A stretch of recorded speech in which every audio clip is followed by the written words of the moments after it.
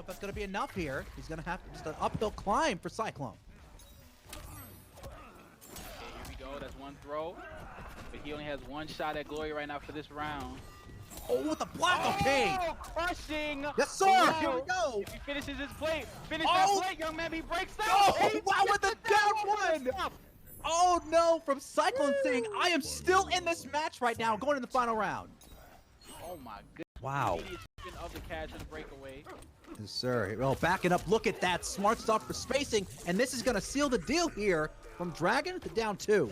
That is what we call new Chorale, baby. Wow. Oh, my goodness. And Dragon taking that 3-0. Moving on into the bracket, going to the winner side of top 16. Blow. Yes. And the wake up of 3 for your trouble. No. Getting a little too cute with that slide there. He's dead. All right, GG. So Ninja Killer goes on to the top 16. Where is the next matchup? Here we go, guys. Wow. Stay cheese, please. Hold my shades, hold the L, and then go to hell. Cash and checks, snapping next. Ninja Killer going on to the top 16. Oh, man. Yep, 3-0ing his opponent for easy. Nice, quick. Nope. Brain stuff right now. He really has one more shot at glory, or he's going to die. Signs of life here out of Sunya, but will it be enough? And no, sir, with the down 2 from Tweety. And the fatal. Oh, that is rough. Oh, uh-oh. Scoop. Oh, no. Boost. Can't break out. And That's, there we go. yes, sir. And the fatal blow. Wow. And he is dead. And Titanium Tigers takes it. Goes on to top 16 on the winner's side. Wow. And that is going to seal the deal. Congratulations. And all the combatants today. Good games as well. Tiger taking it. Congratulations.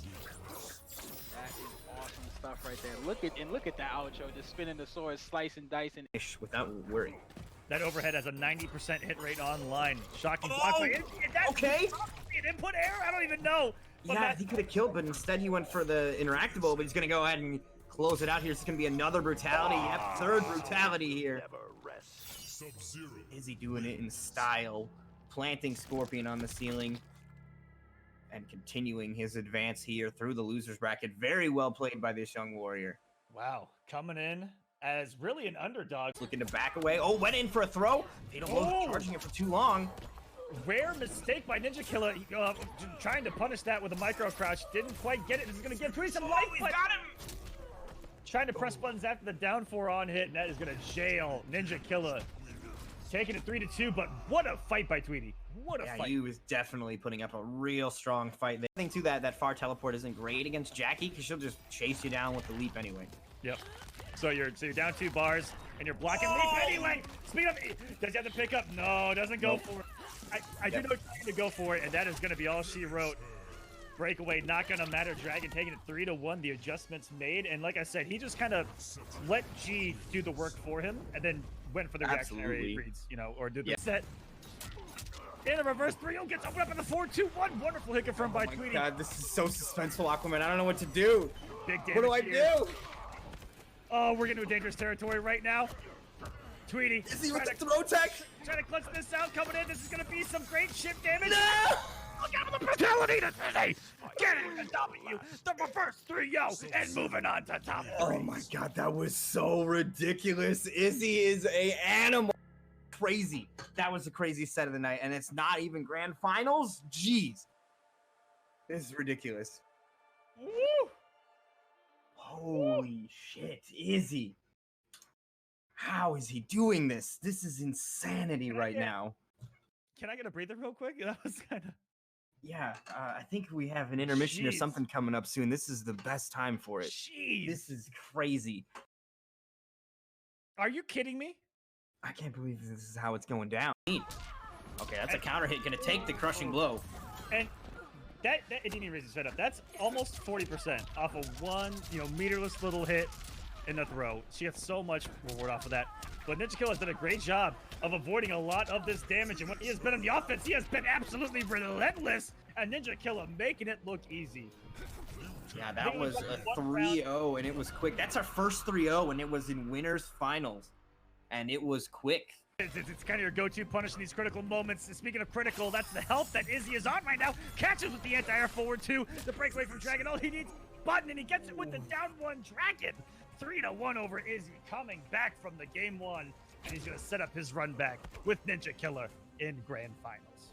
And finally, somebody puts an end to Izzy's run. He was sent in round one to the loser bracket, and he tore through that bracket all the way into losers finals. What a run. That's where changing up your timings comes into play. You're making those big reads. The big reads. Oh, no. In there with the down two. And he is on life alert. Tournament point for Ninja Killer. Couple of hits away. Dragon down on resources. No defensive bar. Look for the down two. Read it. Ninja Killer gonna punish him for it and win your Console Kombat 2 CGL Xbox finale. Oh, what? If he jumped, my God. I don't know if he even wants the chip at this point. Okay, Fatal Blow is a threat, regardless of the chip. Yes. Fatal If he gets a confirm, it's his match. If he gets a confirm, and yes, that's it. That's it. Asir Yamase did not have the bar. 2 meter burn it. Easy punish for Video Games Yo is your Olympian Combat champion. Or our casuals where they just don't block. Like, they just don't block. Right? They're like, let me see if I can do something here. Woo! Beautiful anti-air. Are you kidding me? And that should do it. He has the offensive bar and no breakaway for wide. And on the spot, you come back and kill him. This is stupid, guys. All of that from something that I'm told doesn't exist. Dude, what was this onslaught? 0.82. Wait a minute! Wait a minute! Aquaman! We all seen it before! One more opening for Combat Killer. Oh my God! He's got the grab! What is going on right now? Oh no! Are you kidding me? There's no way! Oh! There's no way!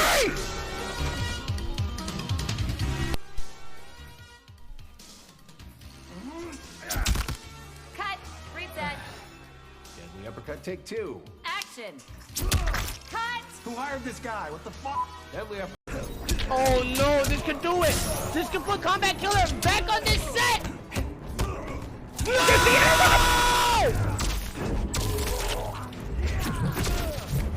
Is he alive? I think he's alive! One more! That is it! That is it! Ninja Killer taking the whole tournament off of something we have seen him do from start to end. Beautiful with punish. We better get a fatality! We better get a fatality!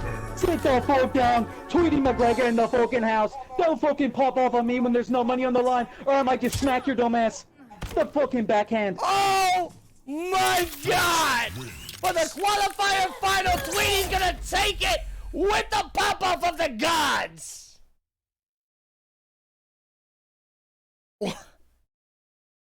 Dude, this is crazy. I don't know if that's going to be enough here. He's going to have just an uphill.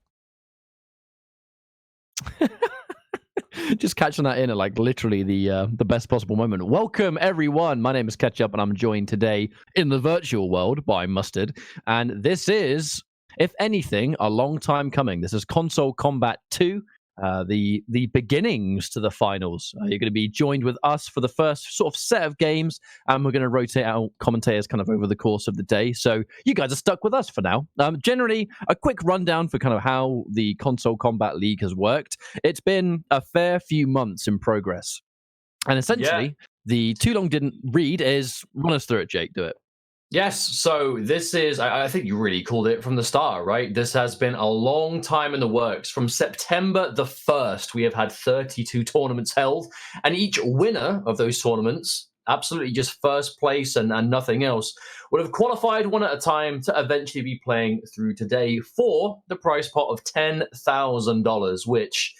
I mean, if you're one of these players and you won one of the earlier ones, obviously you've been sitting on your hands for a while, knowing that in the future this big prize pot is going to be there, or you could have won more recently and go right into it. So this is going to be a really good evening. We have some of the absolute best players in the North America world ready for you all to play. And again, you know, 32 tournaments hosted by so many different community members or streamers, players in the community. This is very much a community effort, right? This has been the NetherRealm kind of online community really putting as much effort into this as possible, and what should hopefully, I'm hoping, culminate in quite an exciting finals.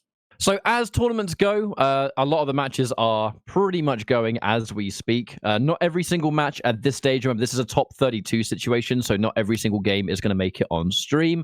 You can go to smash.gg/tournament/Konsole Kombat 2 finals. That's essentially just got all the information you need for the brackets. I will, in between matches, be kind of looking at these brackets and updating results and who's been able to beat who.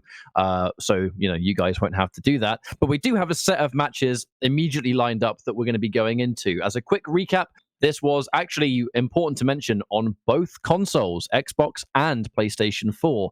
The Xbox finals, it was first place taken by, CGL's very own Ninja Killer. To the surprise of, I think, not many people, he really is quite an online favorite and an offline favorite as 2019 played out, and Dragon got a second place. But our first matchup on stream is going to be Beast Coast Dragon going up against Chelsea Meets Evil. Chelsea Meets Evil is one of the league's only female competitors, so it's really, really awesome to see her here.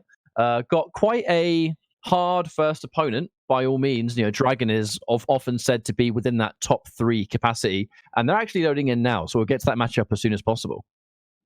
Yeah, but I mean, of course, anyone ever running up against Dragon in round 1, first match of the tournament, it's always going to be a bit of a mountain right from the start, right? Dragon is one of the absolute best players in the world for MK11. Rolling with that Cetrion, I know that there was a bit of a question mark over what character we'd expect to see from Dragon into, I suppose, this 2020 year, as a big advocate for Sindel, absolutely one of the people looking forward to her the most. But sticking with Cetrion, it seems, I really feel like Dragon has kind of gone back to this character as the one and only for now. I mean, fundamentally, you just look at playstyle, right? If there's a character that has good footsies, good buttons, and good zoning, Dragon's probably going to play them, and it's hard to really find a character in Mortal Kombat 11 that does that better than Cetrion. So in many ways, Cetrion is kind of just the perfect character for him. 52 card pickup Aaron Black, a pretty common character that we can see. Even if, there's always a bit of a question mark over how good is Aaron Black these days. Still good enough to, do damage in tournament, that's for sure. Well, we are seeing Aaron do things competitively, of course. Just at the Liga Latina finals, we saw Aaron get really far.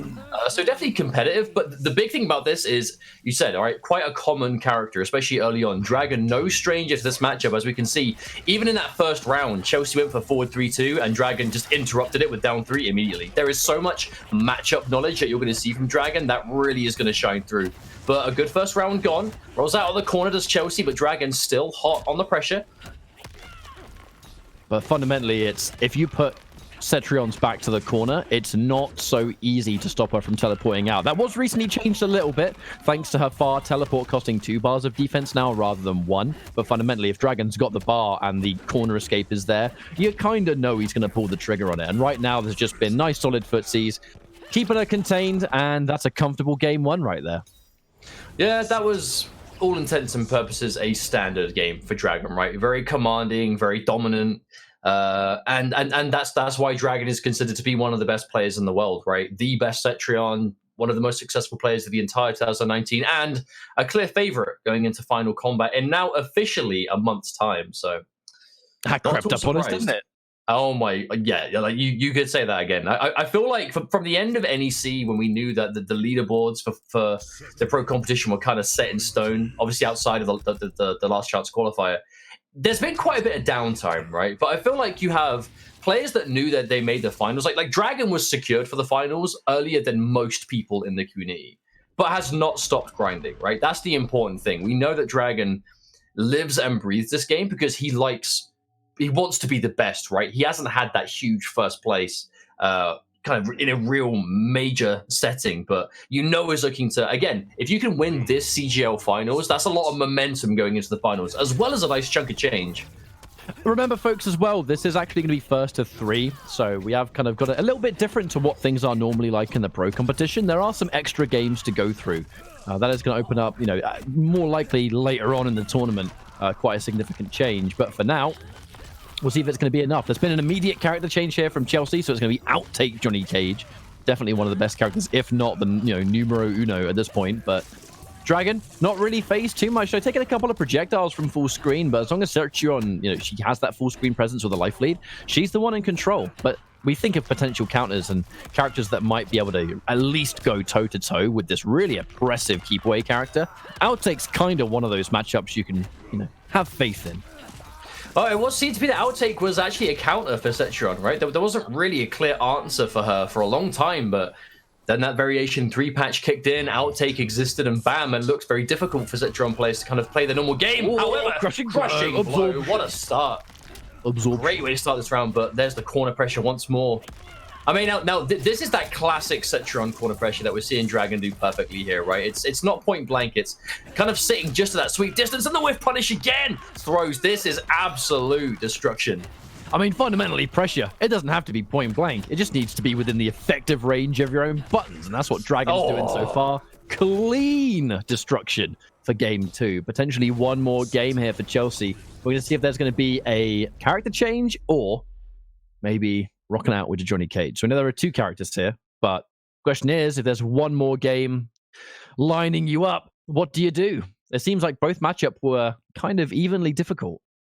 Yeah, I mean, I feel like this isn't really a matchup thing. I think this is just Dragon being that one step ahead, right? You don't earn the accolade of one of the best in the world without a good reason. And Chelsea, of course, winning the second Babality qualifier to be in this tournament. So again, really had to earn her spot here. But Dragon, oh yeah, I mean, it's so hard to ever bet against him. He is just so calculated. Everything that makes someone good at MK11, Dragon does, and that's pretty much why he's so hard to deal with. And you're just seeing it here, right? Super comfortable, super dominant. There's a lot of skill and calculated thought in what Dragon does, and that's what makes him so scary. I feel like sometimes the long-range, distance-based game that Dragon likes to adopt, it causes some people to potentially really discredit his ability. His reactions are phenomenal. His decision-making is some of the best in the world, without question. And you do see that in every small little thing he does. If he didn't fully dedicate to that string, was going in for a stagger, but if he fully dedicated to that string, that would have been a full combo, a full stun. But now, Chelsea back in for the outtake. Slightly slower force balls than they used to be, but they can still get the job done if you're a little bit more careful. Barely noticeable, but not going to matter too much here. Again, Dragon's forcing the matchup to be at this kind of like mid-screen distance where the force balls are strong, but it's these ranges where Setron's buttons are the real problem, right? Johnny Cage, he has those advancing buttons, but so does Setron. And if Setron has the life lead from here, you can afford to reactionary whiff punish on the roll. Again, this is exactly what we were talking about. Decision-making, reactions, pressing the right buttons at the right time, every time. And Dragon's There's no getting around the point fact. already. There's no getting around the fact that Dragon is also really carefully placing his buttons. It's not just for the close range pressure and the fact that he can catch these whiff punishes. It's when he's just outside of it. He's just far enough away that the force balls will be neutral duckable rather than not. You can kind of nullify the threat of the arcing hitbox on them if you stand at the right range. And it just so happens to be in good range for Cetrion. Kind of like right here. This is a range. Yeah, I like the patience from Chelsea. Dragon constantly trying to stagger those 2 hits, but she wasn't biting, looking for the moment. You can see playing really defensive, finds the down 4. Oh, a throw tech. Chelsea really looking for her moment, but Dragon is just not giving it to her at all. Oh, Dragon's historically one of the hardest players in the world to grab. And yep, that's it. Shutting down the breakaway, and this is a last lifeline situation. One more projectile is going to do it with the minimal health that Chelsea's got left. And that's a very fast and clean 3-0 for Dragon, moving on in winners. You saw that matchup knowledge at the end as well, where Johnny Cage gets that +6 mid-screen, right? Get that 1-2-4. Absolutely one of the strongest things about the character. But Cetron's backdash so good. Immediately backdashing out and then going for that advancing button to catch whatever it was that Chelsea tried to follow up with. And that is going to lead to a 3-0 right off the bat for Dragon. Not really surprising. Dragon is... Yeah, I mean, Dragon is... I mean, we can't really repeat what we've already said 100 times about him, right? One of the best, deserves the right, and... I mean, we're kind of seeing why right here. All right, so our next matchup, I have got the stream list. I tell you what, actually, before I talk about the next matchup, I'm going to refresh the bracket and see if we've had any other. In theory, 3-0s would be the only way that some of the bracket matchups could be updated. Yeah, I don't think you need to on Smash GG. I think it's all done live, so you shouldn't have to. I know, but sometimes I don't trust it. Actually, we can see, an immediate result. Pulse with the 3-0 over Titanium Tigers. That's the first result I can see in this bracket right here. You would imagine that some of the other matches, in the nature of Smash GG, sometimes it doesn't refresh immediately. But in theory, yeah, the only way we'd get updated games now is if we see 3-0s. And the first one I can see here is that Pulse over Titanium Tigers coming on through. Well, next the thing is, Sorry, go ahead. I was about to just completely cut you off. Discord delay super screws with us, by the way. Like I know it's really weird because our bread and butter is like offline, right? The second we do like Discord calls, it completely the second there's a micro bit of delay, we're like, huh, who, what? You go. No, I insist. It's your turn, mate. Anyway, the next matchup has a lot of potential juice. It's going to be Splash, who won CGL's qualifier number 3, versus Illuminati. Qualifier number 7 was won there. Illuminati is a player that we have seen almost exclusively in the online world with a very unpredictably dangerous Kung Lao. So this is going to be Illuminati's comfort zone. We'll see if it's going to be more of the same here. But I think, in general, we have the potential for just a really good second match coming up. I especially think so because Kung Lao has gone from strength to strength throughout this year, right? You know, again, to recap, these qualifiers, these CGL tournaments have been from early September to now. And again, rolling off the back of, Pulse taking it 3-0 over Titanium Tigers, and now the fact that we've got Splash versus Illuminati, I think that has been one of my favorite things about the development of competitive MK11 throughout 2019 is these online players that, I mean, we definitely all know it. The NetherRealm community is a very online-based scene. Our games, we're very fortunate. Our games have incredible netcode, one of the smoothest online experiences you can get in a modern fighting game, which does lend itself to there being a lot of players that will play online exclusively. Maybe they can't travel, maybe they don't have locals near them, but they still want to play, right? And they want to become as strong as they can and get competitive experience. So this is why we have so many of these online tournaments, right? Out of all the games we've seen, I would definitely say that NetherRealm have the most online tournaments of any of the kind of major fighting game scenes out there. And it does mean that we now find ourselves in a situation, whereas Splash, who you would consider to be a very online-heavy player, just maybe a year ago, maybe, not even that, is now one of the names that you talk about when you're thinking, hang on, maybe arguably the best Kung Lao, maybe one of the strongest American players. Yeah, exactly. Because of this transition, the access to online competitive experience that then, bleeds into offline experience through these major events. And then you get these kind of stories, these players that we see from Splash. They have the same skin, by the way. Can we talk about that for a minute? This is going to be the mirror match of mirror match. Have they both gone in with Lotus Fist? I mean, Illuminati has gone in with hat tricks, so it's not going to be as complicated. Now, Illuminati, we've seen him use hat tricks, and it has historically not been as successful as the Lotus Fist, so this is not going to be a true mirror match. We are going to see probably a lot more mobility coming out from Splash here. It does kind of expand some of your combo strings that become more usable. But hat tricks, much more grounded, very much more sticking you on a grid. That grab versus mid game or auto shimmy as time has progressed. Yeah, but I feel like one changes makes it so much more stronger than it was day one. No, I feel like that was a big piece of deja to start things off. So Illuminati is the one playing hat tricks, which is the one that shouldn't be able to use the full forward one string. But that was the first thing that Illuminati did, right? I think that's a lot of information to send a player like Splash that really knows Kung Lao inside and out. However, Kung Lao is absolutely a character that can make comebacks. Not in this instance, but the damage of Lotus Fist is ridiculous, especially when you have the Fatal Blow locked and loaded. And Splash, Splash has some historically nicely optimized combos. Letting it rock with the straight hat. I'd say Splash's execution is absolutely one of the best things. But speaking of knowledge, speaking of knowledge, knowing how to make the orbiting hat whiff and punishes with a full crushing blow, nearing a 40% into another combo. Splash getting caught out. Another hit. I miss watching hat tricks so much. It really is kind of like the black sheep variation these days, but you just don't get to see it as often. Lotus Fist has definitely sort of over time become the more popular, but hat tricks still has so much to offer, especially as Kung Lao as the character has developed further to where he is. Going for the whole string. Ooh, a little bit of a micro down. I wonder if that was potentially a flawless block attempt, but it doesn't matter. Forward throw all the way. Well, fundamentally, it's going to boil down to if you want the strike throw and I suppose, the kind of projectile neutral. Hat-Trick's is you won, but Lotus Fist is more about the kind of the threatening of the counter pokes, right? Kind of bigger damage if you're willing to go for it. It's two very strange, or I say interesting dynamics of a very scary character, and we're kind of seeing a bit of that here. Uh-oh, Hat-Trick's getting a taste of his own medicine, though. 2 grabs back to back. And there we go, Splash. He's going in for the 1-2-1 auto shimmy. You know, you get grabbed twice. Your brain's like, nah, man, I can't let this happen again. Can't confirm off the 1-2-1 because he hasn't got the meter to go for the amplified spin, so he's got to keep it nice and traditional. Still has the driver's seat, though. This reverse grab might change that. Illuminati's got to be careful, though. Only 1 bar of offense and no defense. These are brave grabs. With no defense, 1 crushing blow down 2, you're out. You're dead. Every grab is potentially the end of the game here.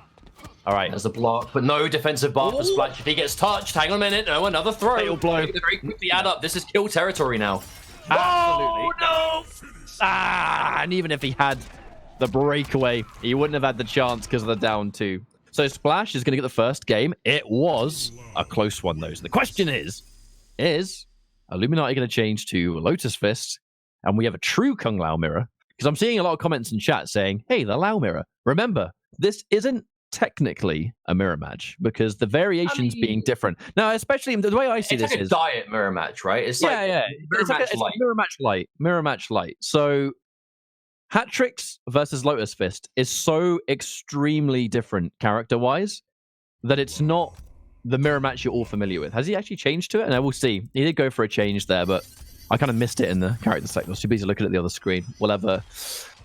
But all the same, we'll see what the variation change might be. If he's stuck with Hat-Tricks, remember? Yeah, he's stuck with it. He's stuck with it. But I'll tell you what must be really stressful to play in this matchup.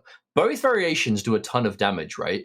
But they both use defensive bar in their offense, which means you're not really going to break away much of at all. Oh, okay. Much happened there. Illuminati just got caught sleeping there. Seemed to do almost like a delayed, just standing teleport at the start and just a full jump into the Splash. Kung Lao's teleport is down. Wait, what? Right? He is just getting opened up by everything here. Have we got some kind of wake up button? He didn't. That looked like wake up down 3. Yeah, I do not know how to call what happened in that round. It looked like Illuminati was kind of half playing and half not. I have no idea what was going on. I am not sure, but that was a strange round, but Splash absolutely ran away with it. I mean, with the damage of Kung Lao, there's always the potential, and I love it. 1-2-1 is going to work meatlessly in the corner because you don't have the distance limitations that you have mid-screen. But that first round was just a purest example of just nothing works, right? When nothing works out. Oh, I love it. The straight hat for the restand. We're not going to get the spin, but we're going to get some damage. And this has just been the Splash Man show from start to finish. Illuminati, there's a lot of work here that needs doing. And we'll see if it's going to work out. Fail blows in play. Oh, no! But you saw that crouch, though, right? The read. He thought there was going to be a throw, but it didn't work out. Yeah. That game, considerably less close than what we saw before. Yeah. A bit more one-sided for Splash. That's the kind of game that is impossible to really gauge any information for because it looked very much like Illuminati just tried to go for... There are some matches and there are certain players that will sometimes go for like the big payout, right? They'll go for like the big reward. I'm going to go for neutral ducks all the time, wake up low pokes. Like you kind of expect... You know what I'm talking about. There are some players that go big or go home, and I think he tried to do that, and that was the purest example of when it doesn't work. Well, that was a disaster game. It seemed to be like he was going for that the entire time, though, because it was very unorthodox defense from Illuminati. It's like I said at the start of that second game, where there were times where it looked like he actually wasn't even moving, but then on the next knockdown, he was just kind of... It's hard to describe, right? Almost like sluggish defense, but it didn't work out, unfortunately, and that's going to be a 2-0 lead. Now, I definitely don't want to say that Illuminati can't bring this back. Now, that may be what he was trying to do before, an instant jump back teleport. There is always that potential. And if you're going for an instant air special, you normally have to go for a diagonal jump. And again, just eating a jump. And is he mistiming a flawless block here or something? He might be trying to flawless block them. Oh, that big crouch. Oh, another one. You know what I mentioned? He's going for big, go big or go home. That was a very fortunate combo drop, but it doesn't even matter. I do not know what's happening with Illuminati so far, but he has to wake up now because this is falling away from him so fast. Down 3, like, he is just not making the right decisions here at all, and Splash just doing his thing. Well, he finds himself in a good situation this time. Oh, nice. Big whiff, full punish. This is going to be unbreakable. As Splash did just use all of his resources, offensive and defensive, on that. That Omega hat. Oh, I don't know what that was from Splash. Just neutral. Looked like maybe up 3 potential wake ups there, but no, but did he have the bar? No, he must have just built it back, right? Oh, hard to say. Both players really. Yeah, it's given Illuminati some inches back into the fight. You know, a real sort of stroke of fortune, I suppose. The problem is, this is still Lotus Fist damage. At this health, if he uses breakaway, it's going to be 1 touch for death. That Z-Hat, you know, one of the first times I've seen it, and that's an opening. No, what's going on? Illuminati, what are you doing, buddy? He might have tried to Fatal Blow for the Unbreakable, but maybe he just mistimed it. Oh, a Fatal Blow. Oh my God, 2 confirms, Jake. 2 confirms, man. No, he has to count. Oh, no! Oh my God. Delay wake up into wake up down 3. Like, I promise I do not want to sound disrespectful here, but I am worried that maybe Illuminati is having like controller problems or something. This just looks so uncharacteristically strange. But is he going to recover? Attempt on the grab, but for one of the first times we see Splash getting that crossover kick into a full combo. No, neither player really falling too victim for the... Oh, I had to say it. The auto shimmy. I was just about to say it. A variation of the matchup, you know, Lotus Fist would have the spin down 2 and the combo, thanks to the launch in the corner. Sticking out a button here. We had the straight hat. You know, the Z hat is such a great anti-breakaway tool that you break away and you're still forced to take the mix. And he's going to disrespect. Nice corner combo here. Is he dead? Counts should be dead. Oh, and that is. I think just the game Illuminati needs to wake the hell up. Because that looks like clean, good inputs, nice answers. Not the first round that we saw, which was an absolute disaster. I really think this game is vital for thinking, all right, shake it off, forget about it. We're now got another chance, you know, clean slate. And, you know, if he makes a reverse 3-0, that's exactly the stroke of momentum he needed. No, without a doubt. And we're definitely seeing that element of the matchup where the lack of defensive meter, that especially hat tricks, no, Lotus Fist even is going to be having, where to even remember, one of the biggest downsides to this variation is you use orbiting hat, you lose defensive bar as well as offensive, right? Yes, it comes back quickly, and I know it can be played around, but especially in this kind of matchup, constantly throwing away defensive bar against a character that, like, again, Z-Hat, Kung Lao, right? These hat tricks, the big damage, the setup potential, the Oki, the chip, all of that together and never being able to break away, it will be a problem. You have to play around it as much as you can, but it's difficult. One of the answers to dealing with the Z-Hat, though, is great mobility, and that's kind of the thing that Lotus Fist has in droves. The one thing, though, the excellent Kung Lao down 2. It's really good for sort of shutting down airborne opponents. There's that 1-2-1. Nice confirm. We're going to get a full BMB here. Just going in for the 2-1-2-1-2, potentially for the knockdown. I'm not sure spin would have worked from that range. Yeah, I don't think there would have been anything that would reach. Oh, attempt to whip on into the full, and again, hasn't missed a beat. Yeah, Illuminati has not missed that whiff punish a single time this entire set. That crushing blow has hit every time he's gone for that button. Goes in for the down 4. Tries to keep the offense nice and safe. However, that wake-up roll into down 4. Oh, down 2. Get off me. What are you doing jumping in on me? None of that. Oh, I think those big anti-air uppercuts have been one of the biggest things for Illuminati. Oh, they get the knowledge, but no punish. Oh, you can see wow. Illuminati has so much knowledge of his own character here. Always the potential that maybe he kind of mentally overwhelmed himself previously. That was a lovely reaction. Instant jump into dive kick. And the 1-2 hitting so quick, it chews up those flawless blocks. Now, Kung Lao has one of the fastest up 2s in the game now as well, so the fact that stuff was really important for Splash. All right, Splash. Nice damage. 37. Count it up. Gets hit by the wake up 3, though. Counter poke into up 3, and the instant micro duck. Restanding into the straight hat. We don't have the meter. Only just built the meter back, and he can save it to keep it on straight hat. Splash could have really spent that there. Instead, opts to use the defensive bar. This is once again a match point for Splash, but Illuminati playing a lot better now than he has been the entire set, so we can't count out. This definitely isn't over. Like, Splash is winning for sure, but Illuminati, it's hard to count him out with how he's adjusting to this set. There is that element of crazy. I mean, like right there with punish uppercut, that there is unorthodox elements to his game plan, but it is working. However, sticking out a pretty slow button there that was answered back. The immediate micro ducks from Illuminati. Not sure what he was trying to go for there, but he's going to get chewed up all the same. Going for the same thing again. Sticking out those forward ones. Reverse grab. Very important. He's got to be careful here. He's so weak. He only has 1 access to breakaway. A little bit slow. Yeah, a little bit late on the 1-2 punish. Now, I have noticed, I don't think Splash has teched a throw yet. I think he's just content on taking them. Because again, when you're against hat tricks, it's strike or throw. But if you never tech the throw, you're always going to block the strike. And now Splash with 1 bar of defense means there is the potential here to use that orbiting hat. And an orbiting hat into grounded, string into straight hat here will actually take the game. He's going to be so careful. No, he's done. He's dead. He is 100% dead. Well played from Illuminati near the end, but Splash is eventually going to be the one that takes that one. That was every bit as, I think, insane as we expect a Kung Lao mirror to be. But it is, I mean, there's really no way we can sugarcoat it. It's a shame that Illuminati just had those disastrous games in the middle of the set. I'm not sure what happened there. I think it was more... perhaps. It was more rounds than games, right? Like, it wasn't like for an entire match he was having these kind of issues. It was particular rounds, right? He was making these decisions on the back of each other. It was like one failed decision would then, you know, bleed into another one and then another one.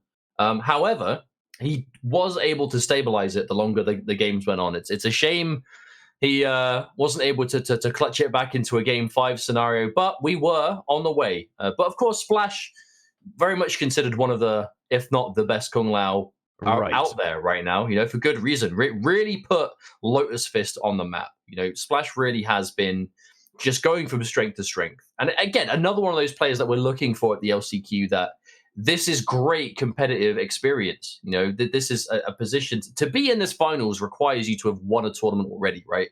So that already means you're going in here as not a complete amateur, right? You have that victory behind you. Winning this too, going into finals, I can imagine no greater momentum spike, right? For your morale, at least. Right, allow me to set you lovely guys and girls at home up for not only the next match, but some live updates for what's been happening in the brackets off stream. Our next matchup is going to be Noble Samij versus Emperor Smack. Smack, if memory serves me correctly, is the player that was actually able to defeat Ninja Killer in tournament. Hence, he actually won that qualifier that Mr. Aquaman did host. I believe it was the 4th qualifier. Aquaman hosted a ton of those. I actually want to use this as an opportunity to give a shout out to Mr. Aquaman. He really did use these CGL tournaments not only to grow the online talent and just have this platform for online players to play, but for commentators, up-and-coming commentary talent that wants to get involved in the world of Mortal Kombat, online broadcasts, the whole shebang, all the stuff behind the scenes that is quite elusive to a lot of people. Aquaman used that as an opportunity to give a lot of up-and-comers opportunities, you know, footage, stuff to put in a show reel. And I want to give Aquaman a shout-out for doing that. But off-stream, I want to update you guys on some of the matches that have happened. We can see that Gur 3-2 versus Anbu Get Wrecked. That was quite a sweaty match according to the bracket. Rewind defeated Mufasa.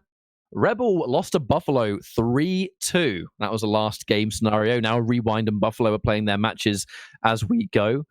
Tweedy defeated Sounds Like Pause. Pulse beating Titanium Tigers, as I said earlier on. Ninja Killer beating Kuchi Kopi. Mighty Unjust defeated Kerbalicious with a 3-0. Full Auto fell to Noble Combat with a 3-1. And King Gambler defeated Cyclone, also 3-2. There's been some close games, and this one's going to be Cassie versus Jackie. Man, Cassie really does kind of fit Samij like a glove these days. I think that his character crisis days are hopefully over. I should hope so. Cassie, I feel like Cassie is a weird one. I feel like Cassie in this game is competitively going to end up being the same as Cassie in MKX, which is at no point is anything worse than like a very strong high tier character, but for some reason just doesn't seem to have a lot of people playing her. You know, like I think she's the kind of character that people just stop playing. I honestly think that's really what it is. Yeah, did you see that knowledge though? The block on the low, the instant interruption. Samij to be that ready for that option straight away is going to speak volumes for the matchup knowledge we're going to see in this set. The confirm, or just the capitalization on that long range projectile. Big jump in. Let's not forget, this is a matchup that Samij has played many times. More prominently, you know, we saw this. It's not the same matchup, granted, but you know, Evo last year, this was quite a legendary matchup between, I believe it was Tweedy and Samij. So we're no strangers to that one, that's for sure. But Smack on that upgraded. Now. Yeah, exactly. Upgraded. Didn't exist back then. Yeah, I mean, absolutely one of the... I feel like it's different enough, whereas like you can have all the Jackie matchup experience you want, but Upgraded is a beast of its own, right? One of the... arguably #1 in the game, right? A lot of players seem to be kind of decided it's either Johnny or it's going to be Upgraded Jackie.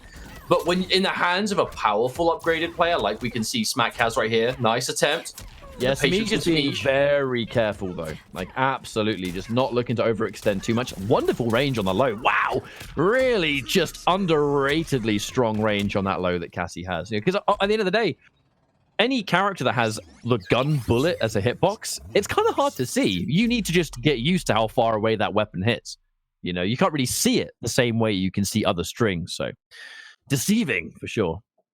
Now, this is why I'm so happy that Smeege has settled on Cassie for so long, because Cassie is she's a Smeege character, right? Smeege, he's not flashy, he's not gonna be doing crazy, wacky, like super insane plays, right? Like he's very calculated, very calm, very standard, but he is like the master of that, right? Give him good buttons, give him good whiff punishes, give him a good projectile, give him good anti-airs, and he will make magic happen. And Cassie is the kind of character that lets you do that, especially Digital Soldier. I know Smeege plays, multiple. I would say multiple variation, but pretty much both, right? Like the two main Cassie variations you see played, but definitely prefers Digital Soldier. Smeege trying to go for the optimization, doesn't quite get it. Oh, the attempt to interrupt. That's actually somewhat of a win, though, for Smeege, because minimal damage and taking away the offensive bar. So taking away those resources from upgrade is always going to matter, because it will just shut down some of the paths that she has.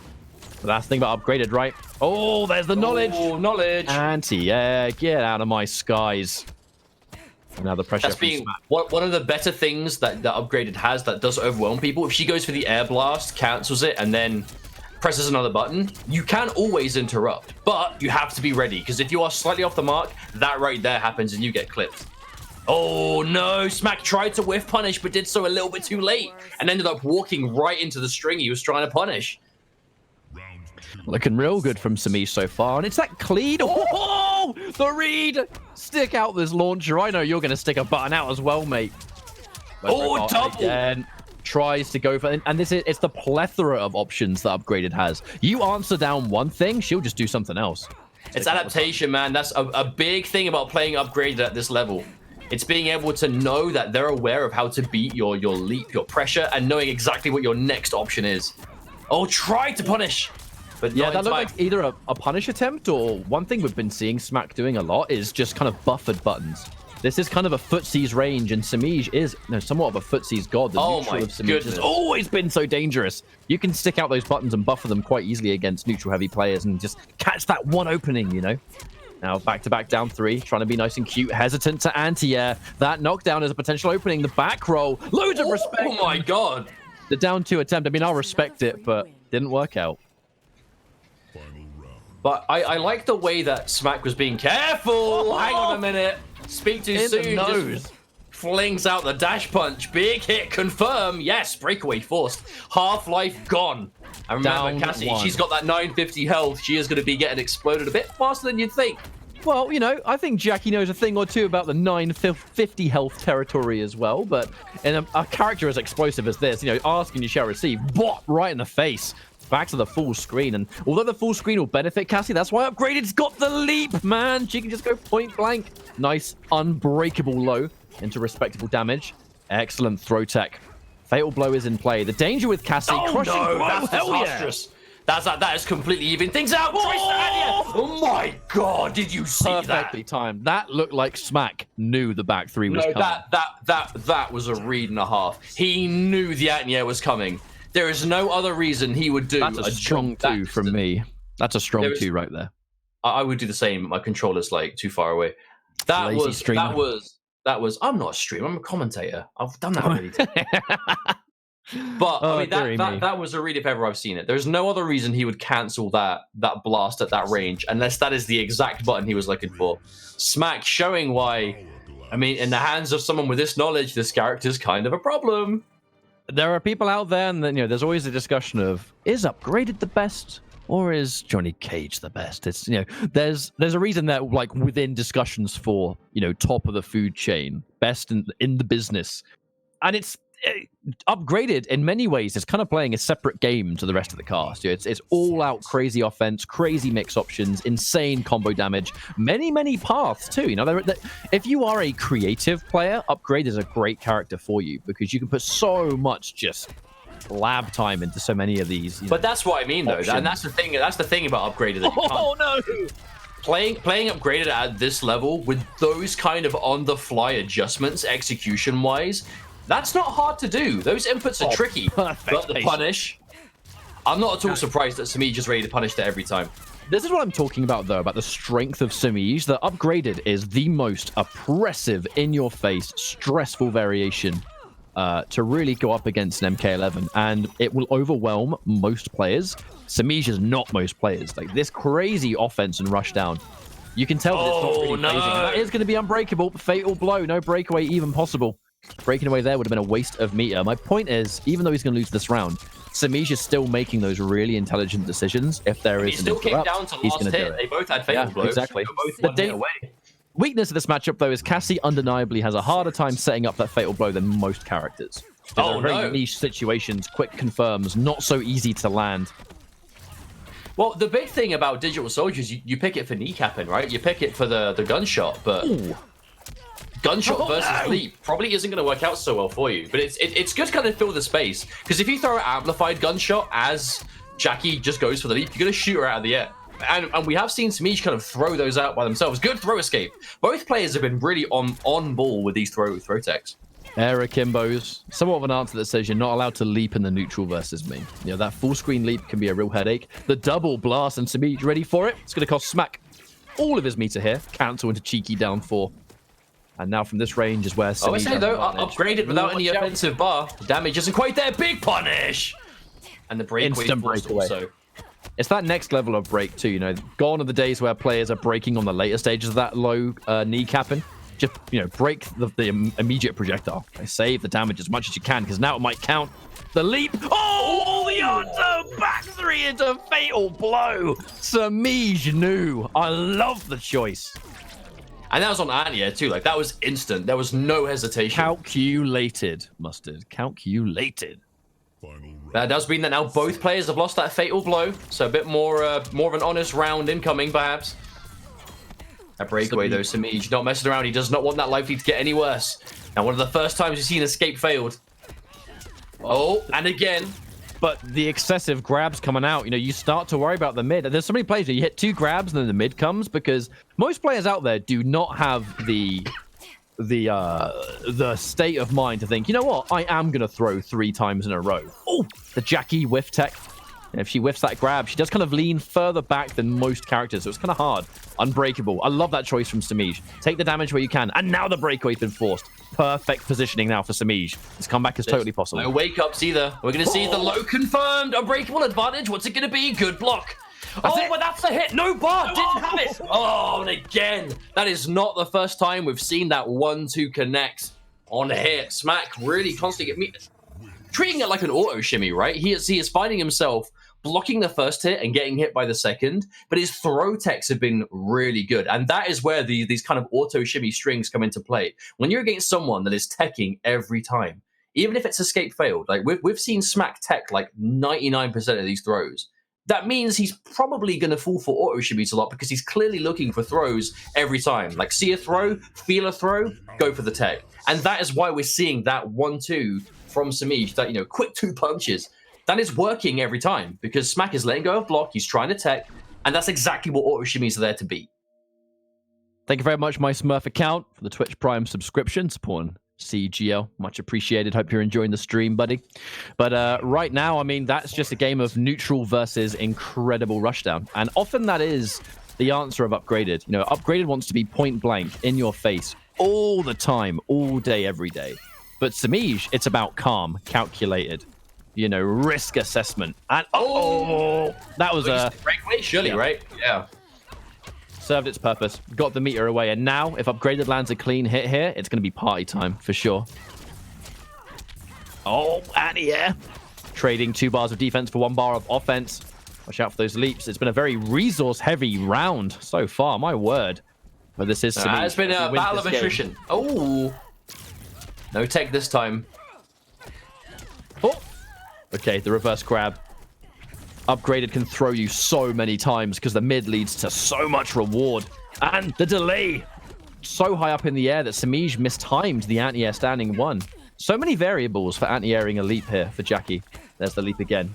And there's just taking the damage. Probably going to get chipped out anyway. Smack back in it. But by the time the next round starts, both players should have their breakaway as well.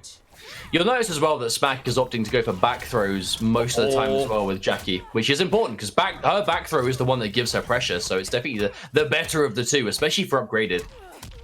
Uh-oh.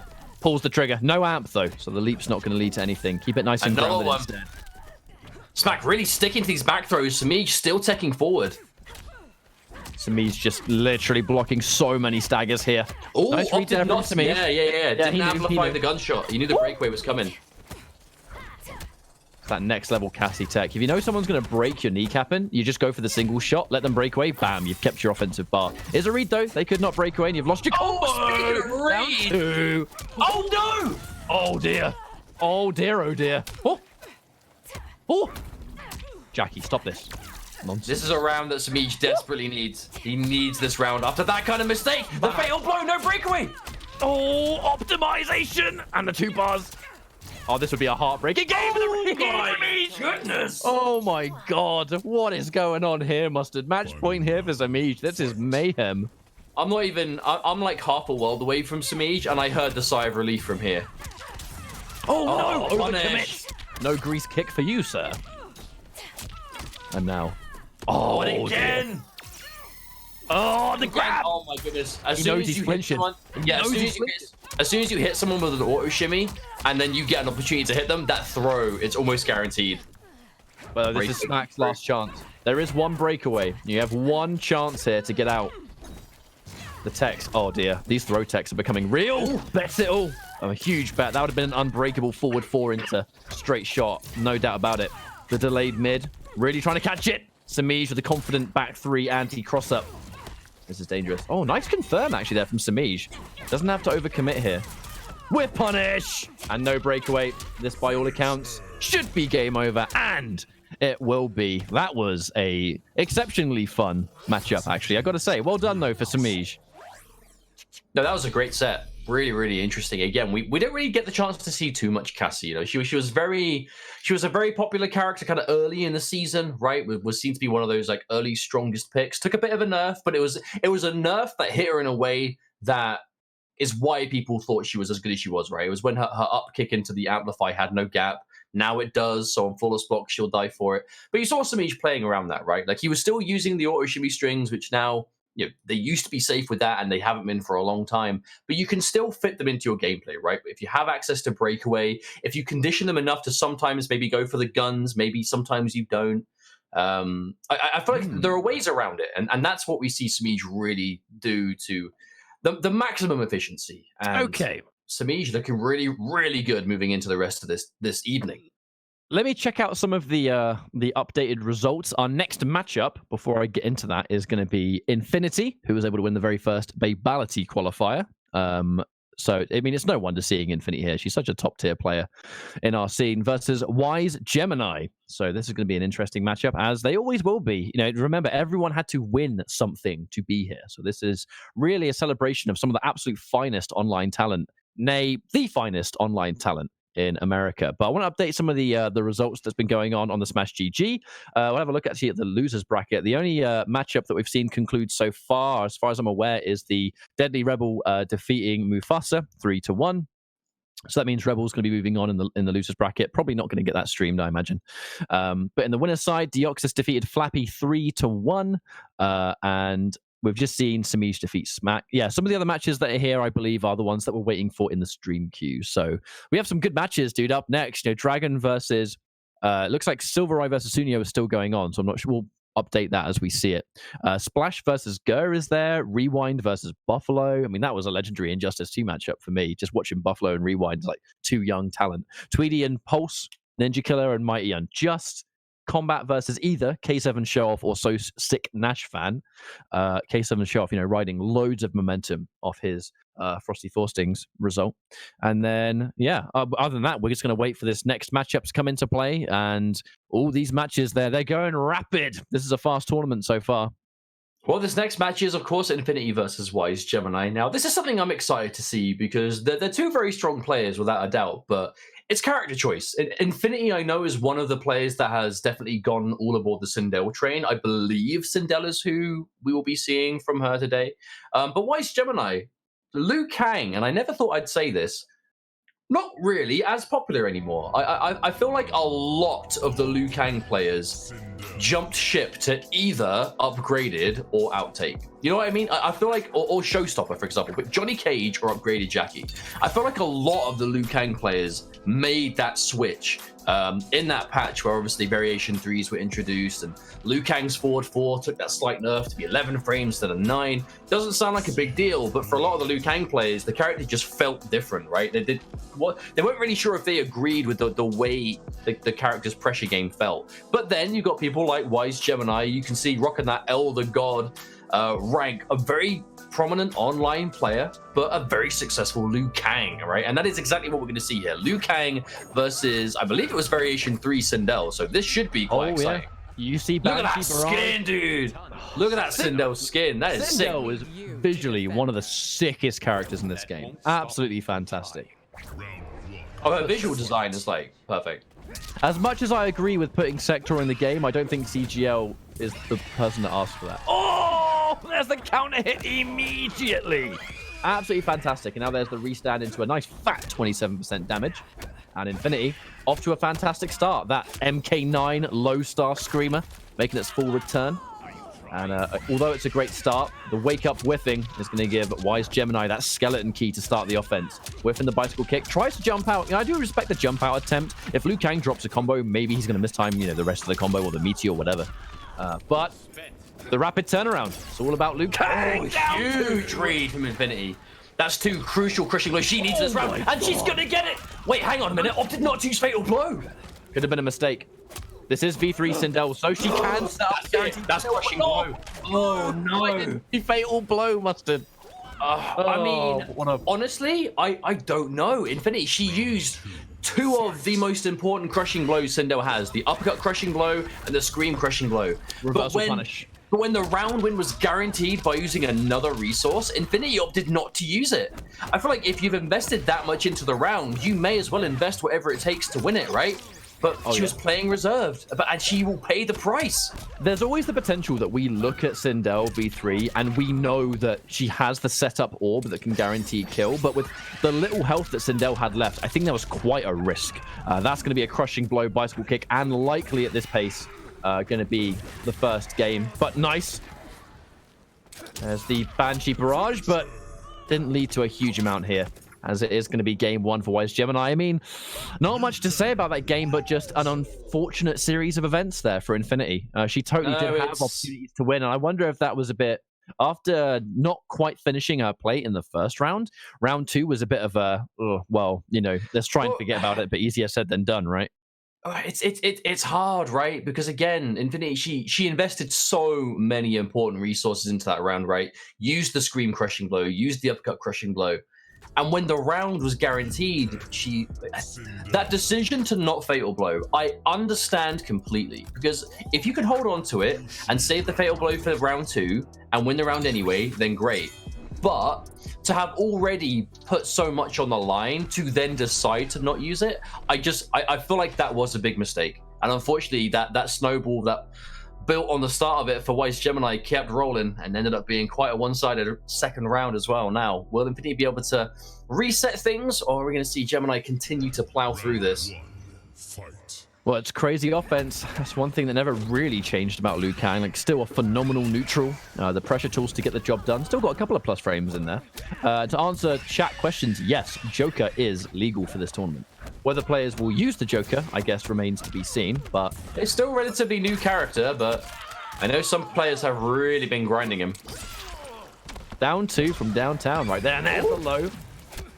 Checking people with that back two, so popular.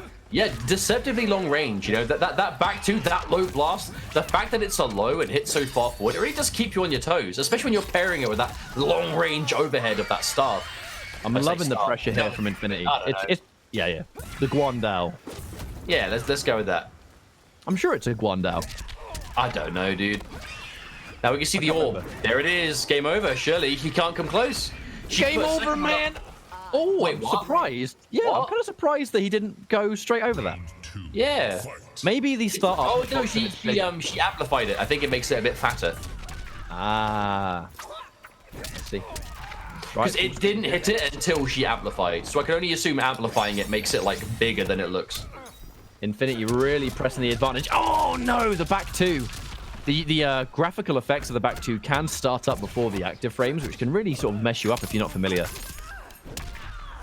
But in the corner, nowhere to run for Sindel, and this is where Liu Kang wants you to be. He's got the plus frames, he has the loopable grab now. Thanks to the forward. Wonderful wake up. But no full combo, just sticking out. Whip punish. You're dead. You're dead, surely. He might actually be dead. You are actually, wait, no, he might not be. I think he's dead. I'm willing to bet. I'm going to bet it. I'm going to do it. I'm going to do it. Yes, I'll say no. You say yes. I think it is going to kill. Oh my god, so much damage, dude. Oh my god. Bro, why am I always wrong about that? Oh my god, dude. Sindel, so good. I am wrong about whether it's going to kill in this game every time. It has never been a problem. That's why I bet any against other... you. I know, but I can't lie. I can't deny that it's true. I have never had this problem in any other NetherRealm game. Dare I say any fighting game? I have been like infected with the James Chen syndrome. I am destined to never get it right from this day forth. Well, with you, it's not. Is it gonna kill? You're like, oh, that's gonna kill. That's it. That's done. And You're saying I am too like assertive with it. I'm like, this is definitely gonna kill, and then it won't, or the other way. Still though, what a sick turnaround for Infinity. That is exactly the kind of game that she needed. Didn't hesitate blowing the fatal blow there, I'll tell you. The moment she had the corner pressure too, it was a great choice to go for that scream. You kind of know that a Liu Kang player, they like pressing buttons. They often do. And if you have someone nearly KO'd, they're going to squirm. And if they squirm at a far range because they think they're safe, that's when the scream hits. So it was a perfect management of those resources. And Infinity, we saw her V3 Sindel, the very, very first we did like a streamed Sindel exhibition series, and Infinity was our V3 player, right? And that was after only about a week or so of Sindel. From then to now, dude, the change from then to now with all of these Sindel players, like what a couple of months can really do for the evolution of a character's archetype. Especially if you really stick at it as well. And we know Infinity has been doing her homework on this character, right? Absolutely. And we're seeing that here. Oh, I definitely think she attempted to add, yeah. Oh, that breakaway was completely waste. Well, the amplify. There's always the risk that the amplify is going to come out from that Banshee barrage. So breakaway is like something you kind of have to do to avoid damage. And there's the guarantee. Come into my realm. Too bad you will die. Yeah, 5% left. Too bad. Oh, I already used the counter. Only she had 2 crushing blows off that. That would be the best. Kind of like Beta Cabal when you could do the down back 4 twice. Oh yeah. That was so good, right? I wish you could still do that. I'd say I miss it, but may it rot in hell. This is the the wake up 1, 2, 3, catching in between the forward 2, 1. All right. Oh, jump into projectiles. Normally something that benefits Sindel, but now it's going to be low versus low, right? Because it's not about low profiling anymore. It's about winning trades. The Banshee barrage too far away. Perfect positioning there from Wise Gemini. And the whip punish. Super. It looked like Infinity was just off the mark with that. Just short of its effective range. But Wise Gemini ready with the whip punish. No hesitation. Wonderful use now of the low. Going in for the amplified Star Screamer as well to actually try and catch the startup. Brave read there with the flying kick. That is a crushing blow waiting to happen, but you're going to be ready for it. And if you're ready for it, you're not throwing projectiles. And that's going to really kind of mess up this neutral in Wise Gemini's favor. Now, you see Wise Gemini, his Oki has been so clean right now. The empty jump into delayed throw, he really is making Infinity stay on her toes here. Another hit, 2 spent. Oh, important wake up coming through, but Infinity, she tried to stagger, but the crushing blow is ready from Wise Gemini, and he is ready to interrupt. The one time Infinity tried to stagger forward 4 into a button, that cartwheel, it just wasn't meant to be. Wise Gemini was more than ready. I actually really liked the, I think the foresight to know that was the first real time that she tried to stagger that, I suppose. It was literally the first time that she's tried to turn. Because she's finished the string so many times as well, right? She's finished it so many times that it's fair to assume that maybe it will work. But Wise Gemini, he had the crushing blow ready to kill. He had a life lead, so he could afford. Even if he pressed, what's he going to get hit by, right? The second hit of the string, who cares, right? It's also a what reason would you have not to? Because if you interrupt a stagger, that's a kill and that's a win. And if you don't, you're full screen, which still benefits you anyway because of the life lead. Yeah. But potential last chance here for Infinity. It has been back and forth. It's impossible to counter out, but Wise Gemini picking his placements a little bit better, actually. A little bit further away. A nice enough range to trade with the Star Screamer, but not far at your, just out of range of both the Scream and the forward 2. And best case scenario that Infinity gets that out immediately. Now if she gets a crushing blow, or anything really, in fact, there's going to be a lot of damage to come out. Wake up 3. Bravery there. And now there's the down 1. Rather than staggering it, it's going to be the down 1 instead. Oh, gets clipped. Restand. Going in for the back 2. Nice low there.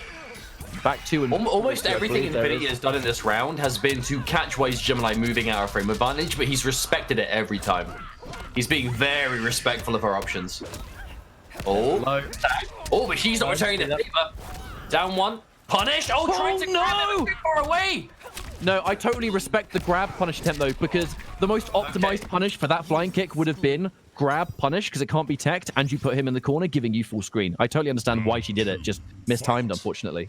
No, I think it was she had to micro dash first to just get in range. Oh, not gonna get another.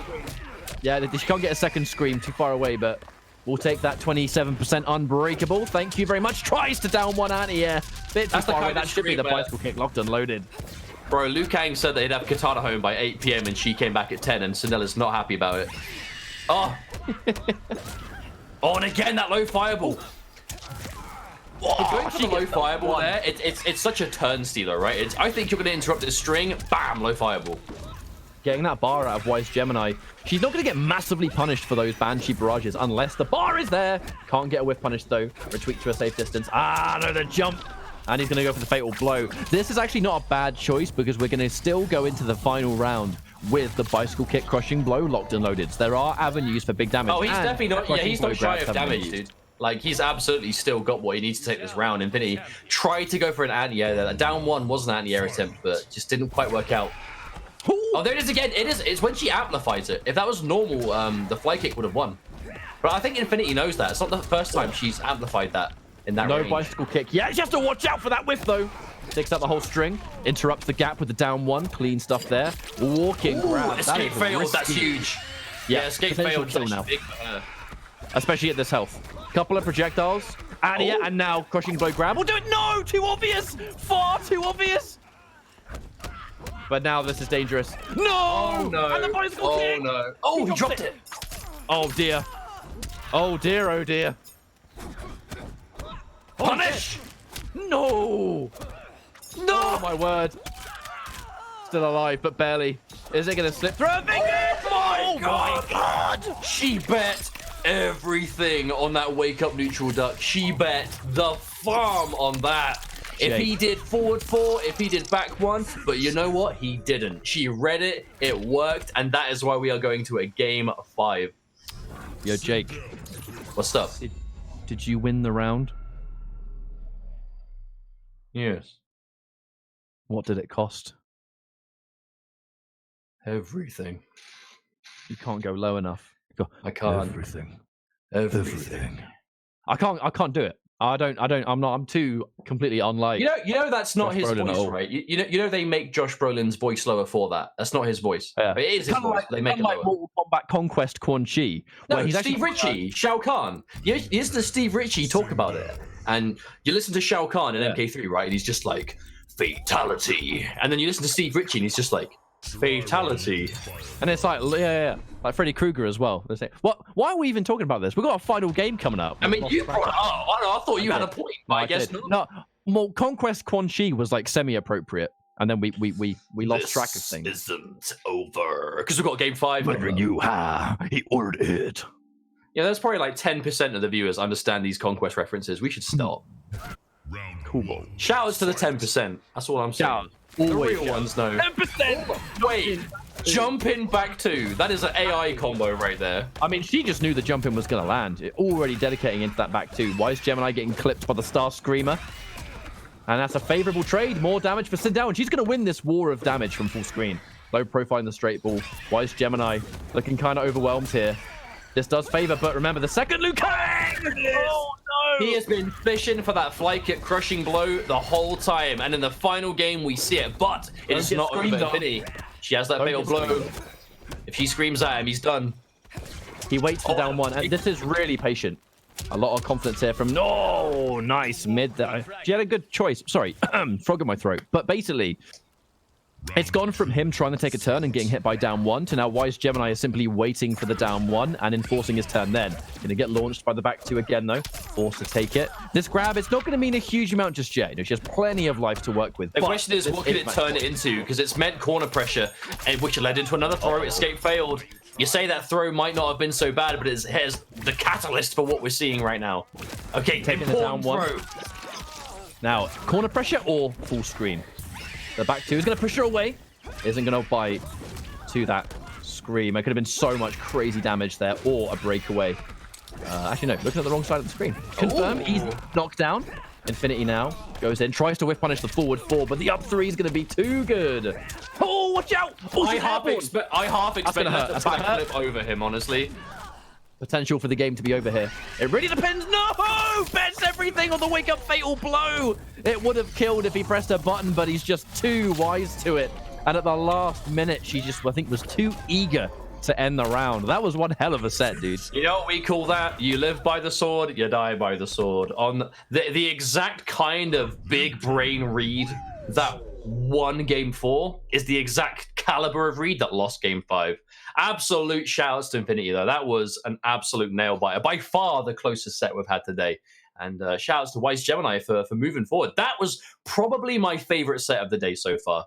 I think it's going to be hard to top that one unless we see some real craziness, which I expect we might with who we have. I mean, dude, to play. wake up fatal blows in that situation are not super reckless. You have to really look at the fact that that's a stressful position. Both players were on the final game. When you walk into someone, you ask the question, is this person crazy enough to bet at all on this? Most of the time, in those situations, people won't do a wake-up fatal blow. And it is the fact that most players wouldn't have the confidence to bet the entire set after everything on a fatal blow that players often do it in this level of play. You know, if it's Combat League or random games, whatever, it's different, doesn't matter. But in a tournament setting like this, it's actually a fair assumption that they're not going to do something like that, and you can just pressure. And the one time they do a wake-up fatal blow in that position is the one time you get hit and you're like, I did not think they'd do it. In that case, though, Wise Gemini has had good foresight for the entire set, really. And it was just a great decision. That was, I think, my favorite set of the day. Shout-outs to Infinity V3, shout-outs to Sindel, but shout-outs to Wise Gemini for moving on. Dude, it was close. It was close. You can't deny that. But we are far from finished, as I believe we now have. Is it Dragon and Sunio? I believe we have coming up next. So Dragon could be making his return. That does mean that Sunio. I can't wait. Sunio defeated Silvereye 3-1, which I'm sure was a really good set. Sunio plays a lot of characters. I honestly don't know what to expect here. I know Sunio. I've still watched him play mostly Jackie. But next gen. I keep wanting to say high tech. That's the wrong game. I still make that mistake, like to this day. Like that absolutely. It's still like half right. It's still within the same realm, you know. Maybe next gen was a alternate variation name back in MKX's dev days or something, right? You know, tinfoil hat theory. Who knows? Just so I'm not wrong, you know. But yeah, for some of the other matches, I believe it's more likely going to lie. Yes, so it lies within the losers bracket matches. Illuminati fell 3-1 to Anbu Get Wrecked. Deadly Rebel defeated Mufasa 3-1, as we saw. Titanium Tigers defeated Sounds Like Paws 3-2. Kerbo defeated Kuchikopi 3-1. And I believe... Other than that, oh no, Cyclone defeated Flappy as well. That's the last match to be updated. The rest of them are ongoing, and some of the other winners matches, I think they're going on as we speak as well. Particularly Rewind versus Buffalo, which we'll see what their score is going to be, unless actually it's yeah. So we're right here. We can see that. Okay. Actually, no, maybe not. Maybe some of them have been done. No, I'm just consulting the bracket now. I actually do think that we're going to get quite a lot of these matches on stream. So forget what I said about winners. I just checked out the notes right here. So we'll play that one by ear, I think. But other than that, Sunio versus Dragon, this is, yeah, it's going to be next-gen Jackie. This is the variation that really was Sunio's kind of like bread and butter. Sunio's always kind of thrived on the not unusual characters, but unusual variations of good characters. You know, he was really kind of pioneering that mournful katana back in the day. And he loves those kind of just odd picks. And for really next gen kind of strikes me as this game's version of that. And there's the immediate crushing blow. Oh my word. Be right back. 2 seconds. Yeah, of course. No problemo. But anyway, we can see here the immediate catch and the side switch coming out from Dragon. So we know that we're going to get that positioning. Sometimes it's not really about Cetrion establishing that corner presence, though. It's giving out all that real estate to back off. Speaking of corner presence, next gen, the second we get those bombs on the floor, the damage over time, she gets so much damage from the damage over time effect. And at this point, with Dragon being kind of low, it's important instant jump in to read it. And there's so much of it ticking down. Dragon's going to start sweating. The down 3 whip punish could be the game over, and the advancing mid is going to only just squeeze that one out of there. Round number 1 goes to Sunio. We have to look at the positioning. Is Dragon going to spend 2 of his bars to get out? Or does he try and stand his ground? Yeah, it is going to come out there. 2 bars of defense just to escape a bad position. You know, some players will always deem that worthwhile. With the squeeze in down 1, plus frames. Dragon, loss of respect. Very rare that you'll catch Dragon challenging on plus frames. Very patient player here. And now the knockdown, the peace of mind to just keep pressing that advantage. But the damage over time is so real. Sunio goes in for the wrong jump in, so we can't quite catch the hitbox. And again, Dragon's going to get hit. Clipped! And the grease kick should force round a breakaway. Of course, Sunio knows the breakaway is going to come through, so we go into more damage over time on the floor. And wonderful whiff punish. Sunio so ready for this matchup, and this is looking to be a wash of game 1. We're going to get the first whiff punish here. Dragon, clip it in, breakaway. Has to wish on somewhat of a miracle here. Sunio needs to crack out that iron defense. Happy to take grabs at this point, honestly. 1 projectile on the floor is all we need to win this game. The sit and block, and they meet in the air. The kind of, you know, projectile that, at the end of the day, that projectile in the air doubled up as a air-to-air tool. And if she stayed on the floor, it would have hit Cetrion on the floor. So that was overall a good choice, actually. The fatality, I don't know. That's either him just saying to Dragon, yeah, that just happened, hold that, mate. Or sometimes players in tournaments, they've historically gone in for fatalities just for a bit of a reset time, really. You take a game with that much momentum, maybe Sunio's just trying to feel himself. You know, you never know. Hey, I ain't hearing none of this toxic chat. None of this toxic talk. No one doing fatalities in Mortal Kombat is doing anything wrong. And I will hear none of it. But that was a good game 1. Looked very much like just Dragon trying to put up that kind of classic defensive game, but Sunio being ready. You know, it was all about close range damage over time, which I love to see with next gen. But at the same time, answers for the airborne projectile. Every time he would jump as Dragon jumps, and when Dragon does the beam from full screen, with punishing it with the air dive. It's a really interesting option. But Dragon, gonna lick his wounds there. Just go straight back into the next matchup. And we'll see if that's going to be enough to take it. There's a lot of momentum there from Sunio. And not a lot of time for Dragon to really try and get the upper hand here. These kind of really aggressive characters, like Jackie is by herself very aggressive to begin with. And there's the whiff punish. Historically so hard to grab Cetrion. She's not just Cetrion, sorry, Dragon in general. And there's a crushing blow. Oh my. Well, this is a much better game than we saw in game 1, that's for sure. Goes in for the natural barrier. Keeping it a lot safer. We saw a couple of whiff punishes at the start there, going in for the Geyser in game 1. Oh no! Oh, right in the face. Whether that's well worth it, we'll see. And actually, probably not. The main source of damage we saw there from Sunio was the straight punch. Losing the crushing blow for not any reward. To be honest, that was a bit of a waste. And now we're going into the next round. Oh. See if it's a favorable trade or not.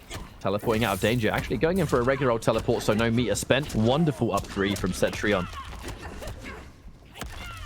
Keeping it one button at a time. Damage. Dragon again. These traps on the floor. Oh, where you going? No teleport for you. I love that Dragon is whiff punishing with a really far-reaching button as well. He knows he's against Jackie, who has one of those weird grab techs, where if she whiffs a grab, she leans back kind of further than a lot of people. Now, you'd never know I'm doing solo commentary and Mustard's gone for a bathroom break. We're twins. If I didn't tell you, you'd never have guessed. I'm just going to have a different voice. I'll be like, oh, you got the jump in now. That was a nice down 2 to beat the breakaway. Yeah, you're right, Mustard. That was a great choice. I can't believe it. No plus frames. Just going to get hit instead. Holding it. No throw tech attempt. I'm actually kind of surprised. What's he going to do? Plus frames. Another grab, you cheeky man. I can't believe he did it. That was ridiculous. Oh, my God. Oh, my God, dude. He got the round. He totally got the round off that. I'm professional, I promise. I swear.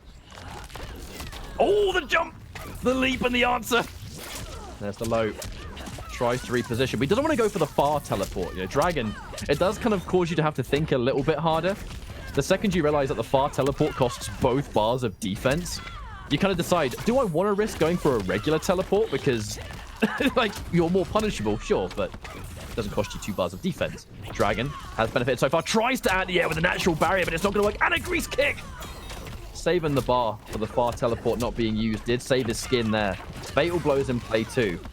This is quite scary. One fatal blow would do it. Don't get hit by a single boulder. Sunio getting hit by it. And that's a hard read at that point. If you get clipped by the Geyser from full screen in that position, you get hit by a raw fatal blow and die. If you jump into the boulder, you die as well. I think that was, to be honest with you, damned if you do, damned if you don't. And it ultimately came down to Dragon's decision to not spend meter on the far teleport and go for the regular one instead, because he had the breakaway to put himself in that position later on. Really smart stuff there from Dragon. Hello, I'm back. Sorry to leave you hanging. What are you talking about? You never left. You never left, dude. No, wait, I've been here the whole time. Definitely. Exactly. What a good set, huh? What's up? You've actually missed 2 really good games, and that makes me really sad. I'm sorry, guys. The first game, the first game was extremely one-sided for Sunio, and the second game totally could have been won by Sunio, but Dragon had some good meter management and clutched it out. But plenty more where that came from. Welcome back. Thanks, mate. Welcome to the stream. How's it going? Who didn't miss me too long? Now, of course, this is for top 16 though as well, so this is definitely. I didn't mention that. I'm glad you're back. I didn't mention it was a top 16. Oh, hey, man. I mean, one of us has to carry the duo, you know what I'm saying? Anyway, back to the full screen, the whiff punish. And that dive bomb has been paying a lot of dues here in this matchup. We've seen you, and that was a hard read. I definitely think that dash punch was Sunio reading a high boulder there. Go big or go home in some instances, getting the flawless block on the first hit of barrier, not the second. And that's, yeah, very hard read to make. But because the breakaway was already used, this is going to be a full-on, unadulterated combo here from Dragon. And he's just going to end it too. Just end it in the down 2, get that fat 14% single hit, end in 40%, not bad. Round 2, fight. Now from this position, Dragon, catching the Geyser. We've not seen a lot of the full screen Geyser coming out. Damage over time, interruption. Hesitant on the anti there from Sunio. Could have been a much bigger combo, but didn't seem like Dragon fully believed in it just yet.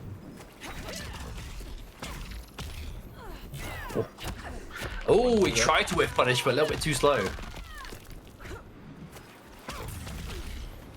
Now, the damage over time, one thing Dragon's doing a great job of is literally constant backing up. These damage over time bombs on the floor, they don't really mean anything if you're constantly like walking away from their range. They are the most effective in a matchup where a character is kind of forced to come to Jackie. So you have to compete with her chip, her pressure tools, and then the damage over time on the floor. Cetrion doesn't really need to do that as much. No breakaway either. This is going to hurt. Oh, the whiff! I don't think Sunio really had faith in the interrupt. Yeah, he wanted to play it safe, wait for the moment instead, and he's going to take the one he finds. That's not going to quite give him the lead, but it's definitely going to put Dragon towards not quite throw kill, but almost. Yeah. Dragon's at a range he wants to be. Oh, hang on. Grease kick. Oh my god. Melted. Pain, no gain. I love that choice, man. Like, the second you play Sunio, and I really feel like not a lot of next-gen players, like, rinse. Well, there's not many of them, but they don't rinse that damage over time as crazy often as he does. Right, plus frames. Respect there. Wonderful throw tech. And taking more damage over the floor. Somewhat of a good trade there for Sunio. Yeah, knocking her straight back into it. And okay, now that instant dash punch, catching the start of that teleport. Get in there. Sunio, more damage over all the overhead. Cheeky, man. And now Dragon having to make these hard calls. The up 3 in the flames. I mean, that's risky, but worth it. Dragon has the fatal blow. This is where things are going to get dangerous. Any grounded confirm is going to be massive damage and full screen presence, which is exactly where Dragon wants to be. Trying to chase it down. Can't quite get the whiff punish. He's looking for air to air. Wait a minute. This is almost over. Well, there's something on the floor. Add up. Right, any damage over time. Off with your head. Wow, that was Sunio. I generally think that Dragon was probably expecting him to put stuff on the floor like most of us were expecting it. And before you've even had a chance to think about what he's going to do, your head's come off your shoulders because he dash punched you. But that's the kind of next level play that you expect to see from someone like Sunio, right? Like, he's been playing this variation of Jackie since day one. So in those situations where 99% of the player base is expecting the ground carpet to chip out and kill, he's just going to go for the dash punch. Because the thing is, I don't think that was last breath. Like, chip damage will still kill. Yes, that one could have been ducked, but it was so unlikely to be the option. That's exactly why it was the right one. I mean, I'm just looking at the potential here that Sunio might 3-1 Dragon. That would be an incredible result for Sunio. I believe he's going to the pro competition last chance qualifier. I would expect hope so. Well, Sunio's a weird one where, like, Sunio doesn't have, like, these massive, huge, major wins, but he's consistent. Like, Sunio is always getting really If you see Sunio in your bracket, you will be nervous about it, right? He's one of those players you have to be ready for. He is a serious threat and is definitely overdue some kind of big result. Oh, tries to go for the anti-air, just conversion there for Dragon. Those ground vines are not going to be it, and punished. So it's losing bar, and it's getting clipped. Sunio, though. Oh, we were just a couple of inches shy from a crushing blow there. Yeah, I definitely think we all expect to see it, but not going to happen. The teleport, just a normal teleport. Now, that's a big adjustment that I like from Dragon. So the far teleport got that nerf on the resources, but the normal one is still there. The normal one is unsafe, but if you can see they're in a situation that they can't punish it, then throw it out. Yeah, that was actually what really kept Dragon alive in game number 2, is this management of having to really use the teleport in a different way and judge whether it's worth spending a bar or not. I think that must have been a far teleport read. That had to be a far teleport read there from Sunio. Oh, it had to have been. But Dragon mixing it up some. Like, the supposed nerf to Cetrion and that far teleport means if you're a Cetrion player and you're just used to just going, okay, I'll just spend a bar to always be full screen. Now you don't have to, and it introduces a new dynamic that didn't really exist as much before. Because most Cetrion players would just spend the bar. So it's, a nerf, yes, but it has given you kind of a knock-on effect, a new tool. Or a new situation, I think is a better term.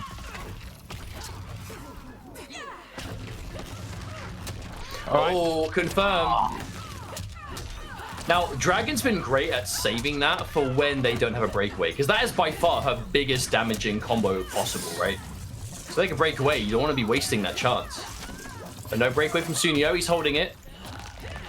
This is a scary situation, though. Oh, no. Clipped on the ground, and the unbreakable natural barrier is just going to make things way harder. Right, the restand situation and the grab is going to do more damage than normal. 19%. I mean, that's such a scarily high damage grab. Yeah, 2-2. He's going to reach, though. That is some range. 2-2, Mustard. This is one game away now. This is really close.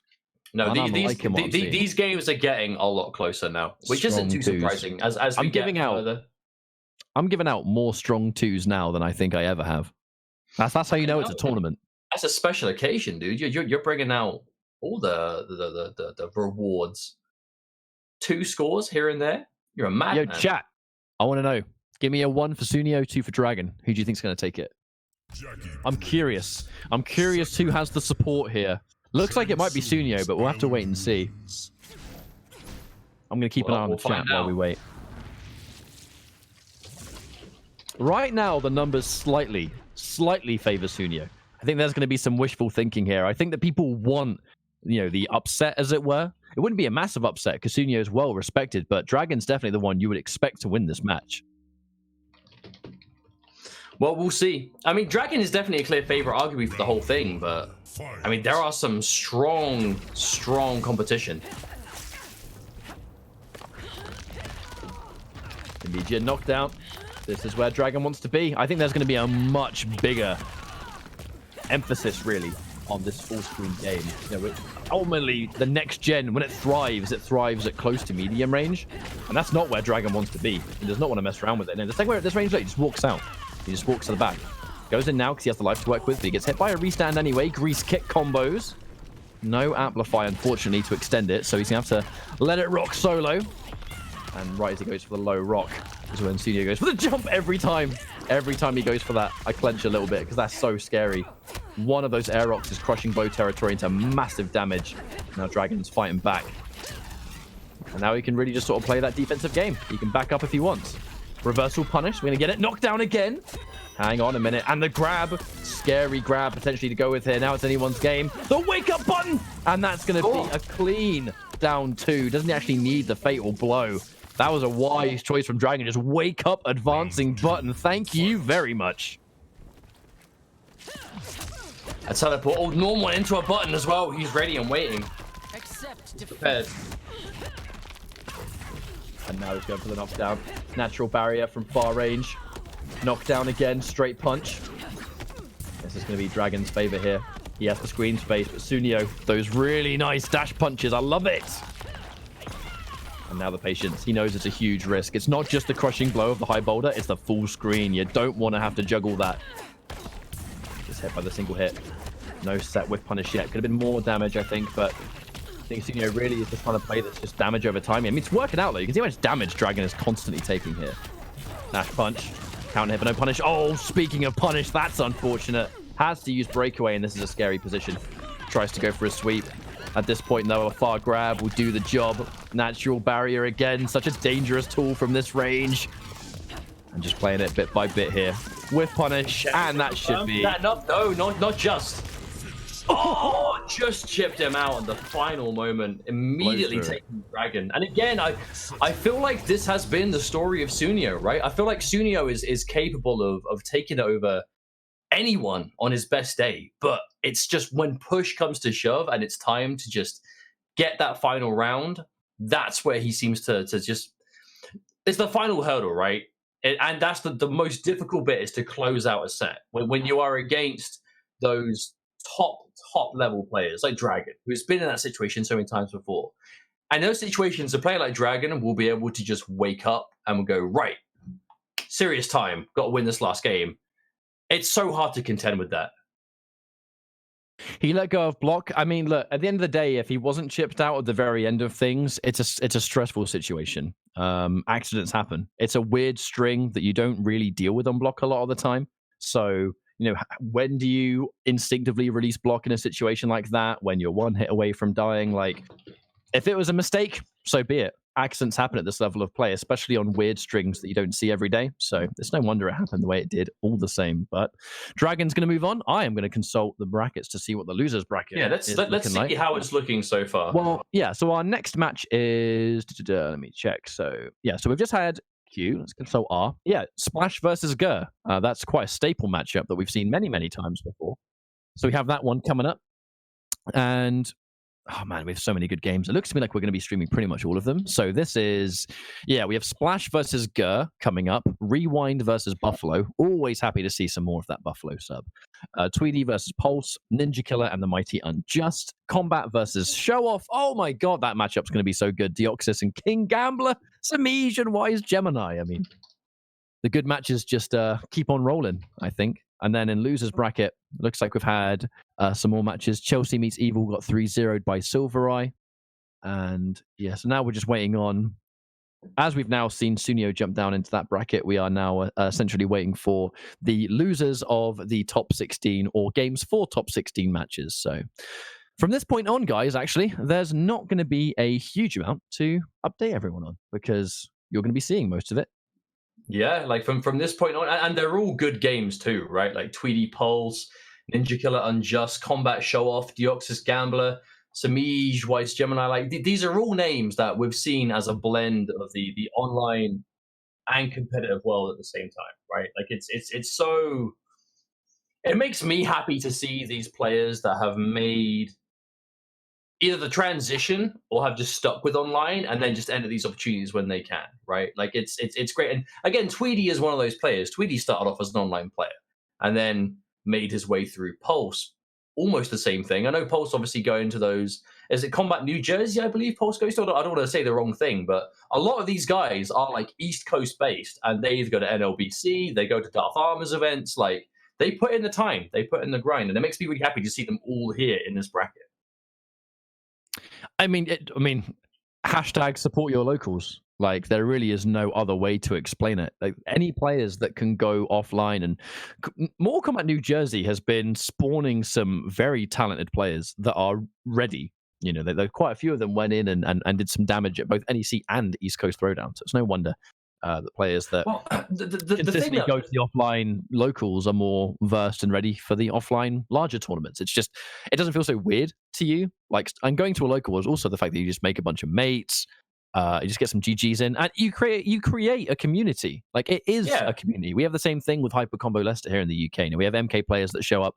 We all just chill out, play some Mortal Kombat, have a good time. You know, we had Unchained, which was a great tournament that showed off some of the upcoming talent like Sonic Ninja and stuff like that. Who isn't a fusion between Ninja Killer and Sonic Fox, by the way. It is his own player who just so happens to be called Sonic Ninja. But my point is, this local activity is fantastic for games. But that's what really surprises me about, you know, Combat New Jersey and NLBC is it's not every day that a local has so much access to that level of competition, right? Like, locals are mainly about kind of just like regular practice, like consistent gameplay, playing offline, again, like I said, community. But if there are strong players, there's normally quite few and far between, depending on where you are, right? But then you have both NLBC and Combat New Jersey that you have Splash, you have Combat, you have Gur, you have these household names in the NetherRealm community. And it's just locals, right? Like, it is crazy how you could have that kind of competition somewhere like that. Like, it really is inspiring. And I hope that anyone on the fence about attending, if you're near either of them and you've been on the fence and you've been considering it, like, I implore you, get to these locals and play, and you will not regret it. That picture of Gur is so good. He looks like he has just been resurrected by Geras. I think that's the idea. Geras. This is Gur we're talking about, who is, by all accounts, a Geras specialist. But because of the...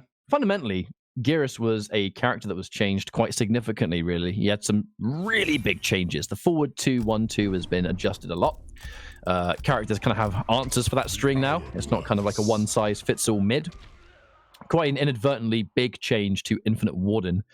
But Eternal has kind of become the new hotness of Geras players. Eternal is kind of like that new variation that most people play because it doesn't really suffer from the same faults that Infinite Warden kind of now does, thanks to some nerfs and changes the character got.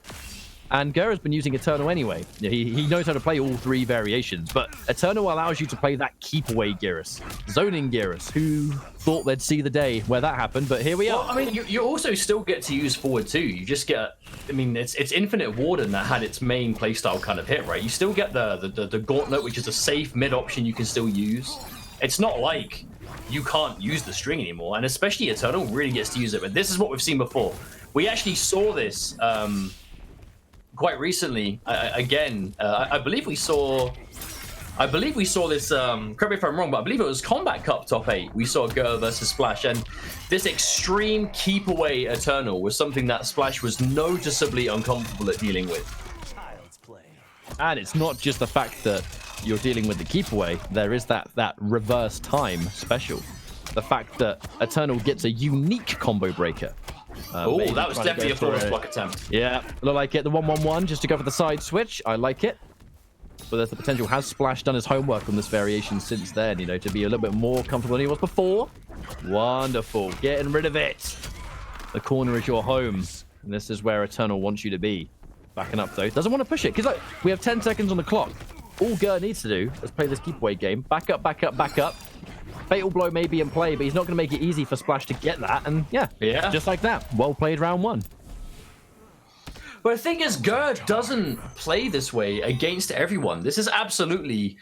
We were talking about this mainly before the game, right? These guys play at locals. They play in East Coast events so many times. He is playing against Splash as a player, right? This is not a matchup thing.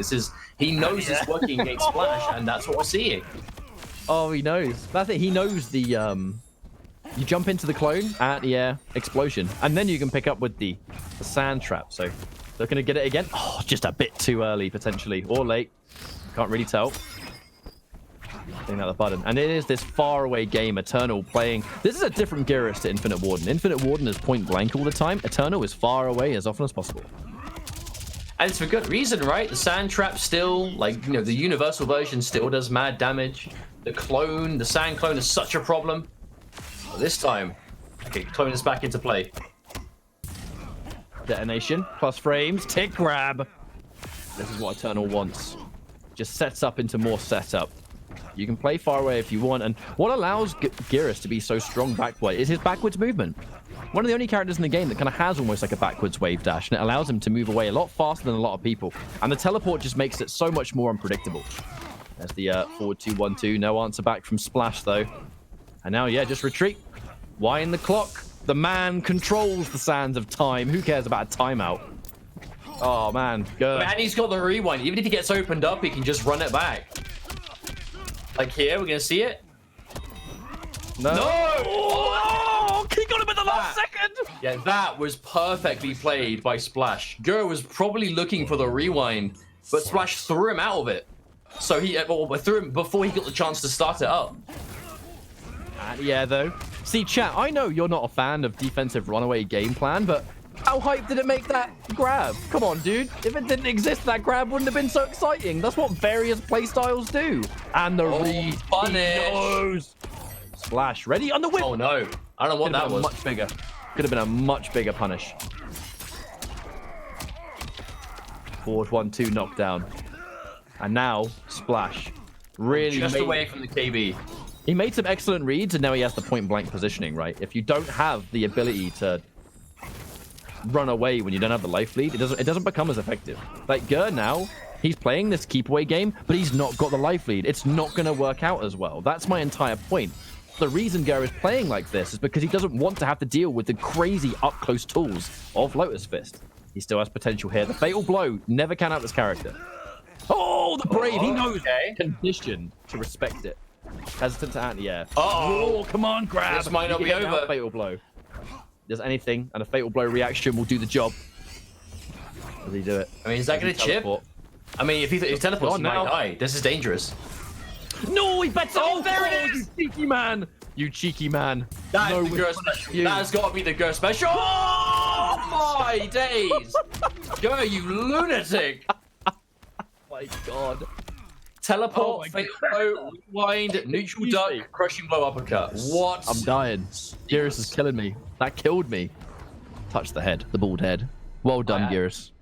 I think that might have been the most degenerate sequence I've ever seen in MK11. I can't think of a single time I've seen something just filthier. Just a thick layer of scum. I took a shower like an hour before we went live, and now I think I need another one. You know what I mean? Yeah, it's like what I mean. It's like you've just like you've accidentally just touched the underside of a table in a public bar. Ooh. Yeah. Or when you're cooking up a fried breakfast, and the oil splatters a bit, and you get a bit on your arm. Oh, no, now. That's not so bad. I don't know, man. Maybe I'm too much of a hygiene freak, but I don't like it. I mean, like, I'm not saying it's not bad. I'm not saying it's as bad. I'm trying to make it really sound dirty, and you just have to say something that isn't that bad. Oh, so when you're taking you ruined my analogy. Your dinner. When you drop your dinner and you fall in it. How about that? No, wait, that's not common. You don't understand my analogy at all. Can you stop? You ruined it, and now you're turning it into something it was never meant to be. Let's move on. You ever drop your spaghetti on your not chest on the carpet, on your pants? You know, you're sitting down. What are we even talking? This is a match. There's a match. I mean, again, your fault. Oh, anyway. I don't know what that was. Nice down 2, bro. He's gonna miss it. And I don't... I guess he's trying to catch him preemptively. He thinks he's going to teleport and he wants him to go into it. There's always a chance, right? Because we are going to see some questionable stuff. Because again, these guys, they play each other so many times. We're going to see outside of the box thinking. And there's the grab. So many back to back to back. And the moment you think I'm going to grab, nah, eat this forward one. The all being hat in play means it would have been possible. Amplified spin being ready means you can confirm. No confirm needed there, though, because he's so weak. And just sticking true to a bunch of grabs in that round. And the second you do, forward one becomes a threat. Forward one, I mean, we cannot ever forget that. But he literally teleported in place. Because Kung Lao teleported as Ger went for the sand clone teleport, he just didn't go anywhere. Crushing blow. Confirm. Oh, he tries to walk in. He really tried to optimize it, but now the cash out, the temporal advantage, nice and clean. Now, you have to think about the fact that Ger, again, doesn't have the life lead here. So the advantage is in Splash's favor. So Ger, he's not going to be as kind of aggressively like keep away damage-wise. He's just trying to avoid Splash to wait for his opportune moment to get some damage in. You know, whether it's going to be an anti-air, whatever. Oh, that could have been a raw jump in. Chose not to teleport to it and detonate it instead. Can't quite complete. The forward floor is going to get scoured out. Can really afford to take those grabs at this health. Oh, wow. That's no down 2 for you. Oh, the one whiffed! Kung Lao, he was in recovery frames just when he did the standing one whiff punish, just so happened to be getting up. Hitboxes at work right there. That was just a mistimed standing one. And now the clock. It's the clock, Mustard. We've seen this before. I mean, we get closer to it. Ger, he does have that rewind if he needs it. Oh, no. I feel like at this point, there's no way he can lose. Unless he gets hit by Fatal Blow. Hang on a minute. Speak too soon. No, he's lost. Oh, That's it. Speak too soon. Now, I love that. Jake, you were even wrong about that. No. I mean that because the only thing that could have kept him alive was that throw.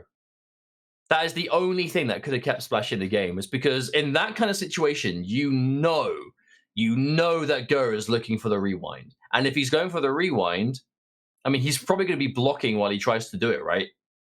So if he's blocking and he's going for the rewind, he's not looking for the throw tech. So Splash, that is far from the first time he has looked for that this time. It puts a lot of judgment into the other person too, right? Like, are you going to release block? Because, you know, ultimately, if Ger released block there, expecting a grab, and then... Well, you can't rewind if you're in the grab animation, right? If you're in a grab animation, you can't rewind. Someone in chat says, is this hype? Yes, it is. That was insane. It's the last minute decision making. That's what it's all about. You know, when someone's trying to play down to a clock, it's all about, like, who gets that last decision. And these are two players that are so used to going head to head that final decision is something that's almost impossible to predict because they have so much experience against each other.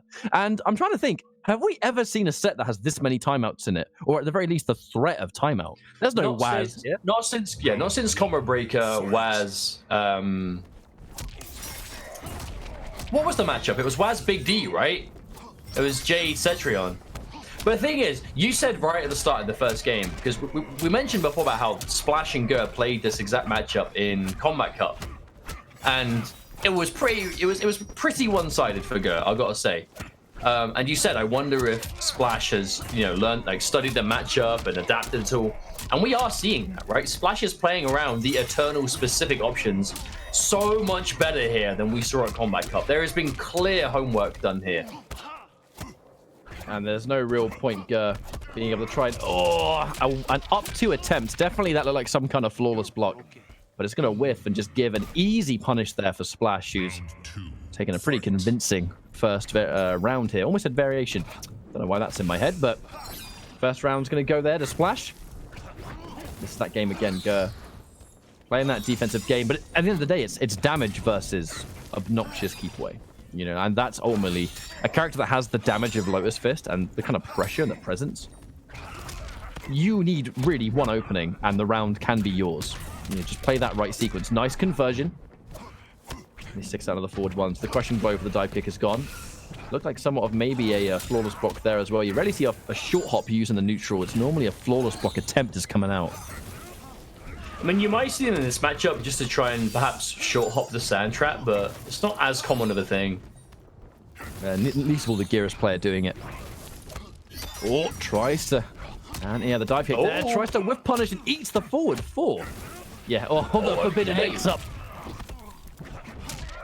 Not a 50-50 anymore, but we'll keep people on their toes. There's always a chance you'll eat it. I mean, Gura's he's playing safe, man. He's going for his safe mid options, his safe specials. Does not want to walk into anything here. Now, do we see the scum again? Do we see the scum tactic? 20 minutes on the clock, 20 seconds on the clock. And before I can even say that, we're actually down to 10. I mean, who's going to make the final play? This is scary times. It's clipped. Yeah, hasn't got life lead. He may be able to squeeze. That's a long. It's a long grab. Oh my goodness. Oh, the brutality. Oh, I forgot this move even had a brutality on it.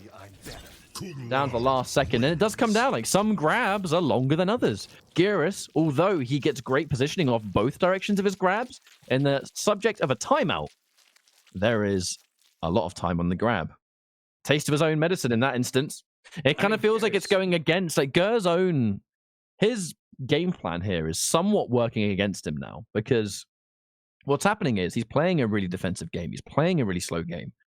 But the second the timer becomes a factor that was working to his advantage at the beginning, a lot of the time now, it's in Splash's favor. So it's like, we're playing it this slow, but in a very strange way. Even though I'm not sure it's the way Splash would like to play this matchup, it's actually working out better for him in the end. Well, I mean, I can totally see this style of Eternal working consistently if you have a bigger lead. The problem is, when we get down to the timeout situations and there's a few seconds left in it, their health is so even, it's constantly coming down to one more throw, one more little bit of damage. And usually in those kind of situations, it is the rewind that will save Eternal. But Gur just hasn't been able to do that yet. I think we saw him do that fatal blow into rewind into down 2. But that's the only time we've actually seen the rewind save it for Gur. Every other time, it's just worked against him, I find. Gur knows he's going to get the air-to-air, so the jumping 1. That's the extra dynamic, you know, some buttons, they may not be amazing jump-ins, but they're really fast. They function as air-to-air options. So if you've got those reactions and you're ready to press the button, you'll probably beat someone if you both jump in, which is exactly what happened at the start of the round. Now Gur, life lead is his. Splash on a trampoline right now. Really wants to look for any potential whiff punish on a sand trap. And at the same time, not getting clipped by a sand trap. You don't want to give any of that free damage to a Geras that already has a life lead. Right now, though, counter hit, trip guard. Now, this is more like it for Gur. He can play this runaway style. He has a big lead, about, 40% or so. So he can just run away at his own leisure. Like, trade if he wants. And even then, maybe not. He might not even need to. Goes in for the quick teleport while he's in place just to get rid of it so he can throw another clone, by the way. He knows he had the safety to do it, and the quick recovery, not having to really move anywhere. Back to the corner, but this is Geras we're talking about. Oh, and he's stand blocking. Stand block that, and it crushing blows. That's one of those crushing blows that technically has no reason to work. Oh, but immediate rewind. Yeah, that was good. Good choice from Geras. Speaking of the timer ticking down, almost to 10 seconds again. Now, I mean, this is going to be... It's not impossible, but it's hard. Surely he can take almost all of these grabs at this point. 4 seconds. He can take a whole extra grab and he'll win. This is it. Game over. Now, in that instance, the timer works. This has to take the cake for the most timeouts we've ever seen in a round, surely. I've never seen more timeouts in one tournament set in my life. Gur is playing like the timer is the only win condition. He's not even trying to get rid of all of Splash's life at this point. He's just playing for the clock. At this point, though, he does need to try and squirm his life lead back in as Splash. This is Splash in the corner. We've seen his crazy combos. Massive damage comes out into positioning. So he's going to get 34. Oh, wow. Oh, my God. Gur just really trying to squirm his way out of the corner here. And at this point, yeah, there's no point using any resources on that wake up. No point. That was a clean Lotus Fist round, and they put Splash on match point. After that, just grueling first round. Because that's the thing, right? Like, Splash is having to play into this all the time. This is absolutely a marathon for Splash. Gur, he is ready and willing to play at this speed, right? He wants it to be a timeout every round. But Splash, I mean, I feel like it's tough, right? If someone is playing that long rounds and they're forcing it constantly, then That the second one time, exploding damage. The one time Splash chose not to break away, he's actually going to eat 35% for it. That's a lot of damage to concede to Geras when he is playing this runaway style. Orbiting hat into close pressure. Okay, the loopable reverse grab, Splash. There is an opportunity here. He's going to stick out the forward one. Just an opportunity to escape. The jump back kick anti-air. Not going to quite get a dive kick, though. Sticks out the entire mid-string. If he did just the single mid there, actually would have been able to pick up with the down one. Maybe anticipating it. Uh-oh. Catches him in the air again. Potential for Gur here. Plus frames. And the grab. I mean, even the moment you actually crack into a close enough range to make this kind of play happen against Eternal Geras, you still have to deal with the tick throws, the plus frames. No confirm there from Splash. Doesn't do... Oh, the anti-cross up! Oh, he's got to be almost dead. And tries to disrespect the 1-1-1, the backbreaker coming out here. Yeah. Finally see a round end to something that's not a timeout, and even then there was 15 seconds on the clock. You're not used to seeing timeout characters in Mortal Kombat, but Eternal, over the course of time, the way Gur has kind of really developed this variation. Like, if you were to look at the first player we'd really seen using this variation when it was introduced to the Border Competitive with the V3 patch, it was Kombat. You would have back then never seen Kombat play in this manner. It was all about the pressure and the tick grabs, the plus frames, the close range, everything, right? My entire point is, like, it takes different players to play the same character, and it shows a different light. And that's kind of what Gur is doing with this Eternal pick. You know, the second it was realized, hang on a minute, this character's backwards movement's like the best in the game. So what if we reassess? But that's it though. Like, I think it's like you said, the fresh perspective. Like when we saw, for example, Foxy pick up Geras, right? And Infinite Warden. Exactly. Like Foxy played for this very dry, very kind of lame style. But Eternal was right here the whole time. And I definitely think Gur took inspiration from the, like, hang on a minute, this is actually really working.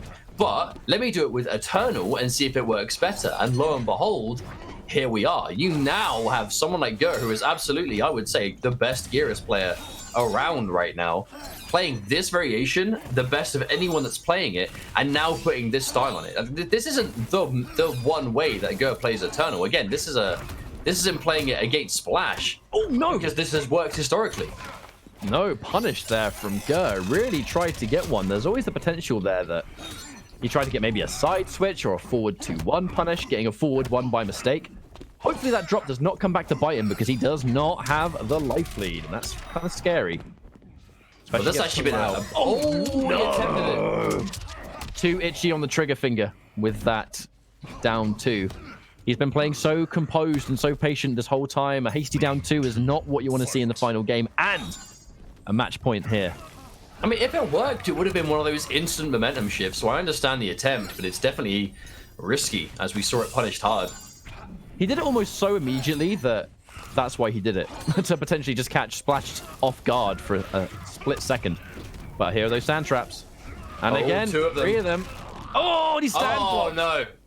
Give me now, that crushing blow. The draining thing about getting hit by that crushing blow is you're already trying to work your way in, trade favorably, and all the in-between. And then out of nowhere, you see that you've made that mistake, and it's like, oh no, I can't believe it.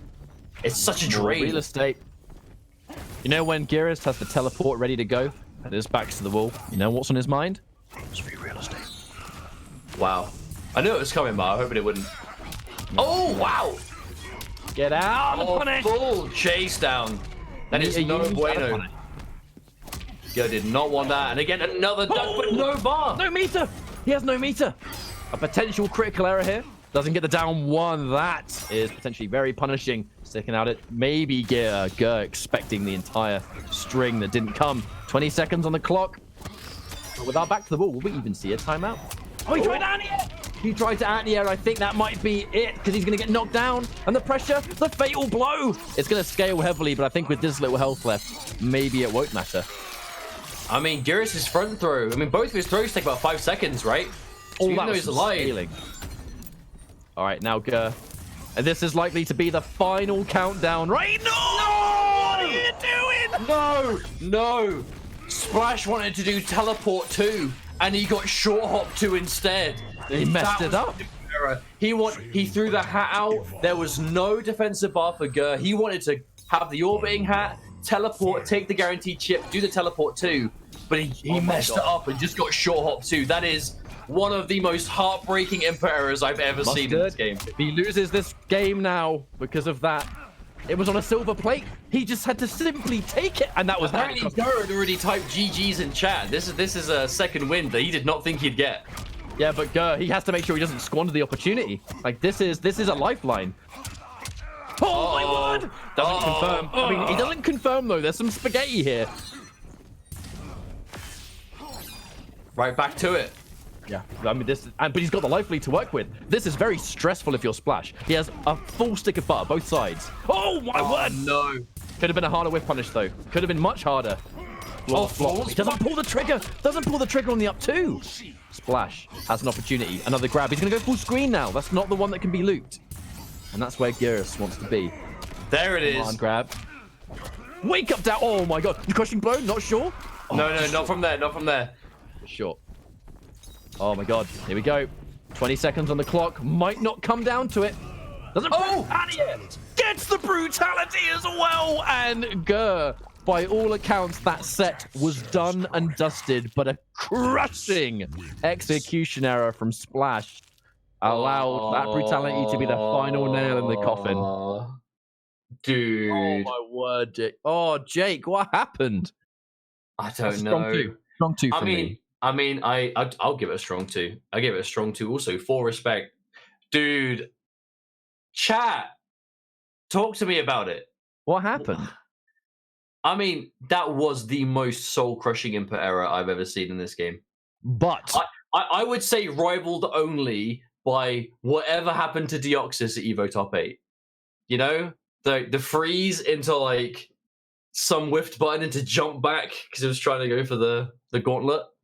That was probably the only thing that rivals this. Win, it was guaranteed. There was literally nothing Gur could do. Orbiting hat was out. It was full screen. He had no sand clone out. He had nothing. The orbiting hat was out. He had to teleport, do an attack, and that is it. GG's done and dusted. But he just got a short hop. I gotta say, to give Gur his props, he was ready. He did the fatal blow on reaction to movement. Like that was the only thing he could possibly do in that situation. Like he had to. No, Kung Lao's fatal blow damage scaling, it was because Splash did such a huge combo. Any character's combo being that long into fatal blow would have scaled that much. And the scaling wasn't the problem. It gave him the life lead with the clock combined to play defensively. Like that wasn't really a problem for that. Well, Kung Lao definitely scales harder than most with his fatal blow, but again, you know, by the time you've done two bars worth of launcher, that many hits, it's probably going to scale a lot. But again, the fatal blow is not the reason Splash lost that game, and Splash will be the first person to know that as well. Like Splash, absolutely. I really enjoyed that set. I did. That was crazy. I know for sure. Like the reality is, not everyone enjoys watching timeouts, but I love it. I can't get enough of it. Because that matchup was not. There were so many small little micro decisions that the final few seconds of each round was just so like on the edge of your seat. And the hypest moments of those sets, guess what? We're at the end of the timeout situations. Almost every single damn one. Like it is just another way to approach a character and approach a game. If timeouts weren't meant to exist, there'd be no clock in the game. You know what I mean? It is a part of the game. True. And if you use it to your advantage, it has its pros and its cons. How many games did Gur lose because he was playing the defensive game and the timeout was his worst enemy? But then sometimes he won. It's a double-edged thing. It's the seesaw effect. Are you done? Continue. I'm done. Full stop. So, speaking of timeouts, we are going to go to our first break of the stream as we are officially halfway through this first block of games. But before we do, I just want to take a few moments to send a huge shout out and thank you to all of the PS4 partners that decided to work alongside CGL and host their own events. And that list is, of course, these are all people that did events, qualifying tournaments. Because remember, this is a combination of 32 tournaments of You win the tournament, you qualify for this finals. And those 32 tournaments in total were, in part, done with Mr. Aquaman, Destroyer, Babality, the MK Reddit, Arlington Esports Stadium, Mortal Kombat Online, Illusion Esports, Perfect Legend, Mitsuones, Darth Armor, of course, for MK New Jersey, and 2 Easy as well. So, shout outs to all of you guys. Thank you very much for helping make this 6 months onwards long journey come to this amazing culmination today. But we are going to go to a short break for a few minutes while we get some more games set up. So don't you guys go anywhere. We will be right back. I don't know if that's going to be enough here. He's going to have just an uphill climb for Cyclone. Okay, here we go. That's one throw. But he only has one shot at glory right now for this round. Oh, with the block, okay. Oh, crushing. Yes, sir. Wow. Here we go. If he finishes his plate, that plate, young man, he breaks down. Oh, wow, with the down one. Oh, no, from Cyclone saying, I am still in this match right now, going in the final round. Oh, my goodness. Wow. Of the catch and the breakaway. Yes, sir. Well, backing up, look at that. Smart stuff for spacing, and this is going to seal the deal here from Dragon to down 2. That is what we call neutral, baby. Wow. Oh my goodness. And Dragon taking that 3-0. Moving on into the bracket, going to the winner side of top 16. Blow. Yes. And the wake up of 3 for your trouble. No. Getting a little too cute with that slide He's there. dead. He's dead. All right, GG. So Ninja Killer goes on to the top 16. Where is the next matchup? Here we go, guys. Wow. Say cheese, please. Hold my shades, hold the L, and then go to hell. Cash and checks, snapping next. Ninja Killer going on to the top 16. Oh, man. Yep, 3-0ing his opponent for easy. Nice, quick. Nope. Brain stuff right now. He really has one more shot at glory, or he's going to die.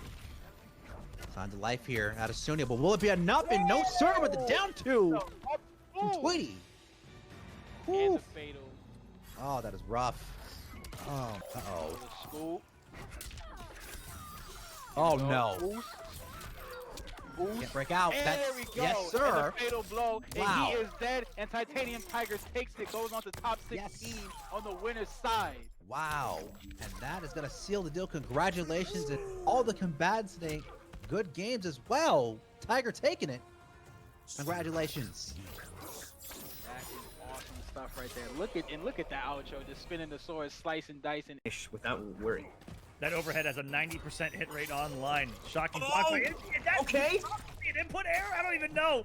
Yeah, he could have killed, but instead he went for the interactable, but he's going to go ahead and close it out here. It's going to be another brutality. Yep, 3rd brutality here.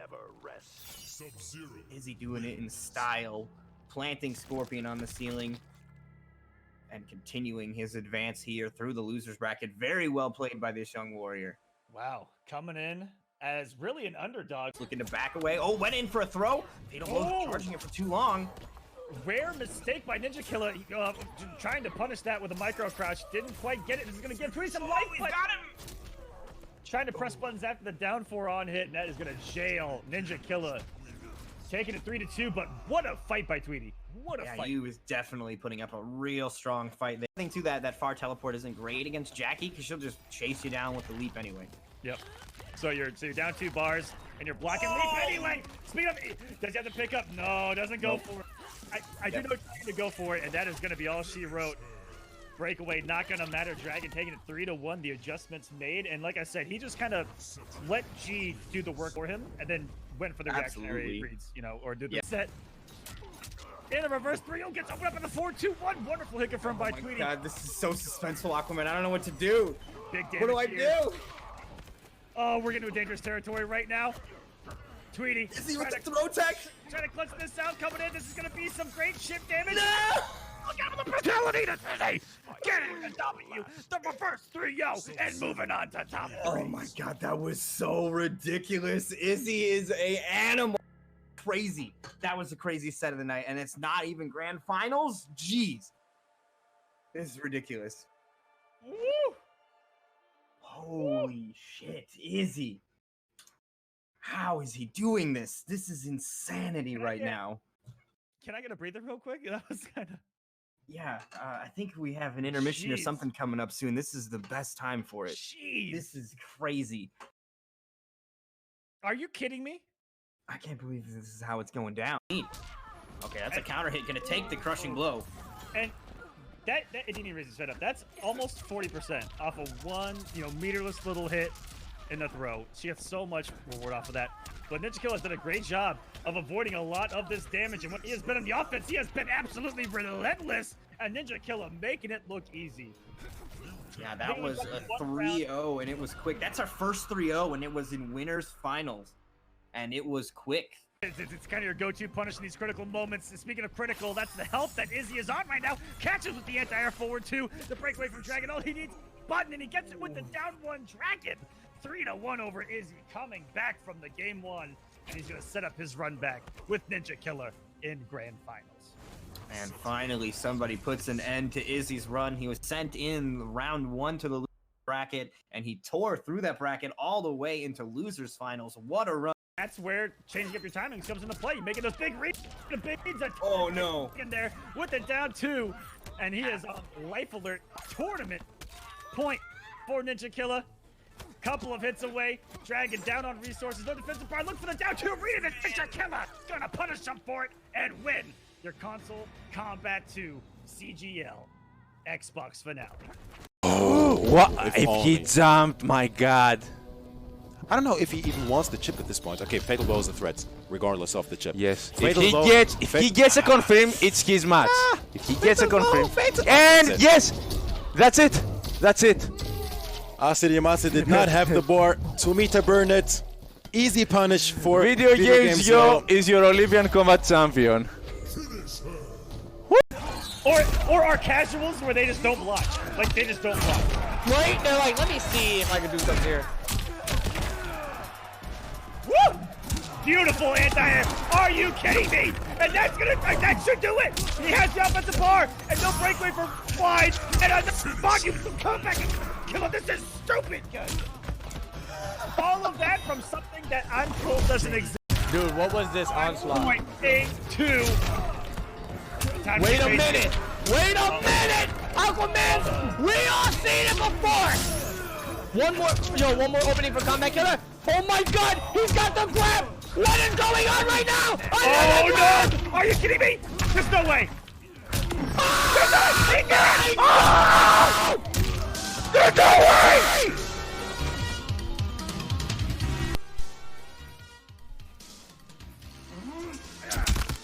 Cut. Reset. Deadly uppercut, take two. Action.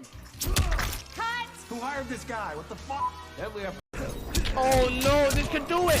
This could put Combat Killer back on this set! No!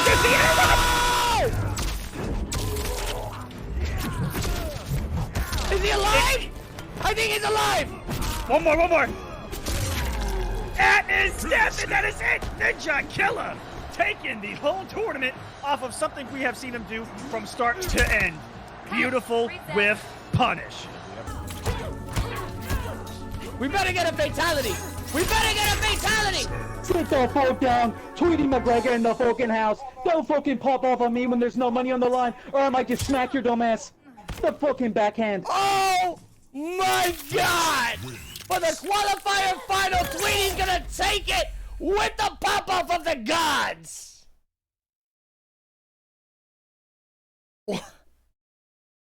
Dude, this is crazy.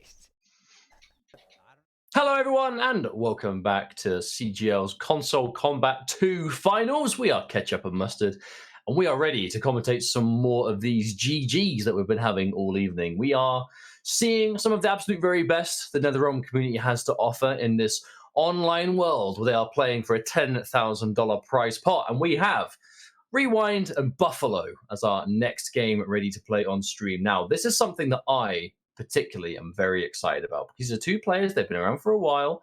They've played a bunch. They both have a similar kind of history, right? They've both kind of played online a lot, made the transition to offline, and have now been, consistent offline threats for quite some time.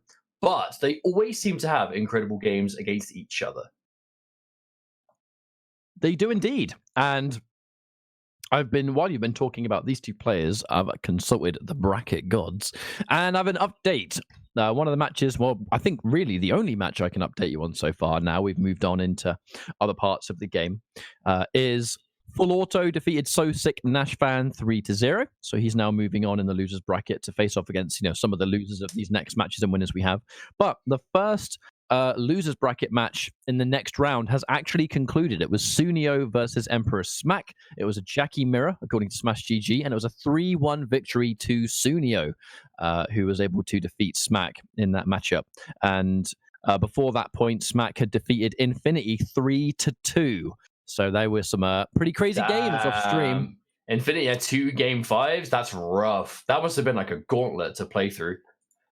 She got it up until the last wire for both. Shout outs to Infinity, man. Rocking that Sindel. There were so many players that were saying they were looking forward to Sindel coming out, and the only one you really see sticking with her competitively, I don't say the only one, but in the regular amount that we see them is absolutely Infinity. Shout outs to Infinity. But Rewind and Buffalo, do you remember which combo breaker it was that they had that crazy Injustice set? It was 2018. Yeah, I always forget exactly. Top 8 as well. I'm sure it was. It was for top 8, I think. Rewind was really ropey, and Buffalo was running away with it. But okay, so the big thing about comeback. Yes, it's the comeback that makes everyone remembers that set the most, I think, because it was one of those situations that in theory had no right happening, but it's materialized anyway. Now, the big thing about this though is Sub-Zero. Of course, Buffalo. We have seen one of the most dominant Sub-Zero players we've seen in the NetherRealm community for a while. Actually, there are a number. I feel like it's crazy because there are low-key a lot of Sub-Zero players in this game. Yet Buffalo has always been able to kind of like shine with a distinct style, and it's very Dead of Winter heavy, right? Buffalo is very live and die by the offense, but also have crazy damage, crazy reads with the interactables, and all of the in between. But that's what separates Buffalo from many Sub-Zero players, is the fact that he is not afraid to completely establish the mix. On the subject of that, though, here comes Jack. Oh my god. That was a clean conversion. Lots of work. Oh, there's the first overhead. It begins. And he goes in for the low almost immediately. It is what mix. And the reactionary block. Rewind was blocking low first. He saw the overhead and he stood up. Who said it can't be reacted to online? Rewind did just that. I actually feel like it wasn't a reaction though, because Rewind never crouched. He just went straight from blocking the jump in and just blocked standing no matter what. I'm sure I saw him blocking first. Well, I guess I saw it. We're gonna have to check. I'm gonna go check the tapes. I'm gonna go check the tapes. 100%. Either way, I guess to be fair, one of us will be right or wrong by the end of this 1st to 3 anyway. I'll take that ratio. Yeah, we'll see more. Oh, I mean, that looked like a reaction to me, dude. I don't know. Oh, I'm not saying he isn't reacting. I'm saying that specific case, I don't think it was. Yeah, nice option select kit. Uh-oh. He got hit. Shut your mouth. Well, he got hit, and that's going to be a good situation. Really good situation, actually. Massive damage. Massive damage here. And at 950 health, too, so that's going to be a lot worse than it seems. Oh, instant jump 2. We talked about Injustice before. Rears its head. Whiffs the forward 2, though. Yeah, that's just a straight-up whiff. Tries to go for the side switch combo. Oh, my word. In the face. But that's still one of the best things about Upgraded is it's the only real Jackie variation that gets to consistently combo off that forward 1. It's such a good mid, and she gets so much damage off of it. There's the low. He was blocking low first. Oh, another mistake. Rewind. That is the tricky thing, though. In the online setting, it is hard to see if somebody is looking for a reaction or not, because in a lot of these exchanges, he is essentially, he's blocking low. It looks so much to me like he's blocking low first and doing that micro stand-up. But in the heat of the moment, sometimes it's really hard to see. But I think is that not in turn some of like the strength of Sub-Zero, that these are the questions that get asked, where sometimes you genuinely can't tell? Because there are so many other things going on that you're looking for it, that when it hits, sometimes you're like, oh, wait a minute, I was paying attention to so many other things. Was that a reaction or not? Like, that's why the questions can get asked. And kind of in turn, why the forward 2 is such a scary tool. People talk so much about Sub-Zero like it's either 50-50. But we've seen so many Sub-Zero players like Conqueror show off that it's not it's not all about that. Like there are other. I feel like Dead of Winter can 100% be played like the way we see Buffalo. Because remember, Sub-Zero has amazing throw game, has good staggers, good auto shibby, sorry, has decent buttons to kind of threaten, right? Safe buttons. But that game, Buffalo, it was overhead or low, and that was it. There were no throws. There were, very minimal use of 1-2, because that's the way that Buffalo plays. Buffalo is very much, he's actually gone to thin ice, because I think he realized that, again, when you are dedicated to that overhead low game plan, someone like Rewind, it is going to be reacted to. If that is what you're really living and dying by, you will fight someone that knows how to react to it, and that is where the next layer of the Sub-Zero offense is opened up, right? Between the throws, between the use of 1-2, right? Quite a few of these forward twos are not quite working out anymore. And the change of the ice comes in because it's all about neutral, right? It's about trying to have projectile tools against the side switch capabilities of the amp slide. And just having projectiles beyond Ice Ball, having the air axe, for a very air mobility heavy character like Jackie, restand and into plus frame. So this is a loopable forward throw, very plus. And the overhead blocked again. Rewind, not letting this overhead scare him at all.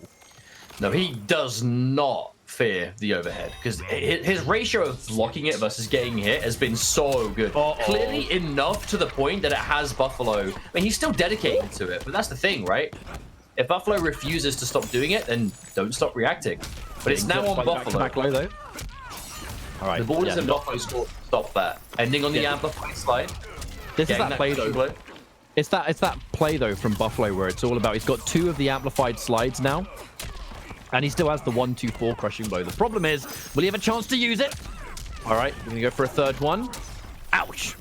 That has to be the crushing blow. Oh. He has 2. He has 2 killable crushing blows locked and loaded now. And one throw almost will do it. Chip damage. And there it is. I could feel it. Mustard, that was so clutch.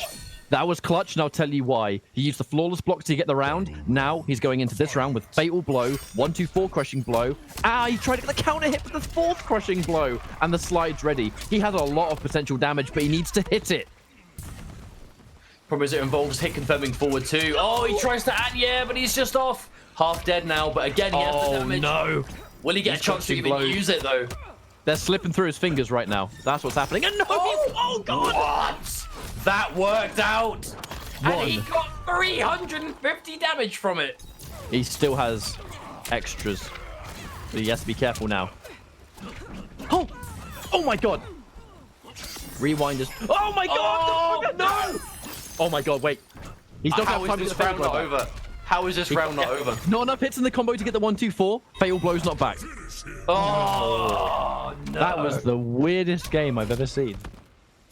Now, the crazy thing about Buffalo. Yeah, continue. Sorry, Discord delay again. I feel like Buffalo knew exactly how much damage he was sitting on. He was sitting on this, atom bomb of damage, right? And he just wanted to use it. But it just didn't work out. That's all there is to it. Rewind.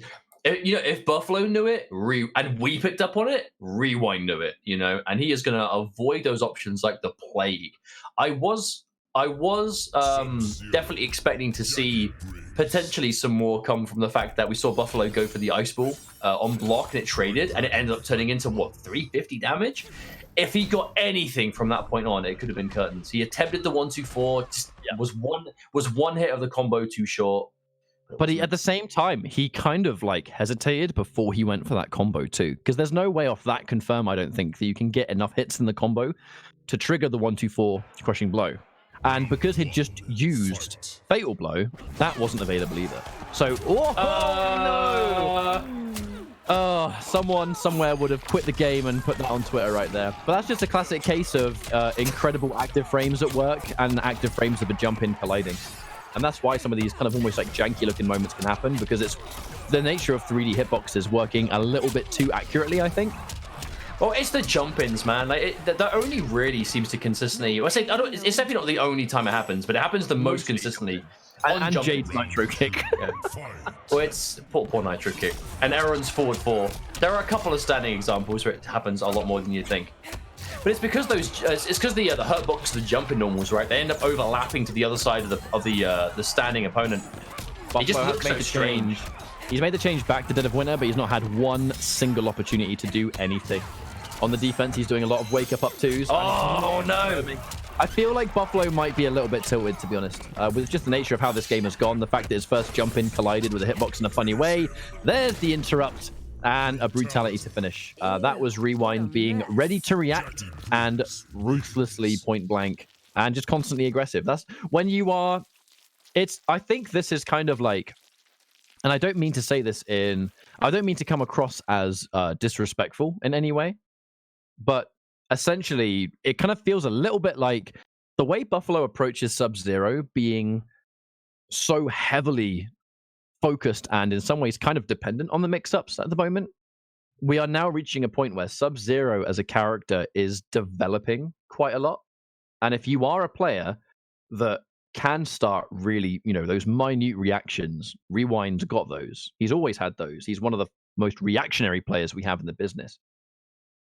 If you play against someone like that with a very mix-heavy do-or-die Sub-Zero, it doesn't quite work anymore, But we've seen there are other ways to approach Sub-Zero with other Sub-Zero players that are a bit more like... They just approach him more heavily built around grabs, like the super strong, like crispy neutral.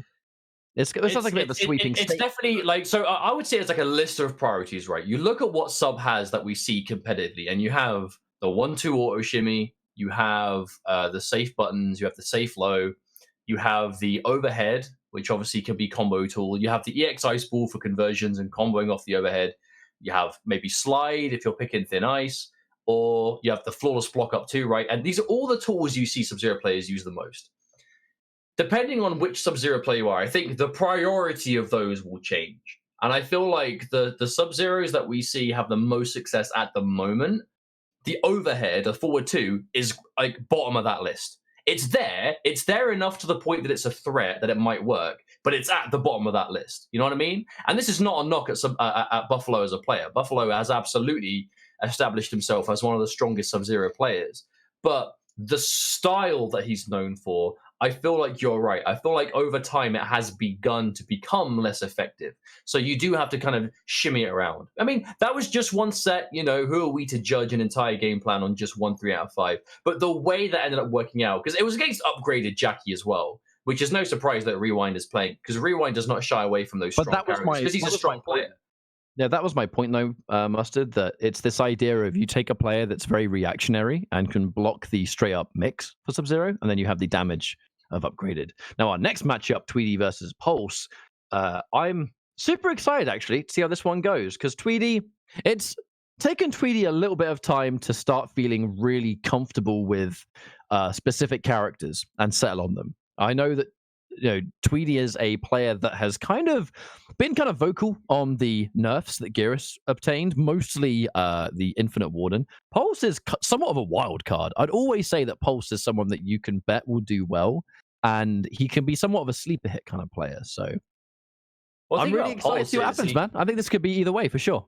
Well, Pulse is a player that burst onto the scene that right as the entire community is talking about how terrible Aaron Black is, here comes Pulse, and he's beaten top players left and right with the character, right? And that is, I feel like that's the main thing that put Pulse on the map for the game, right? It was that East Coast throwdown performance. It was the dominant showing, because he is truly a master of this character. Oh, optimal, no doubt. But of course, that Infinite Warden from Tweedy. Oh, okay. Now, this is the element of Pulse that I personally love watching, right? Where Pulse is, he doesn't shy away from really abusing those low pokes, right? Aaron Black, definitely not one of the best characters in the game, but absolutely has some of the best pokes in MK11. That down 3, that sweep, those 2 low attacks by themselves are incredible. And just as we didn't get those matches on stream, Tweedy had to defeat Sounds Like Pause to reach this point, and Pulse had to defeat Titanium Tigers. That's going to be a crushing blow right there. And this has been a runaway game for Pulse so far. Absolute destruction. The pickup now, better spikes. Tweedy spending a lot of meter to stay alive here. Hasn't got a life lead. 1 bar each and a splash. Yeah, that was a big call out from Pulse there, waking up with that neutral jump. Now, this is actually a matchup that we've actually seen Tweedy win. Obviously, pre-patch aside, we've seen Tweedy win against Aaron Blacks in tournament before. I remember seeing him play against Cyclone in the pro competition. He has historically looked comfortable in this matchup, but Pulse, I feel like Pulse's Aaron Black just has such a unique style to it that it's so hard to be ready for. No anti-cross up there. I know they did buff up 2 at some point, if memory serves me correct, and crushing blow. Who needs the corner when we can take 389 damage? And we're clipped from far away. I'm actually kind of surprised that wasn't at the range where the second hit would whiff, honestly. Oh, trip guard! Just like that, must be back in it. Yeah, this is bad for Tweedy.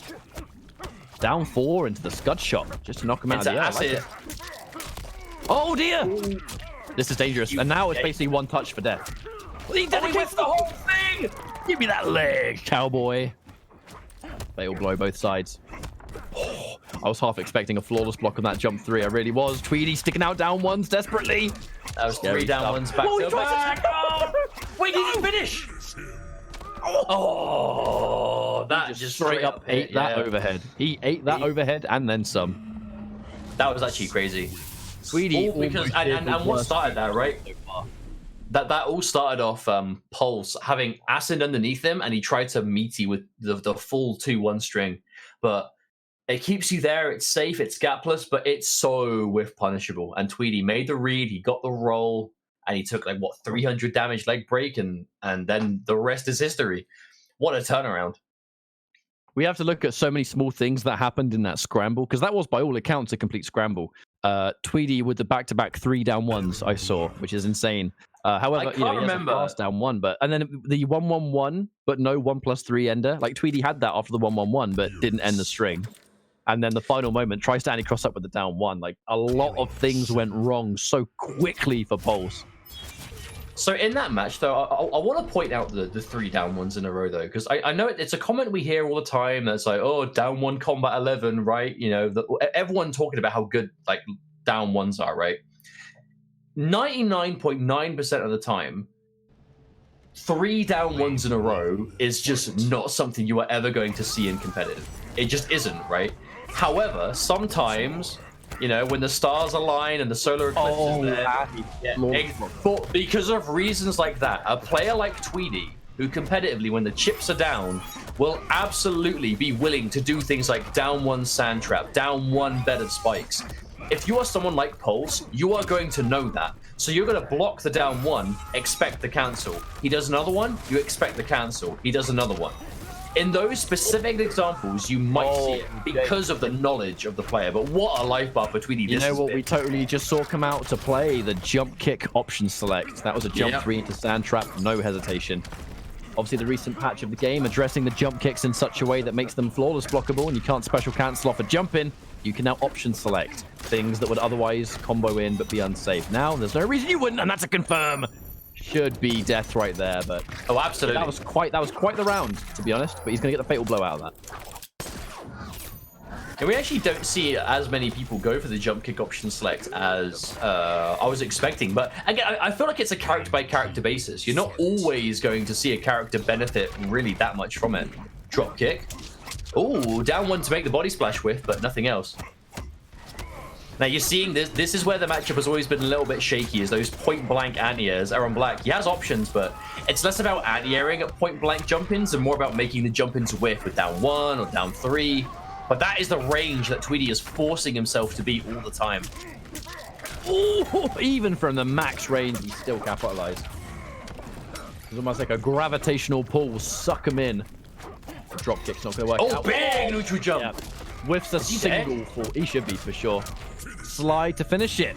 Really good recovery game. After a scramble and how really disaster struck in the first game, it's kind of amazing that a player like Pulse can just essentially, for lack of a better term, just forget that it ever happened. Some of those losses will stay with a player, and you can't forget about it the rest of the whole set. You are tilted off the ends of the earth until the last minute.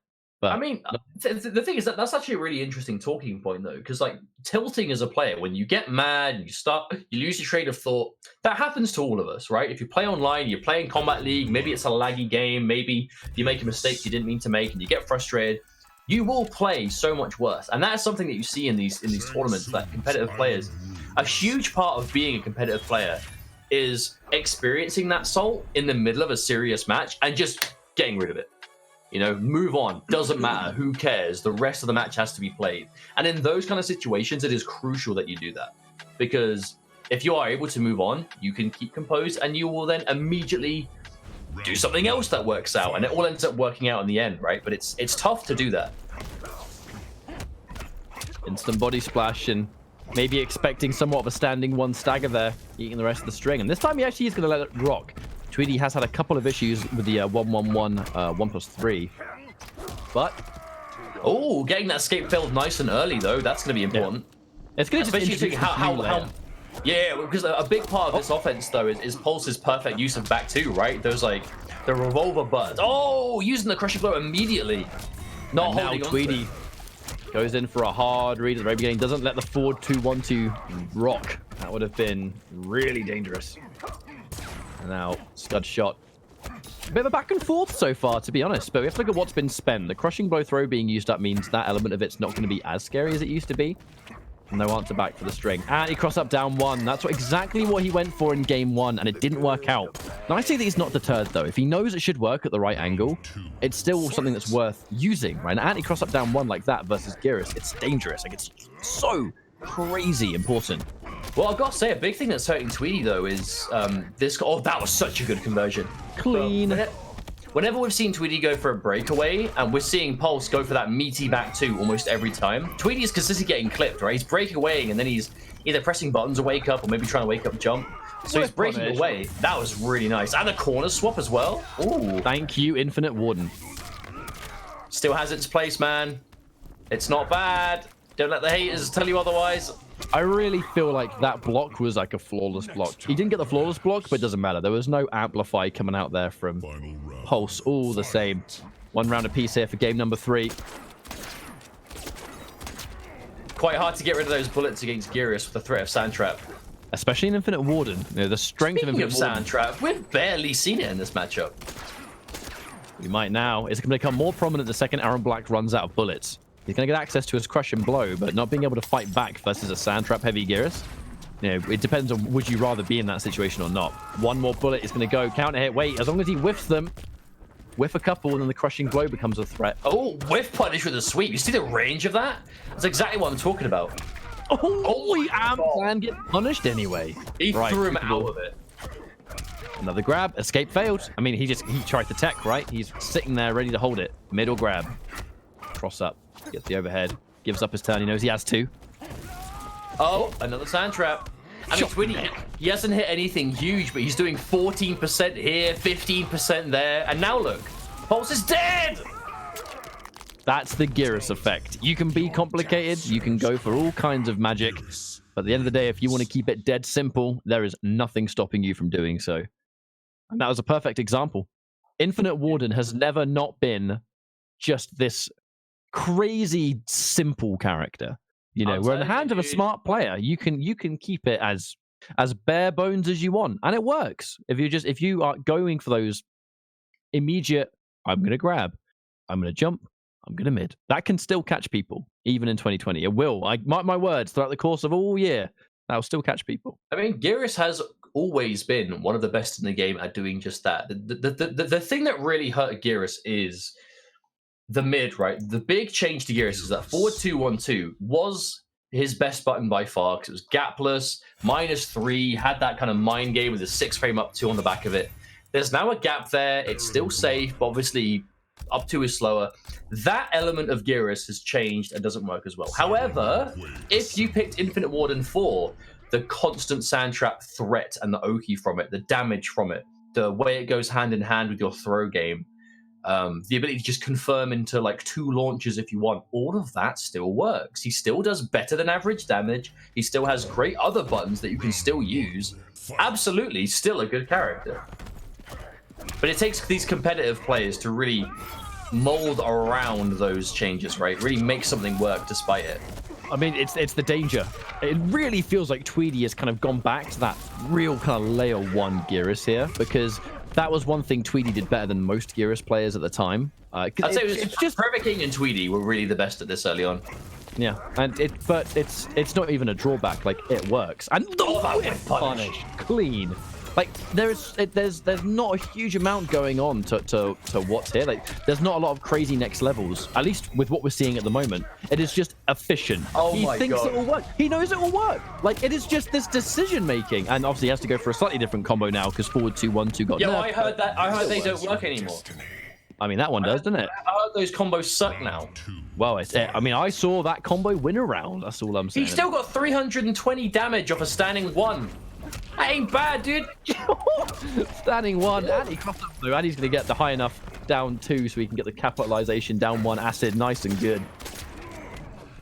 Now what does he get here? We'll see.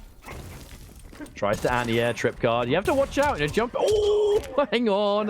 That was the most vanilla jumping from that range, and it still worked completely. Oh, I heard these combos were ass. I heard they were not good. I heard they were bad, Mustard. I heard these combos didn't exist and were bad. You heard wrong. Punish. Oh, the noggin. Yeah, he's got a helmet and everything. It don't do nothing. Darkseid does not care about head chop. Oh, he clipped. He pressed the breakaway. He's still confident he can win the round. Yes, if he gets any clean hit now, the fatal blow will kill. And Pulse, he's nervous. He knows. You he know, has no choice. You know. He can't. If he does his own and it's blocked, oh, he baited it. That's punishable. Punishable. Tweedy, and man. I love the composure. He called it out. I mean, it was match point. If it worked, he'd have won the set. But it makes sense that Tweedy would go for a play like that, though, because he's been playing with his heart on his sleeve for pretty much the entire set. Like, he's been going for these kind of gutsy reads from the beginning. Fatal blow. Ultimate gutsy read when you do it in that kind of situation. Happy to put this mix up. Getting clipped. Oh my goodness. Who are you shooting at? Yeah, Pulse is going for some tricky stuff. Read the breakaway, but Pulse has no reason to go for it. I love the forward 2 into the grab string there. Like, really trying to get him as a whiff punish. What? I mean, his fist was active, I can imagine. His fist so still had the active frames. Now, any touch can go into the gun crushing blow. Tweedy has to be careful now. It feels almost mad. It feels almost mad to me, Mustard, that Pulse has been able to somehow drag this back into his favor. It feels like Tweedy's been in control for almost the entire time. But you'll notice that Pulse is still having to play chase. Even though he has the life lead, the chip or even one of those hit sand traps is going to say no to that. Blow. Oh, he gets hit. There's no crushing blow here. It's not going to crushing blow. One more chance. Guess for game. The wake up roll. Out of dodge. Both players with range-based fatal blows. Does Pulse pull the trigger? Oh! He's trying to force it out of him. Oh! If he blocks it, though, he can probably sound trap. Oh! And he got what he was looking for, Mustard. He got it. Hey, man. You have 2 characters with long-range fatal blows. Each has to worry about the other one, but I don't think Aaron Black has that same kind of punishability where you block a full-screen fatal blow with Geras, sand trap. And done is done. Tweedy moves on in a really good set over Pulse. Pulse played that really well, I've got to say. Really well. Outside of the mistake at the end there, going for the fatal blow, sometimes you got to do it, right? We've all been in that situation. Tweedy lost a round off the same thing, right? Like, it's the threat. If you're not going to be willing to do that kind of thing, then people aren't going to fear it from you. And if they're not fearing it from you, the match is completely different. But unfortunately, Pulse going to be falling down here. I love watching how players adapt to nerfs, though. I really do, because I mean, I think we say this every time a big patch comes out. When I say big patch, I mean a patch that changes something really significant. Yeah. In this case, it was not only This was a big patch for Geras players. It was. Geras is he's been addressed almost every patch, but this was the recent one that was the most significant to him, in my opinion. But I just, you see it all the time, right? Geras destroyed. Geras not so good anymore. This is worse. That is worse. But it still works. I heard when the player just isn't fun anymore. Isn't that the word that wasn't that the phrase we always heard? Damn, this character just isn't fun now. Damn. But my point is that I really just I love seeing it. I love seeing just players that are really talented with the character work around those changes. You know, in this case, there was way less emphasis on the forward 2-1-2, and I can see in chat right now there are certain people that might be a little bit maybe not so happy that we're talking about Geras maybe being better than people thought. It's just I think that's almost like the MK11 effect, really, for me. That a lot of characters, if not every character in this game, is able to win in a tournament setting. It's the most balanced game NetherRealm have put out for me, and it's just great seeing that kind of a character that gets nerfed heavily. Here they are still doing some good stuff because of just tiny differences in the game plan. Grabs didn't get changed. You know, forward 2, if you use it for that purpose, it still works out. You know, we can talk about this in droves forever, but we have one of the best in the business. Yeah, the only one that can't use forward 2 the same way is Infinite Warden. The other ones can, I mean, arguably maybe not, but they can still make it safe, right? Without the gap, they can still go for the gauntlet. But again, we will see much more Geras throughout the night, and we'll have much more opportunities to talk about this. As for now, we have Ninja Killer versus the Mighty Unjust. This is going to be an interesting one. First time we'll see Ninja Killer on stream today. Ninja Killer really, I would say, arguably the MVP of 2019 for Mortal Kombat, right? Ninja Killer has had, I mean, what a story to tell, right? Ninja Killer is the ultimate kind of success story for any aspiring online player. You know, from casual MKX player online who somehow just ended up being this ridiculously good player of that game with obviously that Liu Kang and I mean, if you haven't heard of this guy, you have been living under a rock in the NetherRealm community, and that success online more than transferred over into the offline world, and that is why he is going in as one of the absolute highest seeds into Final Combat next month, and is by no surprise here after winning one of the qualifiers for the Konsole Kombat finals. Ninja Killer is without question the favorite to win this tournament, and it's just previous results and how things have gone in the past. Like, you would be silly not to bet on Ninja Killer to win this because of so many moving parts, but so rarely do you see a player dominate an online world and then go offline, and the doubt is always there from other people because you so rarely see it, and it's a lot more common in that way that someone does well online, and because of all the crazy things that involve an offline tournament, they go offline, they don't do so good. That was not, and never has been, Ninja Killer.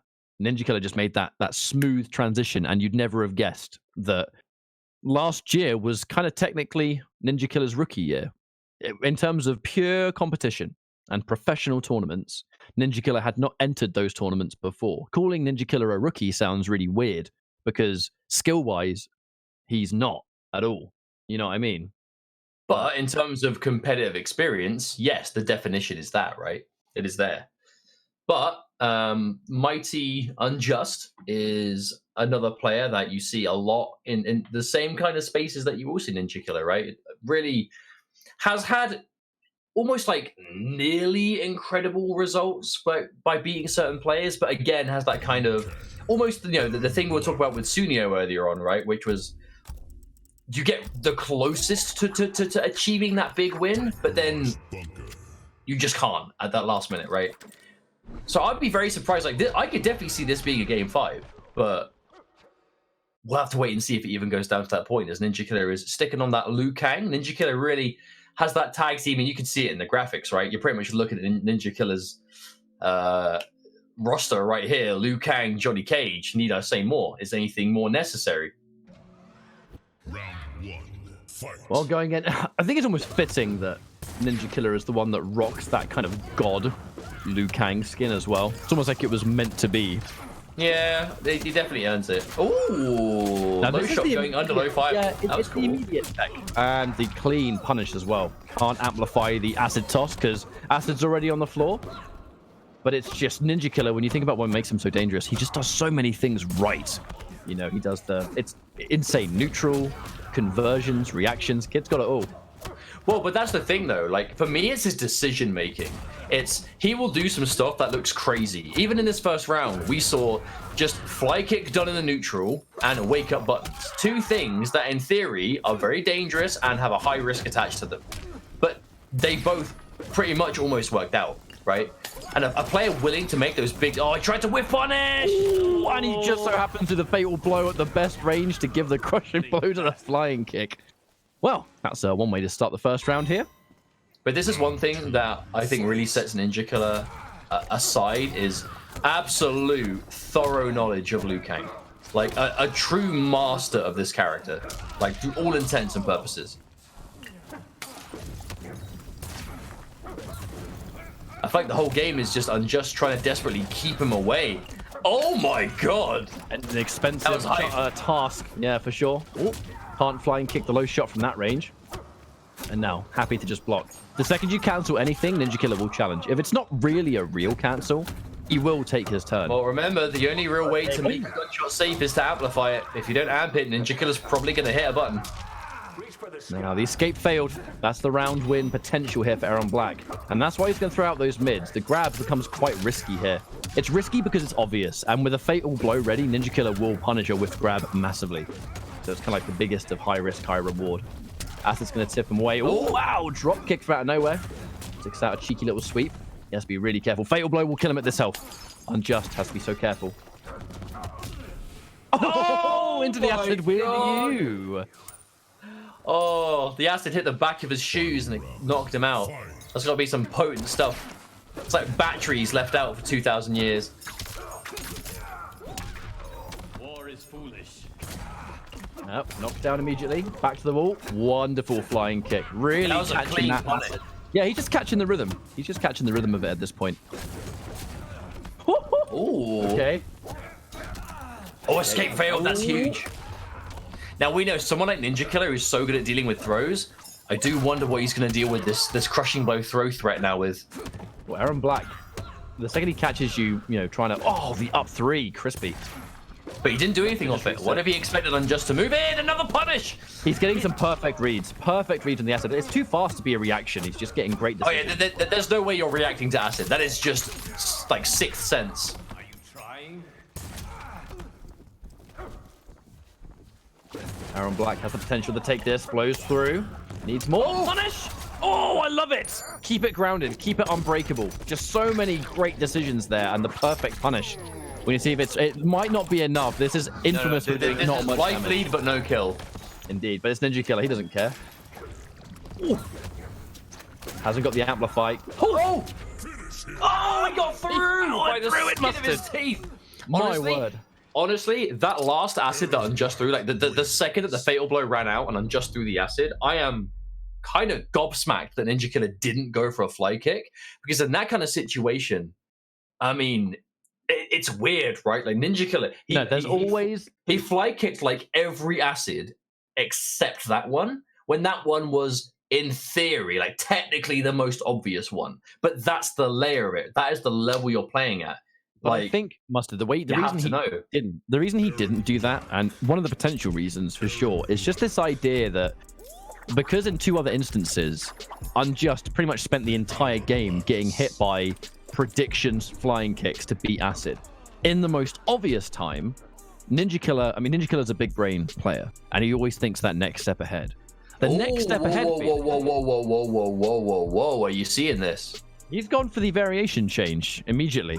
He's gone for variation 3. Yeah, my point was that I just think that maybe it was such an obvious flying kick that he was thinking further ahead and Unjust. Does that not say everything about how amazing Ninja Killer's reads are? That we are here saying, I can't believe he didn't fly kick the acid on startup. Yeah, exactly. Like, does that not say all about how much of a high standard we hold him in because of these crazy decisions? Dude, Unjust is running away with this, by the way. The breakaway's been forced out. The only real damage that's come onto Unjust so far is through a command grab, so there's always potential for, even though it's Liu Kang, not everyone is really well versed in the V3 matchup. Liu Kang's got some real tricks up his sleeve in V3, but Unjust has got the lead here. But he has to be close range to do it. Now, remember, he loses the low fireball. Low shot becomes a lot more dangerous in that sense. The down 3 and the range. Back to full screen you go. Unjust. One round up. Man, I love close range. I wonder if we're going to see him be in that position to even do it. He's thrown out the down 3s. He's using that as an extension of his zoning. Low profile. Did you see it? Low profile and jump in and whiff punish. Ninja Killer just he is not making. He's not making the right defensive calls, and they are reads. You have to make those reads. He's normally so good. Oh, the wake up 1, 2, 3. Good choice. But in those kind of mid and grab situations in this game, he has just not made the right read, and you so rarely see Ninja Killer not make the right call. He has, in my opinion, the best decision making of anyone in the world. We saw him get the flawless block on that string, but no resources to punish. Oh, throws it right back in. Where you going, mate? Now, the fatal blow means if he just gets one clean hit here, this game's over. Now, the threat of the command grab is there too. If he hits him, though, fatal blow will kill. Oh, speaking of... Ask and you shall receive. And finally, the second the chips were down, middle grab, and he bets for the grab and gets hit. Now, this is exactly what Ninja Killer needs. This is a point-blank variation. Oh, I tried!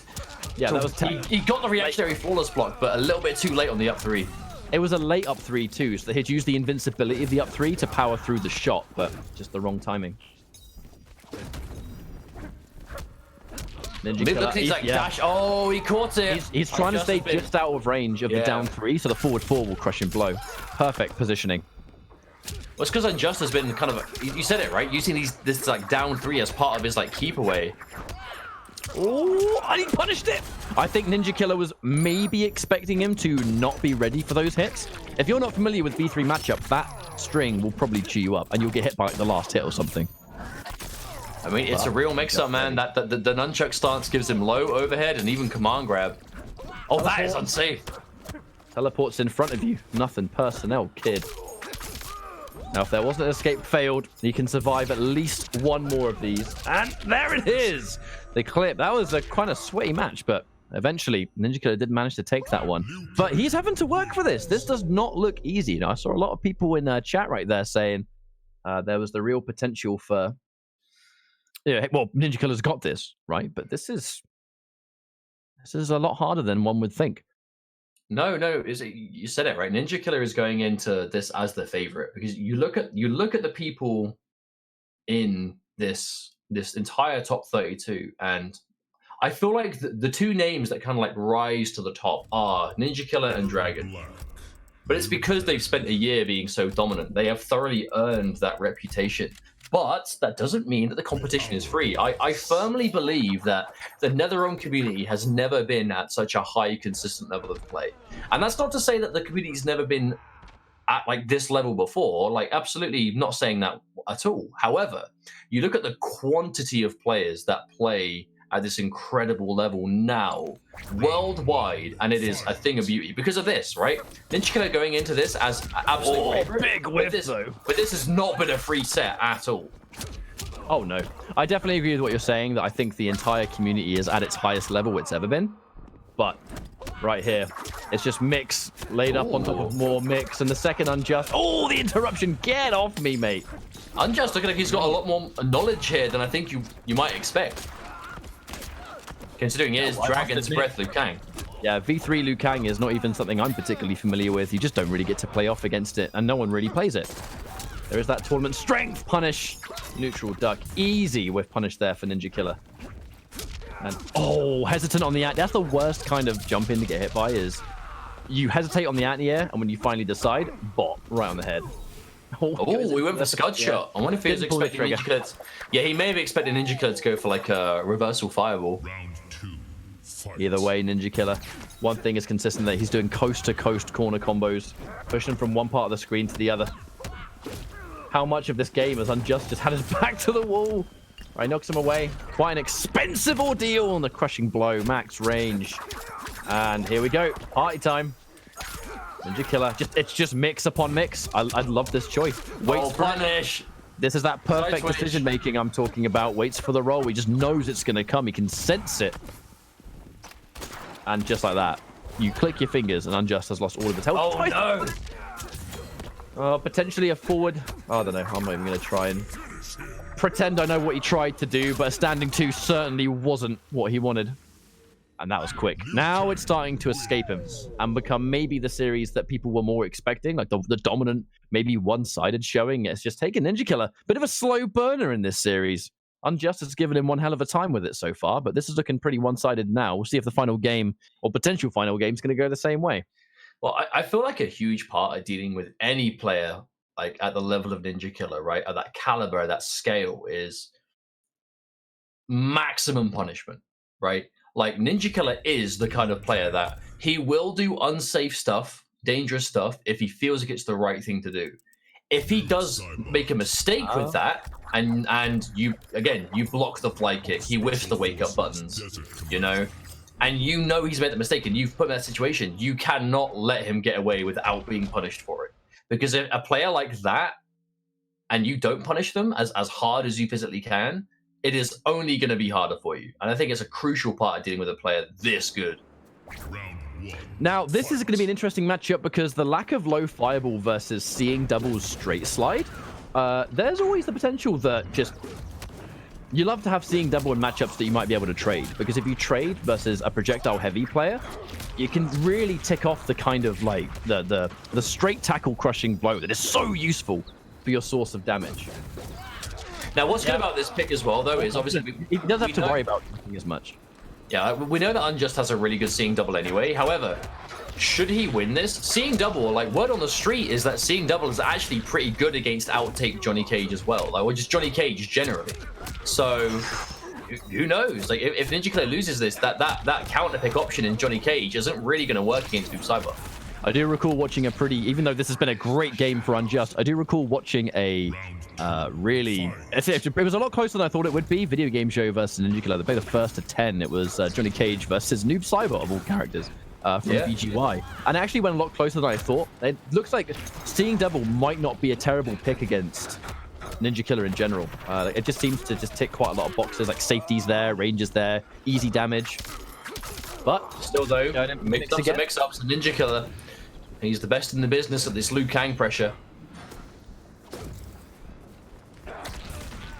Instant low. Okay. Oh, I wonder what that was. Not what he wanted. That's what it was. Looking out for those down fours. Noob Cybot's low pokes are so good. Ninja Killer trying real hard to just put himself just out of range in the mix-up that's not a mix-up. 1-1 low or 1-1-2. 1-1-2 is a lot more telegraphed, but you just got to be watching your toes at all times when it comes to seeing double. And he has a delayed back two. Wow. Okay. Dedicates to the back. The 1-1-2, sorry, though. Could have been a little bit more damage if he just believed in the 1-1-3. Watch out for the full whiff. No full punish, though, from Ninja Killer. Yeah, uncharacteristic, not maximum punish there from Ninja Killer. Look at the respect when you're getting away with that kind of stuff back to back and block. Oh! Maybe he didn't believe in the amp. Maybe he didn't believe in it. I haven't been keeping count. Whip punish. Oh, wake up buttons. And get out of my airspace. Bro, I didn't even know that could brutality. You ever jump in on someone and just get dissolved? He literally just exploded. Deletion. The final deletion. I didn't even know that could brutal, dude. I've never seen that. I will admit. And I mean this by pure animation speaking. I've never seen Ninja Killer get deleted like that before. Ninja Killer just jumped in. He's gone from this earth, dude. I blink and he vanished. My goodness. Oh, that was so good. That was so... It did look like a quitality, but no, it's the... It was a new brutal that was given to Noob Cybot a couple of patches ago. I think it's in relation... It totally looked like a quitality, that's true. I believe it's in relation to a... I think it's related to his health or something. I can't remember, but it was a new brutality. It wasn't here from day one. And they just delete. They get turned to paste. It's great. Back to Luohan Xuan, Ninja Killer, bringing out the tried and true. So, seeing double, this is going to be our final matchup. We're in Game 5. You know what I said right at the start of this set that I would be surprised. I would definitely expect we could see a Game 5 here. But Unjust, again, he finds himself in the situation a lot where he can take I forgot. And that's a big part of the knowledge. That's a big part of the matchup is you can fly kick through the straight clone. That's annoying. As a Noob Cybot player, I hate that so much. And button into press, and he's going to get pressured. Noob Cybot doesn't really thrive so hot with his back to the wall. It's kind of like the seesaw effect. I like that. He gets damage. Ooh! What was that? Kick, just potentially a side switch. I really don't think he was confident he was going to get up immediately. So the flying kick... That's actually a really good point. Yeah, next level decision making, man. Yeah. Oh, the low poke into slide. That is kind of the seeing double special. It's a kind of a safe bait, really. Ah, just clipped. And by all means, this should be the round. Oh my god. This is Noob Cybot. He has crazy damage and fatal blow. I'm not gonna. Oh, and goes in for the grab. Now, both of Noob Cybot's grabs, they send you kind of far away, so you do have to do some of that work immediately. Neutral duck into just a down 2 from downtown. But it wasn't an immediate down 2. I think if he did a back 1 or a mid, he probably would have blocked it first. Yeah, I feel like he reacted to the whiff button. Yeah, Ninja Killer would. But that's going to be match point for Ninja Killer at this point. Oh, Cage just hits. If seeing double, he doesn't need much. Oh my god. He really doesn't need much to get started. With punish, just a down 1 to steal a turn. And again, the mix-up that's not really a mix-up, but if you're caught slipping, it's damage all the same. Those clones are adding up, dude. He's going to get that KB. Especially if we go into... It's safe to assume that if you ever go into a round 3, Noob will eventually have that crushing blow. If he's playing normally, like that's already 2 added to the list. Amplified clone being a second clone in its own right. Watch out for the forward 2. He's pressing too many buttons. Yeah, Ninja Killer. He's been getting hit by a lot of wake up buttons now. The tech. That was he had crushing blow. That was crucial. That was a game changer. Oh, the punish. That was so good. That was going to scale because he did the breakaway, if memory serves. No, he's dead. He's dead. He's super dead. That was so good. Wait, is he? So good. I don't know. It's you saying it. Yeah. Oh my god. Now I'm gonna say, by the way, that is matchup knowledge. Now, someone said explain. I'm gonna explain it to you as a Noob Cybot player. Certain attacks in this game that have really fast forward momentum, they can go through Noob Cybot's running clone, and it's been that way since day one. It is just a matchup thing. That is just how it works. And if we don't know why it works. Yeah, I don't know why it works, but with the way that Ninja Killer had that range, and he did it at max range to whiff it to get string into fatal blow, that was no accident. It's unfortunate that that's how it works, because as a Noob Cybot player, I hate getting hit by that. It sucks. But that is how it works. And Ninja Killer knew that. It was great. No, but that's the thing. It looked like Ninja Killer knew that and was absolutely ready. I do wonder if in the heat of the moment, Unjust thought it would recover faster than it did. Because he was like maximum of the max range, right? Maybe he thought, if I whiff this and he fly kicks, I will recover and I'll whiff punish the fly kick. But it just didn't work that way. That's the only explanation I can think of that Unjust would have thrown that out. But again, is that not exactly what I was talking about at the start of the set, right? And I eagerly await the day that Unjust can really clutch out that last hit, that last life bar against that top level opponent. Because Unjust is so capable of it. Unjust is always so close to getting big win, but it's just it always ends up this way. Being able to show that he can take it this far to one of the absolute favorites to win the world championships next month, like that's, that says it all to me, that there's real progress, and we'll see what happens with Unjust in the whatever the 2020 period might be. But no, I want to just give absolutely. I strongly think there is a 0% chance that was a guess. Like there was so much wind up time from the clone. It looked very much like a reaction, and knowing Ninja Killer as a player, it had to be. I strongly think that was just a big brain choice, because he was ready for the whiff, he was ready to recover, and he got the the buttons into fatal. But that was all. That felt like one big sequence to me, and that's why Ninja Killer is minimum top 2 in the world. Like that is why he is held to such high esteem. So let me bring up. Yeah, I'll bring up the next set of matches. So next game we have. Oh my god! It's going to be Kombat versus K7 show off. So we're going to see the return of Sub-Zero, courtesy of K7, who is running quite a lot of momentum right now. A recent big tournament win via Sub-Zero. Now Sub-Zero as a character has had quite an interesting couple of weeks. Sub-Zero is kind of, whenever you see like a pro player tier list over the last kind of month or two, Sub-Zero is always like bottom 5, right? Like always like lowest tier possible. And that's a thing that has just started popping up all over the place. But the second that started happening, Sub-Zero started winning tournaments. I don't know what it is.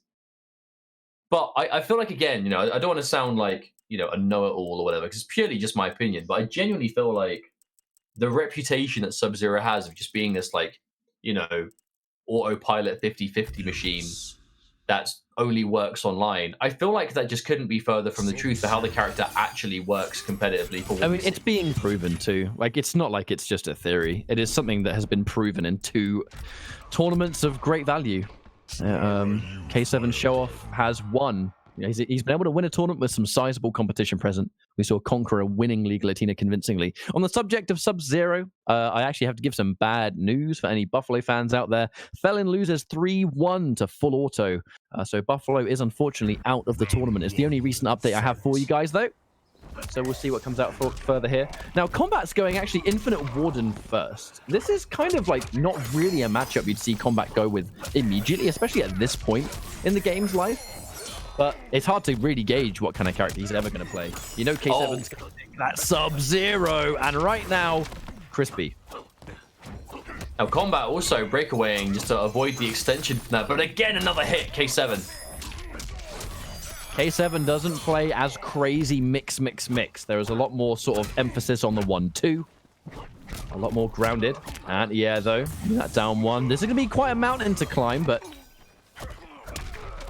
we'll see if it's going to be enough to work out. Okay, blocked straight into the grab. This is that kind of Geras comeback, man. It's grab or mid. A down 1 just in case he tried to do something cute on Wake Up. And this is Geras. And now he's immediately into a potential guess for game situation with how weak he is. Oh, that work! All that work for a micro neutral duck at the very end. K7, and he's got corner positioning too. That's best case scenario. For the, that is going to be a drain for Combat. You know, when he's working on that kind of comeback that long and it just gets snuffed out in the last minute, that's got to suck. You know he's not going to be happy with that. Okay, reversal EXIs. He's trying to make sure Combat doesn't get too comfortable throwing out these sand traps. Now, you're noticing there again, that's the adjustment, right? Finishing that string is so much more of a danger. So if you're going to finish the string that has a gap in it, you can go for the gauntlet, and if the gauntlet is blocked in Infinite Warden, it's plus, right? So that's the mix-up now. There it is, the interruption. Escape failed versus Sub-Zero. Music to his ears. Tries to confirm. That would have been a 1-2 amplified ice ball. For sure, interrupt again! Oh my god, this is a bit crusty though from K7, but that was clean as anything. That's the jump 3. Expects a button. Should be a confirm. Oh. Yeah, nice damage too. Oh, but fresh on Wake Up. He should be dead. Fatal blows in play. And he is going to spend it. He is going to spend that. So the round's going to go the way of Combat, absolutely, but I feel like when you're playing some like Sub-Zero against the Geras that doesn't have Fatal Blow, it does open up a few more options for you.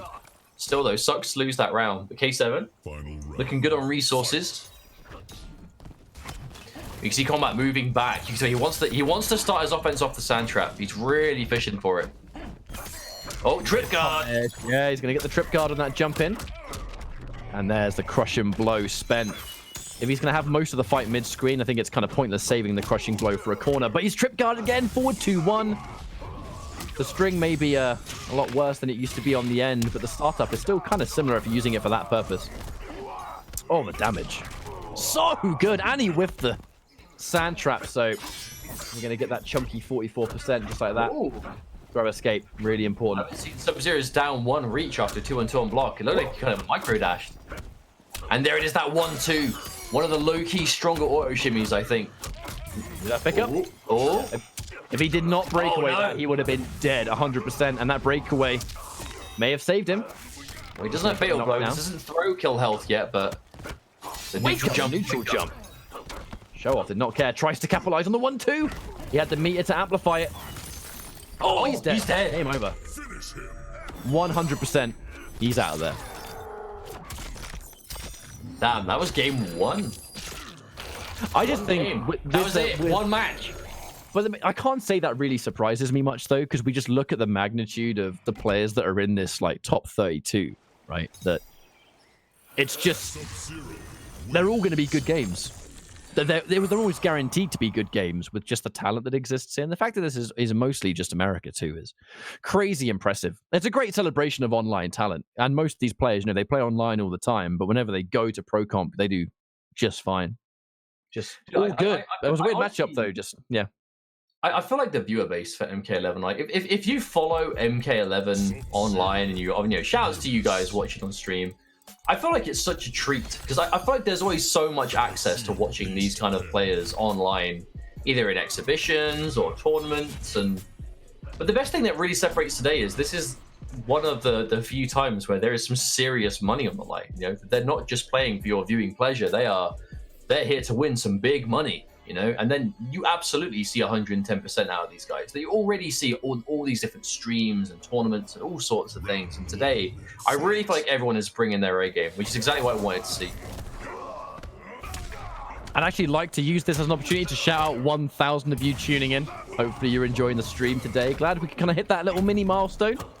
This is, as I said earlier, a pretty big celebration of just online talent for Mortal Kombat. The fact they're playing for a decent chunk of cash makes a big difference as well. But so far, this has been a great round one for Kombat.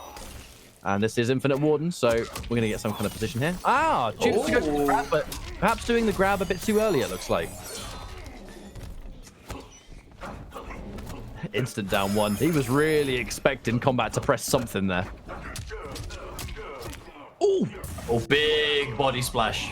Unlikely he's going to break away here. Even if he had the chance there and it came back microseconds faster, it would have been a huge waste. Yo, I haven't seen that taunt before where he walks back on the sand. That's hype. NetherRealm just keep adding new stuff, don't they? It's sometimes hard. Oh, empty jump down. That was just combat. What? Right there. What's the matter, Jake? You've never seen an empty jump down 2 before? No, I have not. Select, boys. That was no S for sure. And a crushing blow. This has been a disgusting round from Kombat. You would never have seen a player do jump 3 into raw choke unless it was post-patch. You have never seen that in your life before that moment. Slam him, stick him in the ground. Oh, no brutality. You disappoint me, Kombat. Not very wise. Geras wins. Well, man, I gotta say, why does every Geras player have this outro? Yeah, it's not just this outro at the moment, but it's the dark side skin too.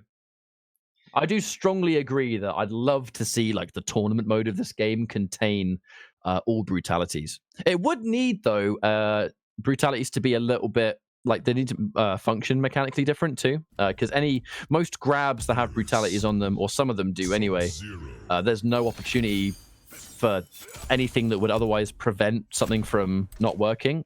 The brutality triggers the moment the attack lands in some cases. So there are a few characters that actually would need to have their specific brutalities that end the game immediately addressed, because it would be kind of broken. But surely that wouldn't be too much of a hard. I'm just kind of thinking out loud, but I'd love to see more brutalities in tournament play. I'd love to see it. Anyway, that's going to be a 1-1 in quite swift fashion, actually, to be honest. Oh, come over that long range anti-air, but didn't quite work out. Oh my goodness, the walk back, dude. That's got to be one of the scarier things about Sub-Zero is he has 2 different normals that are forward advancing off of back inputs, right? Back 3 for the advancing low, back 1 for the longer range advancing high. It's so good. Oh, he tries to instant jump in anti-air, but that body splash far too active for that to work out, and then combat anti-air attempt. But this is a corner combo for Sub. By all means, this could be death. Opted to say the crushing blow, yeah.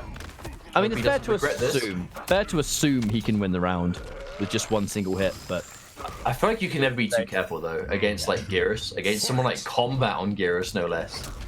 Oh, get out of here! Wonderful throw tech. Oh, but he's gonna get hit anyway. No amplify needed here, and just outright the unbreakable version. I love to see that. I'm pretty sure the way that works, right, is you have to get the jump in first, and then it becomes unbreakable. Correct? Yeah, that. I believe you only get enough hits to make that standing unbreakable KB by doing a jump in first. So it's not something you see every game, but it's worth it. He knows he's optimization station right there. He knows he's too far away to get the bed of spikes, but he's far enough away to get the sand trap. Nice little bit of awareness there from Kombat. Goes in for the raw forward. Oh! We are seeing some weird things work that I've never seen work before. Only on Konsole Kombat 2 finals. Oh, big boot. That was... I'm still trying to figure out what Show Off tried to do there. Did he try and do like a standing 1 freeze anti-air or something? Just a raw ice ball. That's yeah. You know what? It doesn't matter what we think. It matters what we saw. No, it does. And at the end of the day, it worked. So it is what it is. That's it. If it works, don't stress the imperfections. It is what it is. imperfections become perfection. Yes, it's true. Somewhere on spaceship Earth. The next Words of a true philosopher. So, combat changing characters. This is not surprising in any way, shape, or form. He's gone in with Johnny Cage. It is one of his characters. Let's not forget, Combat was kind of the original Johnny Cage when MK11 first came out. And Johnny Cage, I mean, definitely a shadow of his current self, for sure, was not the same kind of character. There was mainly variationless Cage, right? The buttons. It was about the buttons and the strings. Do you remember when? Bro, what's even the name of Variation 1? I haven't seen it in so long, I've forgotten its name. Shock Jock. Shock Jock, that's one. Do you remember when that existed? No. I remember. I do not remember. I remember when Variationless Cage existed. Oh yeah, no one even used the moves. Pretty good with that. Now the instant low. Confirm now. There's the side switch as well. The glory of Sub-Zero, the fact that the ice ball freezes for so long, you do kind of just get that free side switch whenever you want. An underrated tool, really. For that Showstopper Cage. Outtake may have been addressed or nerfed a bit, but Showstopper kind of stayed exactly the same. So I do wonder what this matchup is, though, because when you think about it, as good as the fireballs are from Johnny Cage, you still can't throw them against Sub, right? He's still going to be able to, and thanks to a jump in, Unbreakable. The jump in gave access to that Unbreakable once more. K7, every time he jumps in, he's looking for it. Well, like Sub-Zero has the buttons to whiff punish. Back 3 is going to whiff punish the down 4s or back 3s. Your fireballs can compete because you win the trades.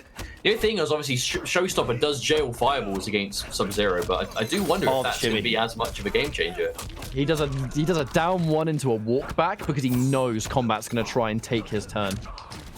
You give a down 1, that down 1's almost like a red herring, right? It's like, I'm doing this down 1 because I want you to press. And my back 3 will reach anything you press. Tries to whip punish, but the back 1 ever so slightly too slow. Forward 3 is the conversion. Okay, Combat's going to catch him on the way up. K7. You know, when we said earlier today that there is a difference in the way K7 plays Sub-Zero to a lot of other Sub-Zeros, like, we weren't overselling that. Like, there genuinely is a difference in styles. How many forward 2s have we seen the entire series? Oh my god. Oh, you were saying? Dude. You were why saying? Why did I say it? Why did I even say it? Oh my god. Tempted fate. That's your fault. Slice him. That's your fault, dude. Oh. That is your fault. Wow, fastest bags in the West right here. The one and only forward 2 used in the set, and it connected right as you said. We haven't even seen one yet. That was your fault. I'm willing to take full responsibility for that overhead. I'm so sorry, Combat. I will, yeah. See yourself out. Leave the call, please. I'll see you guys later. I feel like that was 100% my fault. It's been a good time. I had a good time tonight. And a finger on the monkey's poor curls. I call it throat good. But look, when we look at the way K7 played that matchup. Oh, why? I was talking about references. How am I supposed to take your analysis seriously? Because just forget what I said before. Bro, I can't. Now, show off. He says it in chat. Bro, I barely did forward 2. And that's why it works. Yes. And that's why forward 2 is a really scary tool, because you can essentially use the overhead so sparingly, so they're worrying about everything else. And there's a reason that the second K7 does it. It's at like the most crucial moment where you've used it so little, you finally do it, and it's like, oh my god, yeah, he's got that, isn't he? You just, even if he didn't forget about it, in that moment, Combat might not have been looking for it. So if you use the forward 2 less is more, because there are other tools you can use. K7, it's a game of down 4, crisp reactions, the 1-2 game, like Sixth Sense on jump in too. You know, we saw the extra element there. There's actually at least 2 separate times the Sub-Zero jump in into the 2-hit freeze. As long as you get that jump in, it triggers the we actually saw the crushing blow, unbreakable, 35%, dude. We saw more of the unbreakable version of that like the crushing blow of that in that set than I think I've ever seen before. Like, I know it's possible because we see it sparingly, like every now and then, but I think we actually saw that every game in that set. But regardless, props to K7 show off, you know? Like, we know that both Combat and K7 show off. I feel like that match was a real taste of things to come, right? Through the LCQ, which we know is coming up very soon. You know, the clock is ticking. Before we know it, it's going to be Chicago time, and Final Combat went from find out. Final Combat went from being months away to not so much. quite quickly. It's the 8th today. It's officially a month away now. Let me consult. I'm actually going to consult the losers bracket. We can see some other matches that have happened. Pulse defeated Kerbalicious 3-2. That was a close one right there. But that does mean now Mighty Unjust versus Titanium going on off stream. I don't want to say that. Kerbo, he works hard. He works hard. And I think I feel like genuinely if he keeps the grind going, Kerbo always has the potential to do good things because he was one of the MK9 gods, one of the greatest MK9 players to ever walk this earth. So Kerbo, there's always a chance you can believe in him. But that does mean that off stream, we have Mighty Unjust versus Titanium Tigers going on. And also Kombat versus Rebel is happening, which is a matchup that we've actually seen on our own personal stream quite often. And it's a matchup that Kombat has kind of often had the upper hand in. It's that matchup of Rebel playing Collector and then Kombat just being almost a little bit counterpicky. I mean, you're talking about Kombat. We've actually just received the juice. Apparently, when there was a co-op stream with Illusion Esports, Kombat said that he would mop the entire Illusion team by himself, which is, of course, K7 show off, right? So I think maybe there was a story behind the bags. The best kind of bags. The best kind of bags have drama attached to them. I see. I mean, this changes everything. I know. This does change everything. And it was winners. Overhead all the more sweet, I guess. I mean, it is winners. You have to remember, it's not it. Like, Kombat is absolutely still in this. If K7, if you can hear us, can you please leave the lobby so we can invite the other players? He's gone. Don't worry. Hey, we did it. So our next matchup is going to be. Let me consult the old. I believe it's King Gambler and Deoxys. I believe. Yeah. Yep. Oh, versus upgraded Jackie likely to be it. I am really excited about King Gambler sticking with Nightwolf, and that's for a few reasons. Number one, I'm not really a huge fan of watching Scarlet, so that's like a personal thing. I'm not really a big fan. I don't find her super interesting. Like, I respect her as a character, but as a viewer, she doesn't really do it for me. You know what I mean? But, King Gambler was arguably the best Scarlet at the time that he was playing her.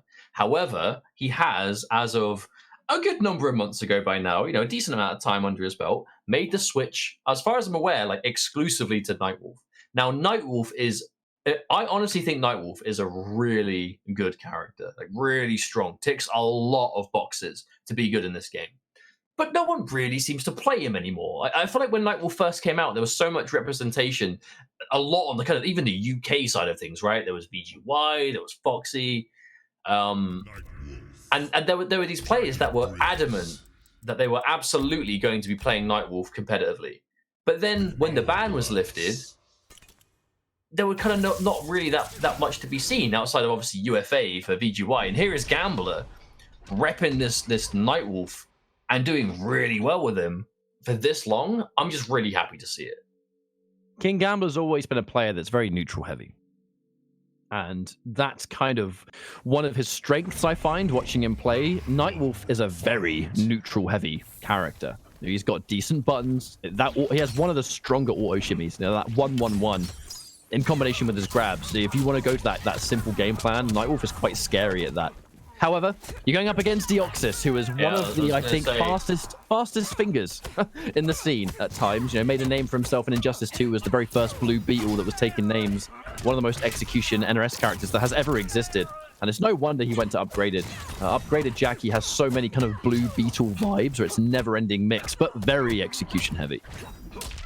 And also very, it's execution outside of like just standard stuff, right? It's conversions. It's recognizing something's connected at a weird height, or they started jumping at a weird time and being able to adjust. Micro dart, Gambler. He's still corner combo. Nightwolf don't tickle, that's for sure. 340 just like that. He's going for the 1-1. Oh, the back one. Didn't quite hit its mark. A little bit too slow. And now the pressure.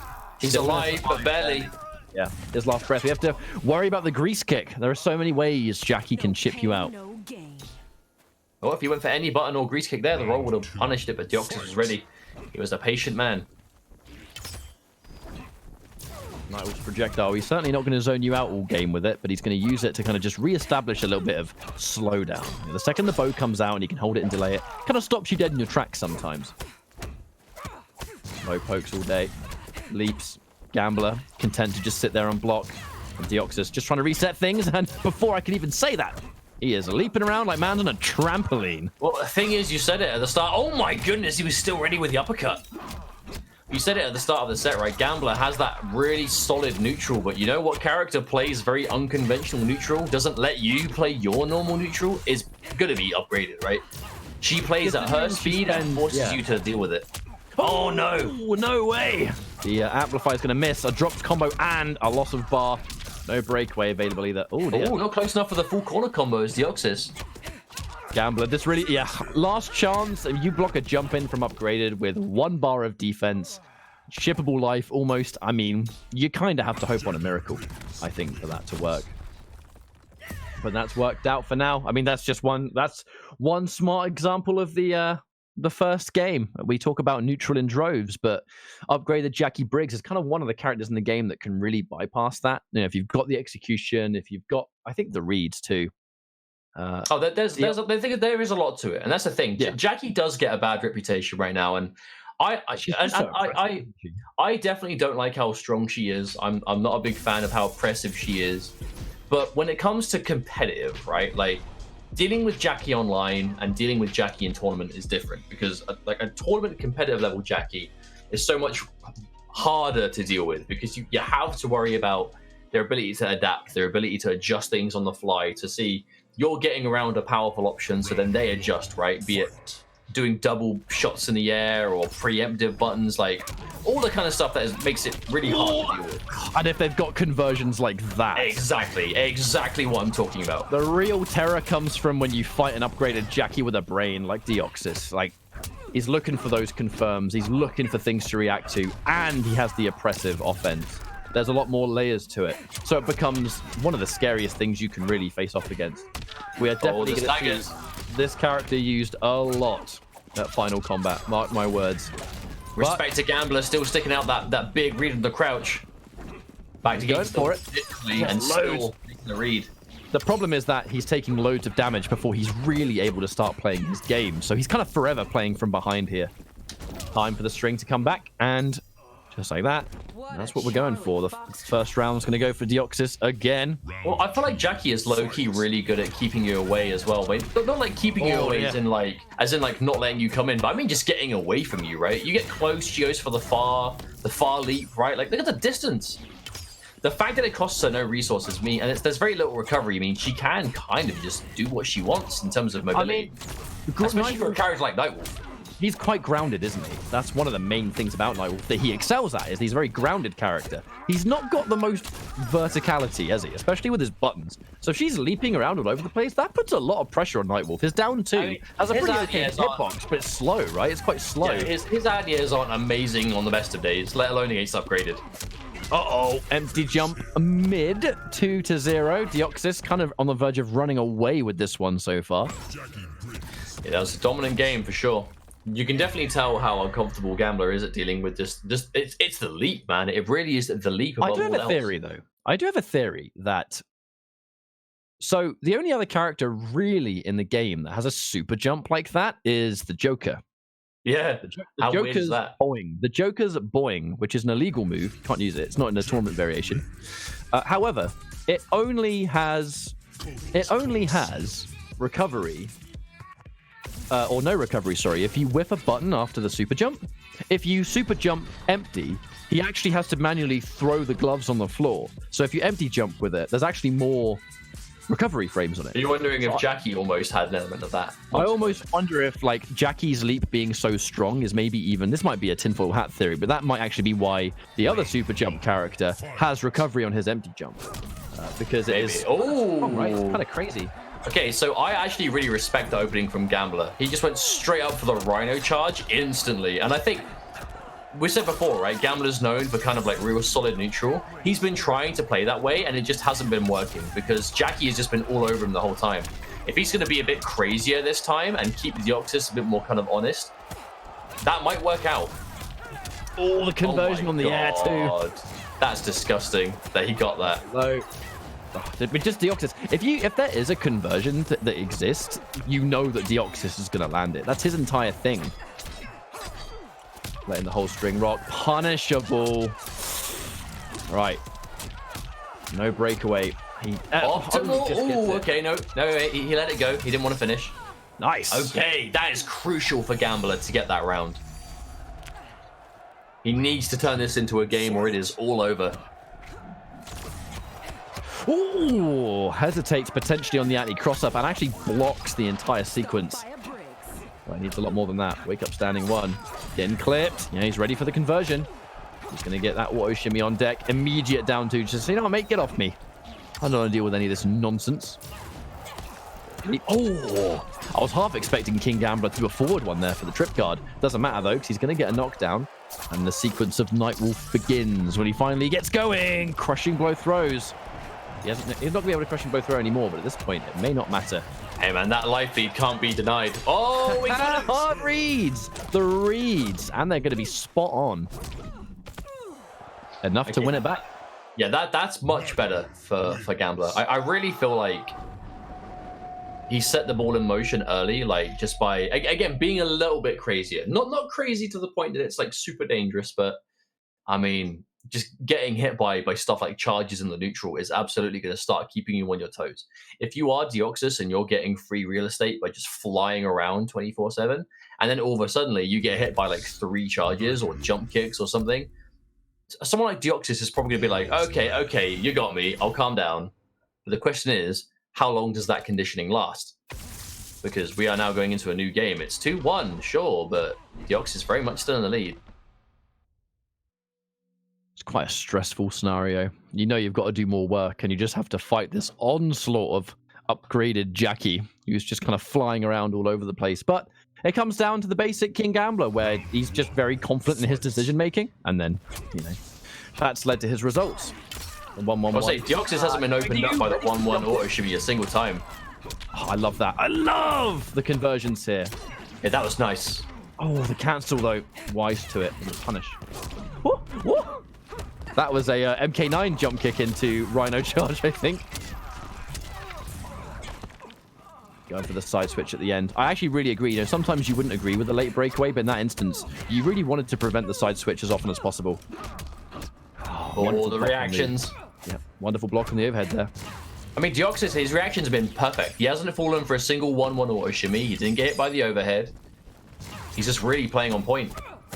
Yeah, the 1-1-1 clipped him a little bit in the previous game, and interruption. Ooh, best case scenario. Now we'll see how much that's going to matter. Yeah, Deoxys waking up with buttons there was a big call out, especially because it worked. And now Gambler. Oh, he's so hesitant. He's just really afraid, I think, of these options. Oh, my word. Yeah, that was a last-minute scramble, but you could see the respect King Gambler. He was so timid to press any buttons. Now, just like that, we find ourselves a round away from being evened up. Gambler, this was not looking like something he had a chance in at all, but he has brought this back, kicking and screaming. You see how active Jackie's up 2 was there, that the late frames of it still clipped King Gambler. Oh! No. Oh! No! Oh, I weep for King Gambler. Press F in the chat. This has been a scramble of scrambles. He's going to get the full combo here now. Oh, this has fallen apart for Gambler. This is so unfortunate. That corner positioning really was everything. After that up 2 connected, okay. Yeah, this is actually, I don't disagree with this. We're going to get decent positioning. He's going to get a huge chunk of damage. This is totally winnable. And he's got a projectile and she doesn't. Yeah, there's always his last chunk does a lot. Yep. 400 damage just like that. Does he leap? He does it! He leaps! He actually did the leap. I totally did not think he would do the leap, but he did the leap. I don't think Gambler expected it either. Final round. Again, one of those so obvious you don't think they're going to do it moments, I think. Clipped. Ugh. Oh. Hit by the 1-1-1. Then it rocked. Oh, double blast. And no defensive bar either. Deoxys has completely emptied the tank. It was a very expensive read. Right. Wonderful block on the overhead. Oh, that was a that may have been up 3, but as long as it connected, I don't think King Gambler's going to be too upset. Oh, the back 1 doesn't quite hit its mark. And now an opening for Deoxys. He's just pressuring all day, every day. A lot of respect. Finally goes for a grab, and this time Deoxys is wise to it. And yet by the arrow. That's a rock clip. Ah, he opted not to amplify it too. He knew that Deoxys would break away. Amazing read there from King Gambler. And now he has to be so careful here. The grab. He can afford to take that, but now it's used all of his bar, but that fatal blow is still a threat now. Oh, speaking of which, no, he messed up. No, Deoxys didn't believe. I don't think he believed. Now he got it 2 times. Oh, Deoxys. Deoxys with the choke. There is no other way to describe that. That was 2 chokes for the price of 1. The first time didn't look like he even believed it would connect, and the second time, I mean, that was his game. There was just no confirm. He had no bar, and that was his game. And that was the set, by the way. We're going into a final game here. Deoxys was up 2-1, and they were 2 very unfortunate chokes, for lack of better term. Now, this is where it gets scary for Deoxys, because he was up a dominant 2-0. Like, they were not close games at all. But Gambler, he made the adjustment. That adjustment has continued. We saw the scramble in that last game, and Gambler undeniably came off better in it. Now, if you're Deoxys, you're probably feeling a bit nervous about that, right? Yeah. Now, we are on the verge of a reverse 3-0 from Gambler, and I mean, do we see it? Do you believe? It's gonna. I mean, it depends on Deoxys's composure, to be completely honest. I have noticed in the past, though, Deoxys is kind of prone to those auto shimmies. Ever since the very beginning of MK11, I'll never forget. You know, we saw Deoxys versus Foxy versus the Cassie Cage. That was a matchup they played a long time ago. And even in the very first tournament, the auto shimmy was really, really causing problems. And it's something he only got hit by one of them in that last game. It's the first time I think I've seen him get opened up. No, he's definitely been hit by. I assure you, he's been hit by it more than once in this set. I've been not keeping count, but paying attention at the very least. But now he's going to be. I think that didn't. So my point wins. Oh yeah, he blocked it, so I guess it's fine. Oh, you got hit there though. Well, anyway. Yeah, that's how it works. I totally am staying mutual here. But at the very least, though, Deoxys, he's going to get the grab. One would think, though, because this is a final game, he's going to be really super just tuned in. Oh no! Clipped! Meterless! That combo is not as easy as it looks, by the way. That meterless uppercut. He woke up with crouch. He did. He did. Side switch. Donk the man on the head. And the patience there. He'll take a grab, but now he'll be out. He'll be out. Kill. Any grounded button into Fatal Blow will kill Gambler here. Oh, Gambler jumping into danger. But he's alive. One more bar spent. He's oh, no! Oh my god! Match point for King Gambler. Deoxys really bet it, but they were so far away. Round 2. Spaghetti all over the floor. Match point Gambler. Oh! He is 100% OSing those jump kicks. Oh yeah. If you're Nightwolf, you would always. Yeah, he's putting him into Rhino charge every time. Clipped. Hang on a minute, Mustard. This is looking pretty bleak here for Deoxys. He's down to 50% life already, and a grab. No way. It's loopable. It's loopable. No way. Doesn't OS the jump stick. Yeah, he wanted optimal damage. He wanted optimal damage that time. Hang on a minute. This is upgraded. Never count out the kid. 350 damage. I mean, that's Fatal Blow death. No bar. He pulled the trigger on the low. Now King Gambler. Iron defense. He has to. No! He goes for the plus frame string. He can't special cancel it. King Gambler finds the hit, the standing 1 sequence, and that's going to do it. Deoxys again had the moment, but he let it slip, man.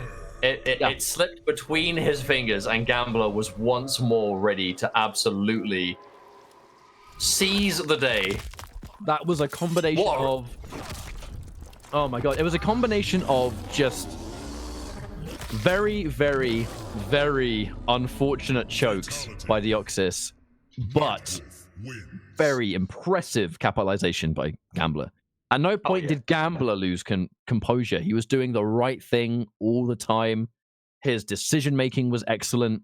His punishes were fat. His defense, like a lot of that leap presence, he blocked a ton of it. He really did. That was just a great display from Gambler, and an unfortunate display if you're Deoxys. The only thing, but well done to Gambler. That was on his side, top of the world for sure. 100%. The only thing that I think Gambler did was when that fatal blow in round 1 was blocked, he minorly misspaced the forward 1, and it was the second hit. It was the forward 1-2 that hit.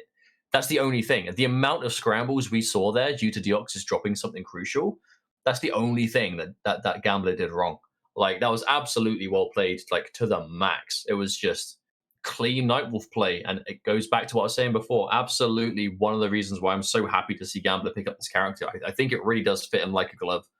And that means that Gambler is going to be moving on to the winner's side of this bracket. Now, that moves us on to what I believe is actually the final game of this first major block of matches. And it is going to be Noble's Samij versus Wise Gemini. And while you've been looking at the queue, I've been looking at the bracket. There are some matches to update on the loser's side. Mighty Unjust versus Titanium Tigers. Titanium Tigers defeated Unjust 3-1 off stream in the loser's side of the bracket, which means that right now we're about to start the next loser's bracket match. Again, it's going to be just going on while we do this matchup that's coming up on winners. Deoxys has to go up against Anbu Get Wrecked. So we'll see what happens after that. And the only loser's match after that we're waiting for is Silver Eye is lying in wait for whoever loses between Samij and Wise Gemini. So not a lot of matches left to go from our side of things anyway. But Samij, she's been playing nice and crisp today. Wise Gemini had a really sweaty match against Infinity in the winner's side. And interesting. Should be Liu Kang versus Cassie Cage, which is quite a classic matchup, really. That kind of is a throwback to the original Pro Comp events, where that was a matchup you actually saw quite common. Not so common anymore, though. So, no, I definitely think it's a story of two characters that have slowly, I don't want to say fallen out of favor, because obviously we know there are still a number of Liu Kangs around, but nowhere near as many that did exist. It's like I said earlier, I really feel like a lot of the Liu Kangs made the change to Upgraded or Johnny Cage, because friendship ended with Liu Kang. Now Johnny Cage is my best friend. I mean, pretty much, yeah. Like a lot of the reasons those players picked Liu Kang was they liked the kind of the 9-frame mid and the good options that are followed up through. And if that's what you like Liu Kang for, then Jackie's right there with Upgraded, and you get huge bang for your buck, right? Huge damage. It's just as hit confirmable. Yeah, you get less crushing blows, but you're more kind of just flinging yourself around for kind of easier attainable damage, I suppose. Not to undersell Liu Kang in any way. Liu Kang is absolutely still an incredibly strong character. But there's no denying the fact that the character has definitely not been picked as often as he used to be. However, on the flip side, Cassie Cage, I mean, I said this before, I'll say it again. Ever since that first big nerf that made the glow kick have a gap in it, that was enough for a lot of Cassie players to move on. Because if they picked Cassie, they picked her for the auto shimmy, right? And they picked her for the safe auto shimmy, because on a hit, you could turn it into a combo, and on block, you turn it into the glow kick. And now, you have to be a bit more smart about it. But then you have a player like Samij that's stuck with her and has just been going from absolute strength to strength. Well, we'll see what happens here. It's going to be, I will admit, a matchup I've not really seen too much when it comes to the players. Can't remember the last time I saw these two players go head-to-head, so we'll have to wait and see. Samij is always kind of like a silent killer, right? You always expect him to do well. He's held in very high. Toy. Yeah, quite a few of them do sometimes. The problems with your But revenant. it's, they still fire bullets, right? So they'll still do nasty things if you get hit by it. I don't want to get shot by it, even if it looks like a super soaker. Oh, okay, that is knowledge right off the bat. The first kneecapping block from mid-screen, immediate punish from Wise Gemini. And now, okay, this optimization, I love it. I love this is combos. One of the best things about Cassie by far is anywhere you normally think you can stagger, she has one of the best, absolute best 9-frame mids for just absolutely denying any kind of staggers. If her 9-frame mid will work, it's long range, it's fast, it's barely minus on block, it's hit confirmable, and someone like Samij, who knows the frame data like the back of his hand, is not going to let you get away with anything. Big damage into the restand situation. Down 3 just to steal the turn away. And it's that constant low where Samij stands so much further away than you think the low is effective, but it really is. Anti-air standing 1. And this combo, amplify as well. It's not for the damage, really. It's all about ticking off that crushing blow and the fact that we've taken him back to mid-screen. Hit one wake-up button as Liu Kang. You're out the corner, and you've got mid-screen and crushing blow ticked off. Should be a punish. No. Recovers quick enough. And the interrupt. Samij not letting him get away with it. Okay. No real punish either, Samij. Really sticking out that string. Oh, wet punish. Wake-up roll. Amplify. He's alive, but barely. And now, yeah, that's it. Let's just sit nice and far away. Let him whiff. He can't really block, so he's forced to jump. If you're in Wise Gemini's position, that's kind of a damned if you do, damned if you don't situation, because You're so weak, you literally cannot afford to sit there. You have to move. But if you move, it's the most obvious time you would do it. So Samij, sit there and wait. There's really no reason he wouldn't just sit there and wait for it. He forced you into that position. I feel like a very stable game for Samij. I feel like that was absolutely like a token classic Cassie Cage game, right? You're seeing that neutral control. You're seeing just the good placements of jump kicks. Kind of like, I like the way that Samij goes for jump kicks as your opponent's getting off the ground, right? It sounds really basic, and it's like, well, yeah, doesn't everyone do that? But the way that Samij does it, right? His timing. I feel like every time you block his jump kick, it doesn't matter what, you have to block his follow up, right? He's just so good at making those frame traps airtight. Round 1, fight. Well, convincing game number 1. We'll see if he has the means to make it all the way, but oh my no! God. Clipped, crushing blow all day, every day. Did not expect to see that be the opener of the game, and oh, the reaction! And again, look at the controls of me. She's playing this game one step ahead every time. He knows he knows when you're going to break away. I'm yet to see him do a single shot without a breakaway yet. Like, you kind of need a kind of real foresight, I think, to do that. But he's saving his amp, and with no defense, ooh, amplify saved, pop him up. And he actually manages to get the 1-2-3 at the end too. Huge damage for a parry. Big risk versus big reward right there. But with a fatal blow in play, and yeah, nice reactions. If Samij, I say that Cassie, she's one of the harder characters in the game to set up a fatal blow. It's not so easy for her to guarantee it like a lot of characters. But in the corner, that's not so much of a problem. Okay, there's the hit. They confirm on that fast mid. Gemini, oh, wake up. Oh, and a down 2. Okay, here we go. And this has been the Gemini show so far. Low, and doesn't confirm. Quite important to miss that end as well, though, if you want to get that crushing blow ready. Lets the mid rock, and he clips him again. And at this point, doesn't need it. That was a dominant way to turn around. That was one-sided. Wise Gemini completely ran away with it. Well, that was one game going down dominantly versus another, really. They, for lack of better terms, just did the exact same thing to each other. 1-1 now. Man, why is Gemini? Clean Liu Kang, through and through. It really is. It's a testament to the players that stuck with him, right? You can see so much knowledge in this, in the matchup by itself. Because again, there's two characters that we haven't really seen as commonly as we used to, but these two players, they never stopped. So they are going to be as fresh as anyone else at this point. And they're two so strong characters as well. Like Liu Kang, Cassie especially.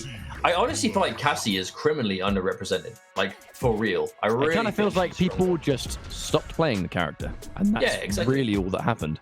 But she's not very flashy, right? Maybe that's something that she's not the most exciting character. Not a flashy player, and that's one of his greatest strengths. Everything he does is efficient. Now, that's one of the words you would use to describe Samij, is just extremely efficient. And there's the immediate clip. And this time around, he's letting it rock, because how many times is he going to let him break? You know, and he breaks away, lets it go. This time around, he just wants the damage. Again. Oh, again. I said before, right? Anywhere you think you're minus, that 9-frame mid can be snuck in, and it's going to be a confirm for someone like Samij. Okay, throw a counter. Ooh. And one thing you actually sometimes forget about Cassie is most characters kind of struggle to convert off a neutral jump kick. She does not have that problem. She is not one of those characters. Clean punish as well. I wonder if that was a buffer, because I look like it was out of the range. It was instant. Yeah. And there we go. He's never going to be deterred. Oh, the punish, though. Punish is the whiff bicycle kick. And oh my God, squeeze out some damage. And the stagger. You're so ready for the final hit now. Extra staggers for you. Samij caught trying to jump out. Why is Gemini sticking out a standalone button just in case? This time he's going to be correct. Wonderful throw check there from Samij. Always in a rock. No counter hit though, so the up 3 is not going to get it. This time around, throws him out of the roll. This is a scary position now. Middle grab. Reverse grab. Hang on, is the comeback possible? Are we going to see it? Oh, the full wake-up whiff. Okay. Now 14% at a time. He's going for it. Oh, the whiff. Dead for sure. I think the reason Samij actually stuck out that mid string there is entirely because if you hit that 2-hit, you can confirm it into fatal blow, and there's a ton of damage. I think that really was his objective, looking for it. It's a shame it didn't quite work out. Wise Gemini now has him cornered. The full and the punish. Crushing. Breakaway. Has to. No choice. However, your back is still to the wall, and you have no defensive bar. This is still an extremely bad position. Wise to the stagger and the side switch. All right, restand, kick. And this instant turn of momentum, that side switch makes all the difference. Wise Gemini, block and wake up, knows he's going to press the back three with punish. Restand situation. Ooh, walks into the 1-2. Smeej doesn't want to overextend. And again, that low, so deceiving of range. It goes that was a huge hit too. That's given Smeej a decent lead. Oh, that jump though. Don't know about that. Oh, I was half expecting him to. Oh, the whip. We have to be so careful with that one. Wise Gemini, last lifeline, not really got the health to play with anymore. The fatal blow is there. The fatal blow is what I'm scared of. I mean, this is a 950 health character. It would have killed there. Oh, no. Oh, too eager. Wise Gemini lets it rip. I mean, I understand it. If Smeej was to press any advancing button at that time, the fatal blow probably would have won. But in that sort of situation, it's a question of why would Smeej press a button there, right? You know, Smeej had the life lead, had the range. Even though, yes, the fatal blow could have caught a button, there were buttons that weren't that likely to come out. So Smeej being the more patient one, and he's going to win the game because of it. Just want to quickly update everyone, actually, because this is quite a large result. I didn't see it until we saw it in chat just now. Consulted the bracket to confirm it. Deadly Rebel 3-2 against Kombat off stream in the losers bracket. So Rebel was able to defeat Kombat there, which is a hell of a result for him. We might be seeing that collector a little bit later on. And Kombat, unfortunately, I think that's where his journey ends. I was going to say, and it's been confirmed before I can even say it, isn't Rebel Illusion as well? Oh, no. No, don't say so common. Hey, no. Oh, no. I will not go. Anyway. More games coming up here. Wise Gemini kind of scoring the first blood and some damage here. He's going to get the reverse grab. Oh, wow. Just a raw forward 3-3-3-3. That's just, I know that's going to work, and I'm going to just do it. I'm going to do this. Oh, plus frames. One of the first times all stream that we've actually seen that string finished. Yeah, most of the time it's being interrupted by down one side switch. We've seen what Smeej can do with corner pressure. Presence and pressure combined into one word. Damn, you create new words on commentary? You are a true professional. That's what I do. That first round, though, looking good for Wise Gemini. And there is such a crazy back and forth in this set so far. And Gemini. You have to be really careful in this matchup because that kneecapping will shut down that straight fireball. It puts a lot of pressure on you to do that. The big thing is, like, it's two characters that have really strong full screen presence, right? Low fireball being one of the better low projectiles in the game. Kneecapping, not a low, but, you know, it's low to the ground. Yeah, the term low shot is used. I was expecting. Always got to clarify that. The term low shot is used because it low profiles, right? It kind of goes low to the ground. Oh, that was actually a breakaway used to deny the damage of the jump 3. Then it rocked on the counter. No breakaway for this one. This is all good. For sure. Smeej. Ooh, the immediate mid, but doesn't commit. Definitely back and forth. I mean, this is anyone's game at this health. But he clips it, and he's ready for the confirm. Ouch. He stuck out that 1-2-3, totally ready for it to hit, and he saw it and went for it. Dude, that's where the majority of Wise Gemini's damage came from in that set. It was either wake up 1-2-3s or just like 1-2-3s done at... Because the crazy thing about like 1-2-3s done in the neutral with Liu Kang is it comes out so fast and it goes really far. Like a lot further than you might expect. So, and if you get clipped and he's buffered it into bicycle kick, then that's either crushing blow being ticked off, or if he's got it ready, you're going to explode, right? It's one of the scariest strings to whiff punish, I find. It goes a lot further than you might think. Now we'll see if he sticks with it. Smeej, he's been known to play different characters before, but later game, he kind of settles. You know? Like, the only game he's been playing multiple characters in is MK11. Normally, Smeej would pick a day one character, that's it. Like a Hayate, a very similar system to Hayate. But in this game, it took him a while to kind of settle on someone. But now, he's got access to Cassie. I kind of really think he's kind of set now. And it allows him to kind of just expand his you know, player tendencies and stuff like that. Well, we're going into game 5. This could be A nail biter, if we have anything to go by. This has been as back and forth of a set as you could possibly ask for. The question is, who is going to clutch it out? Only one of them could advance. You'd hate to be the one to lose after this long of a set. Top 16 awaits. Punish. So good. Oh, and he whips the 1-2-3. Samij, actually on his own offense situation, he walks back because he knows a wake up 1-2-3 is coming, and he whiff punished it before the final hit can even come out. Reverse grab, not good for Wise Gemini. The double hitting akimbo shots, actually 2 little bits of pushback there. Right, he has to hold the plus frames. Escape failed. He really thought he was going to tech towards. Now, fatal blow and escape. Oh, never mind. I was about to say fatal blow and escape failed means this is instantly comeback potential, but the wake up neutral jump from Samij is good and gives a match point. That throw crushing blow still ready, but the fatal blow gone now. At least until he gets low again. Oh, wake up 3. Tries to whiff punish and actually walks into the string. You hate to have that happen, but it's happened to everyone. And now, even life. Whiff. Speaking of which, in the face. That's been the way this whole match has gone, though. It's been, I whiff punish you, you whiff punish me. This is a scary situation, Mustard. Like, it's all about projectile versus projectile in this case. Kneecapping, knocked down. Way more than that needed here, though. Way more. Yeah, can't really afford to even trade at this point. Even the chip is going to add up at 950 health. Even chip damage hurts more, especially when you get this low. Plus, yeah, expects me. He walks back just in case. Wise Gemini presses a button, tries to whiff punish, but he can't. Now fatal blow in question. This is still a possible round to win. Going in, back to She's back. really fishing for that crushing blow. Whiff punish! This will give him the life lead, but it's not going to kill. Does she get Oki from her fatal blow? I can't remember. I think she does. You know what? It's been so... Oh, no! The nerf. The patch. 8 frames. Oh, wait. Escape failed? No, oh, no! There was an escape failed right at the start of the round. Yeah. I completely forgot he still had that. And no fatal blow for Cassie. This is match point. Both players. Last game, last round.